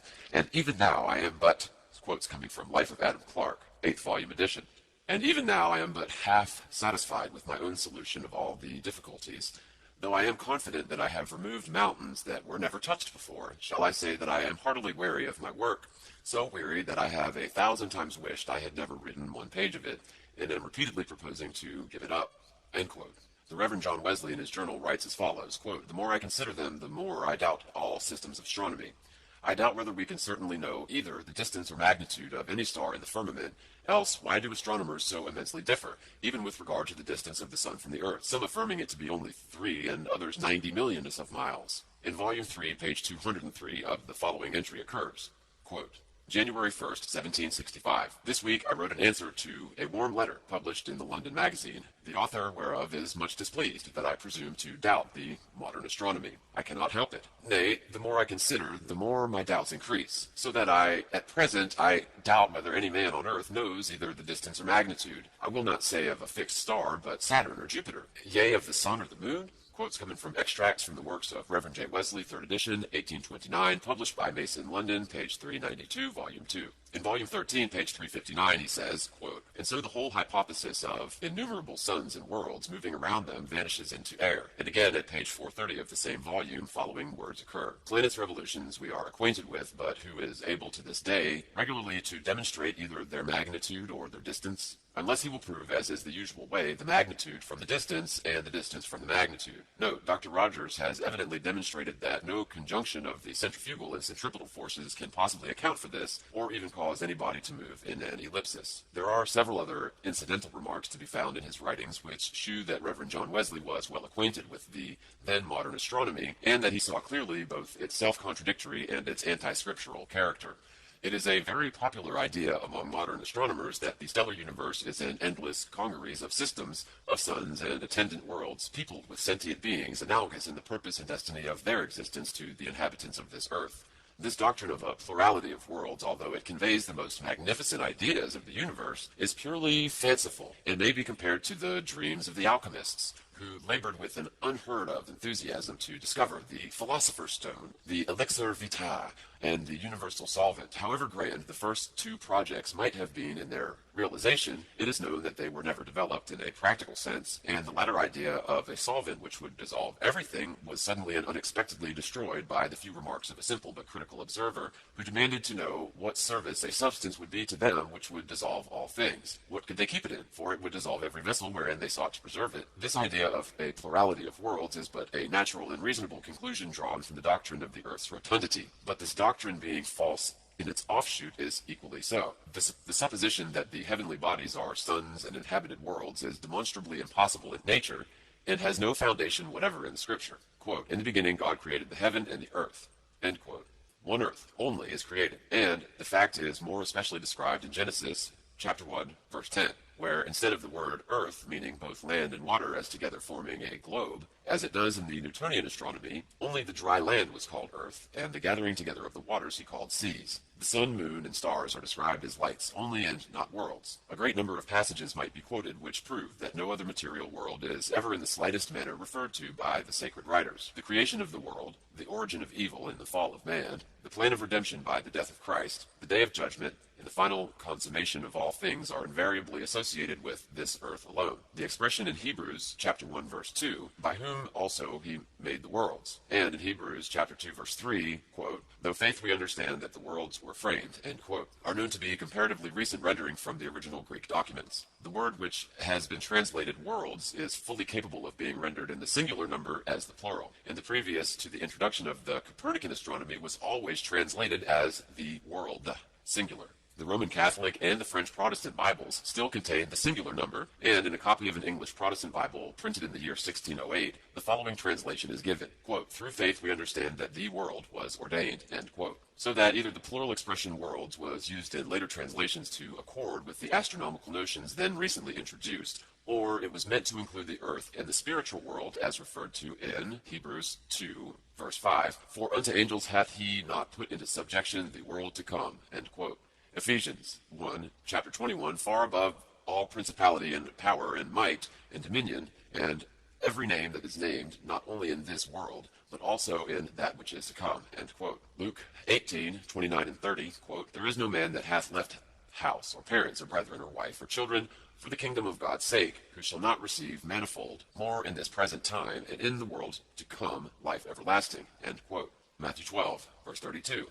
Quote, Whosoever speaketh against the Holy Ghost, it shall not be forgiven him, neither in this world, neither in the world to come," end quote. The Scriptures teach that in the day of the Lord, quote, "the heavens shall pass away with a great noise, and the elements shall melt with fervent heat," end quote. "And the stars, quote, of heaven fall into the earth, even as a fig tree casteth her untimely figs when shaken of the mighty wind," end quote. The Newtonian system of astronomy declares that the stars and planets are mighty worlds, nearly all of them much larger than this earth. The fixed stars are considered to be suns, equal, if not greater to our very own sun, which is said to be above 800,000 miles in diameter. All this is provably false, but to those who have been led to believe it, the difficult question arises. How can thousands of stars fall upon the earth, which is many times less than any one of them? How can the earth with a supposed diameter of 8,000 miles receive the numerous suns of the firmament, many of which are said to be 1,000,000 miles in diameter? These stars are assumed to have positions so far from the earth that the distance is almost inexpressible. Figures indeed may be arranged on paper, but in reading them, no practical idea is conveyed in the mind.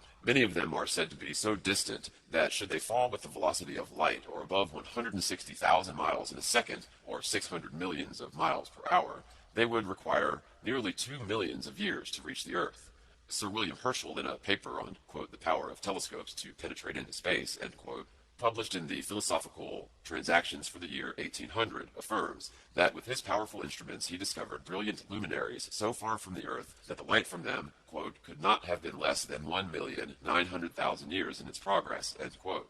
Again, the difficulty presents itself. Quote, "If the stars of heaven begin to fall today, and with the greatest imaginable velocity, millions of years must elapse before they would reach earth," end quote. But the Scriptures declare that these changes shall occur suddenly, shall come indeed, quote, "as a thief in the night," end quote. The same theory, with its false and inconceivable distances and magnitudes, operates to destroy all the ordinary common sense and scripturally authorized chronology. Christian and Jewish commentators, unless astronomically educated, hold and teach that the earth, as well as the sun, moon, and stars, were created about 4,000 years before the birth of Christ, or less than 6,000 years before the present time.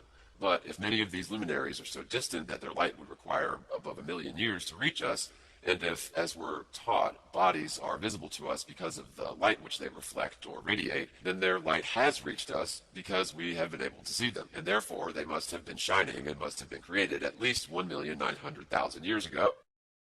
The chronology of the Bible indicates that a period of 6,000 years has not yet elapsed since the heavens and earth were finished, and all the host of them. In the modern astronomy, continents, oceans, seas, and islands are all considered as together forming one vast globe of 25,000 miles in circumference. This has been shown to be fallacious, and is clearly contrary to the plain, literal teachings of the Scripture. In the first chapter of Genesis, we find the following language. And God said, "Let the waters under the heaven be gathered into one place, and let the dry land appear, and it was so. And God called the dry land earth, and the gathering together of the waters he called the seas. Here are the earth and the seas. Earth and the great body of waters are described as two distinct and independent regions, and not as together forming one globe, which astronomers call the earth. This description is confirmed by several other passages of Scripture.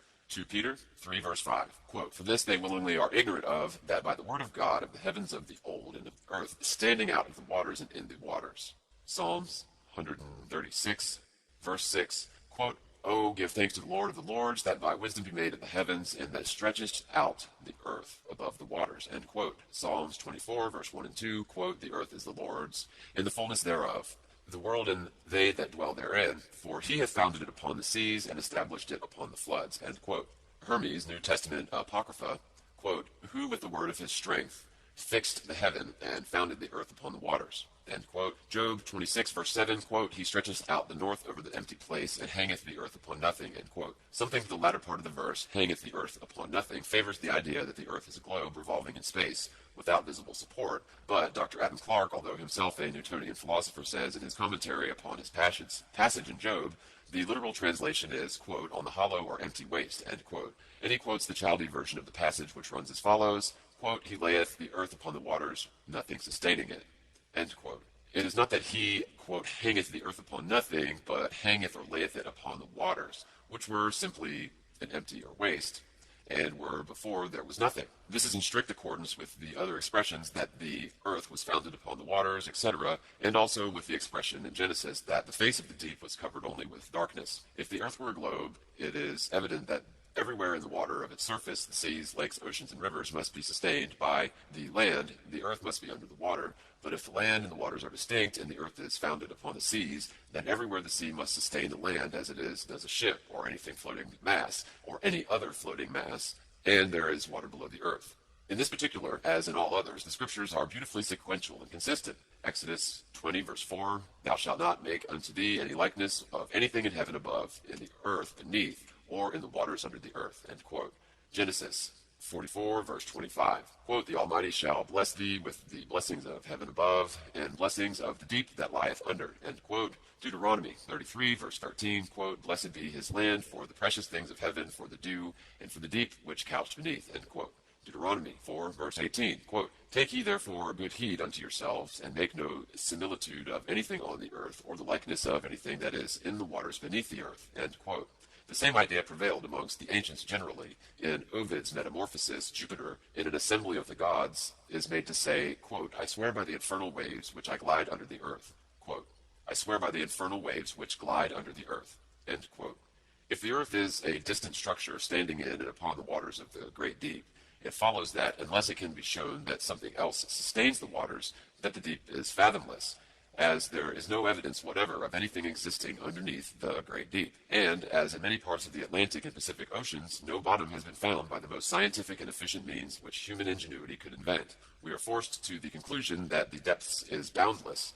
This conclusion is again confirmed by the Scriptures. Jeremiah 31, verse 37, quote, "Thus saith the Lord, which is giveth to the sun for a light by day, and the ordinances of the moon and the stars for a light by night, which divides the sea when the waves thereof roar, the Lord of his hosts, his name.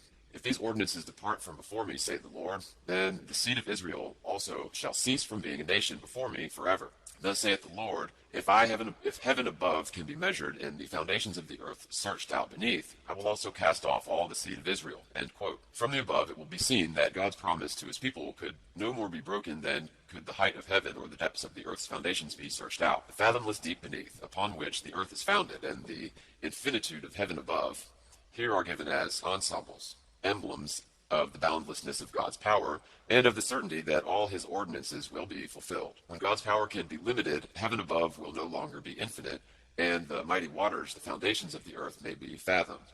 But the Scriptures plainly teach us that the power and wisdom of God, the heights of heaven, and the depths of the waters under the earth, are alike unfathomable. And no true philosophy ever avers, nor ever did, nor ever can aver, a single fact to the contrary. In all the religions of the earth, the worlds up and above are associated with the region of peace and happiness. Heaven is always spoken of as above the earth. The scriptures invariably convey the same idea. Deuteronomy, look down from thy holy habitation from heaven and bless thy people Israel, 26, verse 15. Exodus 14, verse 20, and the Lord came down upon Mount Sinai. Psalm 102, verse 19, for he hath looked down from the height of his sanctuary, from heaven did the Lord behold the earth. End quote. Isaiah 63, 15, look down from heaven and behold the habitation of thy holiness and thy glory. Psalm 103, verse 11, for as heaven is up high above the earth. Goes on. Mark, Kings, Psalms, Luke. If the earth is a globe revolving at the rate of 1,000 miles in an hour, all this language of Scripture is necessarily fallacious. The terms up and down and above and below are words without meaning, at best are merely relative, indicative of no absolute or certain direction.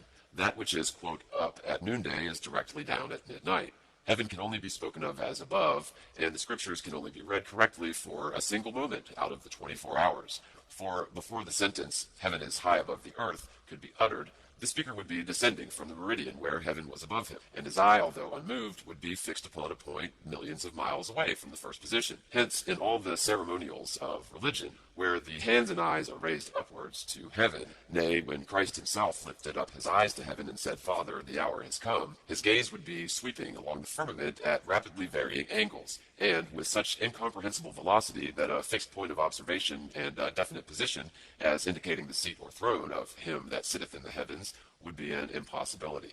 Again, the religions of the world have always believed and meditated upon the word heaven as representing an infinite region of joy and safety, of rest and happiness unspeakable, as the place of God's residence, the dwelling place of angels and the blessed, the true palace of God, entirely separated from the impurities and imperfections, the alterations and changes of the lower world, where he reigns in eternal peace. Note, it is by the sacred mansion of light and joy and glory. End note, end quote. But if there is a plurality of worlds, millions upon millions, nay, an infinity of worlds, if the universe is filled with innumerable systems of burning suns and rapidly revolving planets intermingled with rushing comets and whirling satellites, all dashing and sweeping through space and directions, and with velocities surpassing all human comprehension, and terrible even to contemplate, where is the place of rest and safety? Where is the true and unchangeable palace of God? In what direction is heaven to be found? Where is the liberated human soul to find its home, its refuge from change and motion, from uncertainty and danger? Is it to wander forever in a labyrinth of rolling worlds?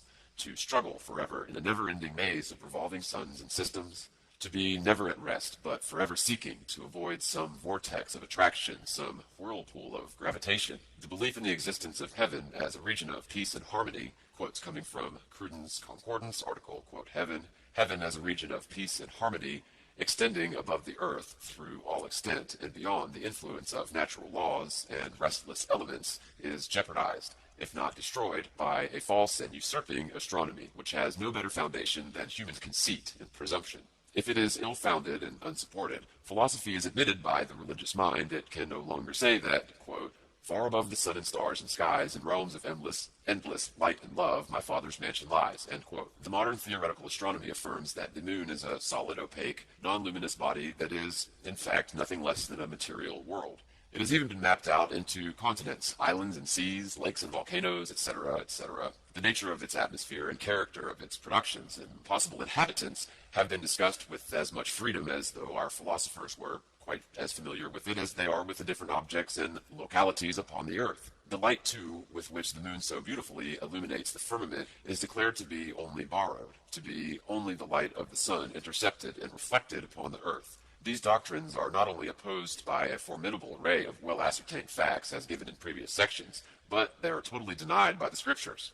The sun and moon and stars are never referred to as worlds, but simply as lights, to rule alternately in the firmament. In Genesis 1:14-16, and God said, let there be lights in the firmament of the heaven, to divide the day from the night. And God made two great lights, the greater light to rule the day, and the lesser light to rule the night. In Psalm 136:7-9, oh, give thanks to him that made the great lights, the sun to rule the day, the moon and stars to rule by night. Jeremiah, Ezekiel, Psalms, Isaiah, Matthew, Isaiah, gives lots of passages. Similarly, in the very first of the passages above quoted, the doctrine is enunciated that various distinct and independent lights were created, but that two great lights were specially called into existence for the purpose of ruling the day and the night. The sun and the moon are declared to be these great and alternately ruling lights. Nothing is here said, nor is it in any other part of Scripture said, that the sun is a great light and that the moon shines only by reflection. The sun is called the greater light to rule the day, and the moon the lesser light to rule the night. Although of these two great lights one is less than the other, each is declared to shine with its own light. Hence, in Deuteronomy 33, verse 14, it is affirmed that certain fruits are especially brought forth by the influence of the sun's light, and that certain other productions are put forth by the moon. That the light of the sun is influential in encouraging the growth of certain natural products, and that the light of the moon has a distinct influence in promoting the increase of certain other natural substances. It is a matter well known to those who are familiar with the horticultural and agricultural phenomena, and it is abundantly proved by chemical evidence that the two lights are distinct in character and in action upon various elements. This distinction is beautifully preserved throughout the sacred scriptures. In no single instance are the two lights confounded. On the contrary, in the New Testament, St. Paul affirms with authority that there is one glory of the sun, and another glory of the moon, and another glory of the stars. The same fact of the difference in the two lights and their independence of each other is maintained in the scriptures to the last. Quote, "The sun became black as sackcloth of hair, and the moon became as blood." End quote. If the moon is only a reflector, the moment the sun becomes black, her surface, being the moon, will also be blackened and not remain as blood, while the sun is dark and black as a sackcloth of hair. Again, the modern system of astronomy teaches that this earth cannot possibly receive light from the stars because of their supposed great distance from it, that the fixed stars are only burning spheres or suns to their own systems of planets and satellites, and that their light terminates or no longer produces an active luminosity at the distance of nearly 2,000 millions of miles. Here again the scriptures affirm the contrary doctrine. Genesis 16 and 17, he made the stars also, and God set them into the firmament to give light upon the earth. Isaiah 13, verse 10, for stars of heaven and the constellation thereof shall not give their light. Ezekiel 32, verse 7, I will cover the heaven and make the stars thereof dark. Joel 2, verse 10, the sun and moon shall be dark, and the stars shall withdraw their shining. Psalm 148, verse 3, praise him, sun and moon, promise him all ye stars of light. Jeremiah 31, 35, thus saith the Lord, which giveth the sun for a light by day, and the ordinances of the moon and stars for a light by night. Daniel 12, verse 3, they that turn many to righteousness shall shine as the stars forever and ever. These quotations place it beyond doubt that the stars were made expressly to shine in the firmament and to give light upon the earth. In addition to this language of Scripture, we have the evidence in our own eyes that the stars give abundant light. What beautiful starlight is a common expression, and we all remember the difference between a dark and starless night and the one where the firmament is as if it were studded with brilliant luminaries. Travelers inform us that in many parts of the world where the sky is clear and free from clouds and vapors for weeks together, the stars appear both larger and brighter than they do in England, and that their light is sufficiently intense to enable them to read and write, to travel with safety through the most dangerous places. If it be true that the stars and the planets are not simply lights, as the scriptures affirm them to be, but magnificent worlds, for the most part much larger than this earth, then it is a very proper question to ask, are they inhabited? If the answer to be in the affirmative, it is equally proper to inquire, have the first parents in each world been tempted? If so, have they fallen? If so, have they required redemption? And have they been redeemed?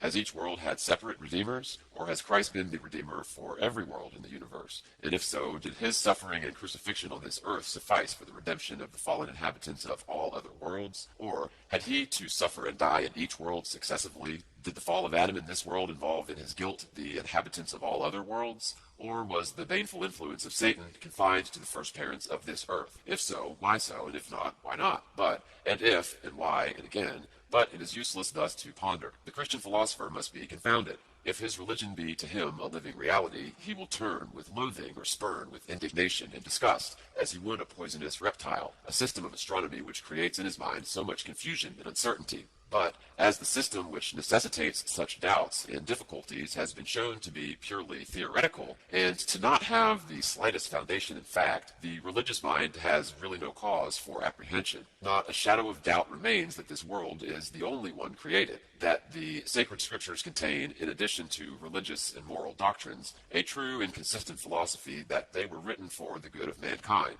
at the direct instigation of God himself, and that all their teachings and promises are truthful, consistent, and reliable. Whoever holds the contrary conclusion is the victim of an arrogant, false astronomy, of an equally false and presumptuous geology, or a suicidal method of reasoning.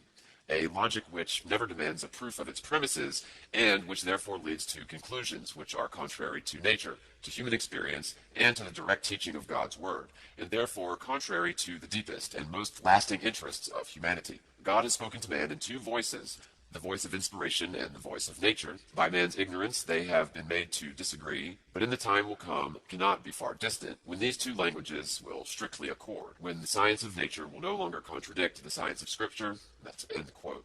Cui bono, quote, of all terrors to the generous soul, that cui bono is the one to be the most zealously avoided, whether it be proposed to find the magnetic point, or a passage impossible to be utilized if discovered, or a race of men of no good to any human institution extent, and of no good to themselves, or to seek the unicorn in Madagascar, and when we had found him not to be able to make use of him, or the great central plateau of Australia, where no one could live for centuries to come, or of the great African lake, which for all the good it would do us English folk might as well be in the moon, or the source of the Nile, the triumphant discovery of which neither lower the rents nor take off the taxes anywhere. Whatever it is, the cui bono is always a weak and cowardly argument, essentially short-sighted, seeing that according to the law of the past, by which we may always safely predicate the future, so much falls into the hands of the seeker, for which he was not looking, and of which he never even knew the existence. The area of the possible is very wide still, and every insignificant and minute angle we have staked out and marked impossible. What do we know of the powers which nature has yet in reserve, of the secrets she has still untold, the wealth still concealed? Every day now sees new discoveries in the sciences we can investigate at home. What, then, may not lie waiting for the explorers abroad? Weak and short-sighted commercially, the cui bono is worse than both, morally. When we remember the powerful manhood, the patience, the unselfishness, the courage, and devotion, and nobleness of aim, which must accompany a perilous enterprise, and which form so great an example, and so heart-stirring to the young and to the wavering, it is no return to barbaric indifference to life to say, better indeed a few deaths, for even a commercially useless enterprise, better a few hearths made desolate, and a few wives and mothers left to bear their stately sorrow, to the end of time, that the future may rejoice and be strong. Better 1,000 failures in 1,000 useless undertakings than the loss of national manhood or the weakening of national fiber. Quixotism is a folly when the energy which might have achieved conquests over misery and wrong, if rightfully applied, is wasted in fighting windmills. But to forego any great enterprise for fear of the dangers attending, or to check a grand endeavor by the cui bono of ignorance and moral skepticism, is worse than folly. It is the baseness and the cowardice. End quote. The above quotation is an excellent general answer to all those who may, in reference to the subject of this work, or to anything which is not of immediate worldly interest, obtrude the cui bono. But as a special reply it may be claimed for the subject of these pages. First, it is more edifying, more satisfactory, and in every sense far better that we should know the true and detect the false. Thereby the mind becomes fixed, established upon an eternal foundation, and no longer subject to those waverings and changes, those oscillations and fluctuations which are ever the result of falsehood. To know the truth and embody it in our lives and purposes, our progress must be safe and rapid, and almost unlimited in extent. None can say to what it may lead or where it may culminate. Who shall dare to set bounds at the capabilities of the mind, or to fix a limit to human progress? Whatever may be the destiny of the human race, truth alone will help and secure its realization. Second, having detected the fundamental falsehoods of modern astronomy and discovered that the earth is a plane and motionless, and the only material world in existence, we are able to demonstrate the actual character of the universe. In doing this, we are enabled to prove that all these so-called arguments with which so many scientific but irreligious men have assailed the Scriptures are absolutely false, have no foundation except for their own astronomical and geological theories, which, being demonstrably fallacious, they fall to the ground as valueless. They can no longer be wielded as weapons against religion.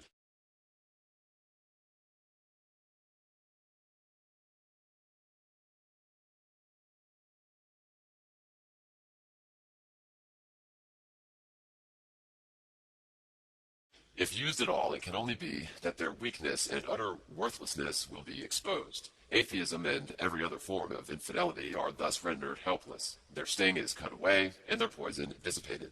The irreligious philosopher can no longer obtrude his theories as things proved, wherewith to test the teachings of Scripture. He must now himself be tested. he must be forced to demonstrate his premises, a thing which he has never yet attempted. And if he fails in this respect, his impious vanity, self-conceit, and utter disregard of justice will become so clearly apparent that his presence in the ranks of science will no longer be tolerated. All theory must be put aside, and the questions at issue must be decided by independent and practical evidence. This has been done. The process, the modus operandi, and the conclusions derived therefrom have been given in the early sections of this work.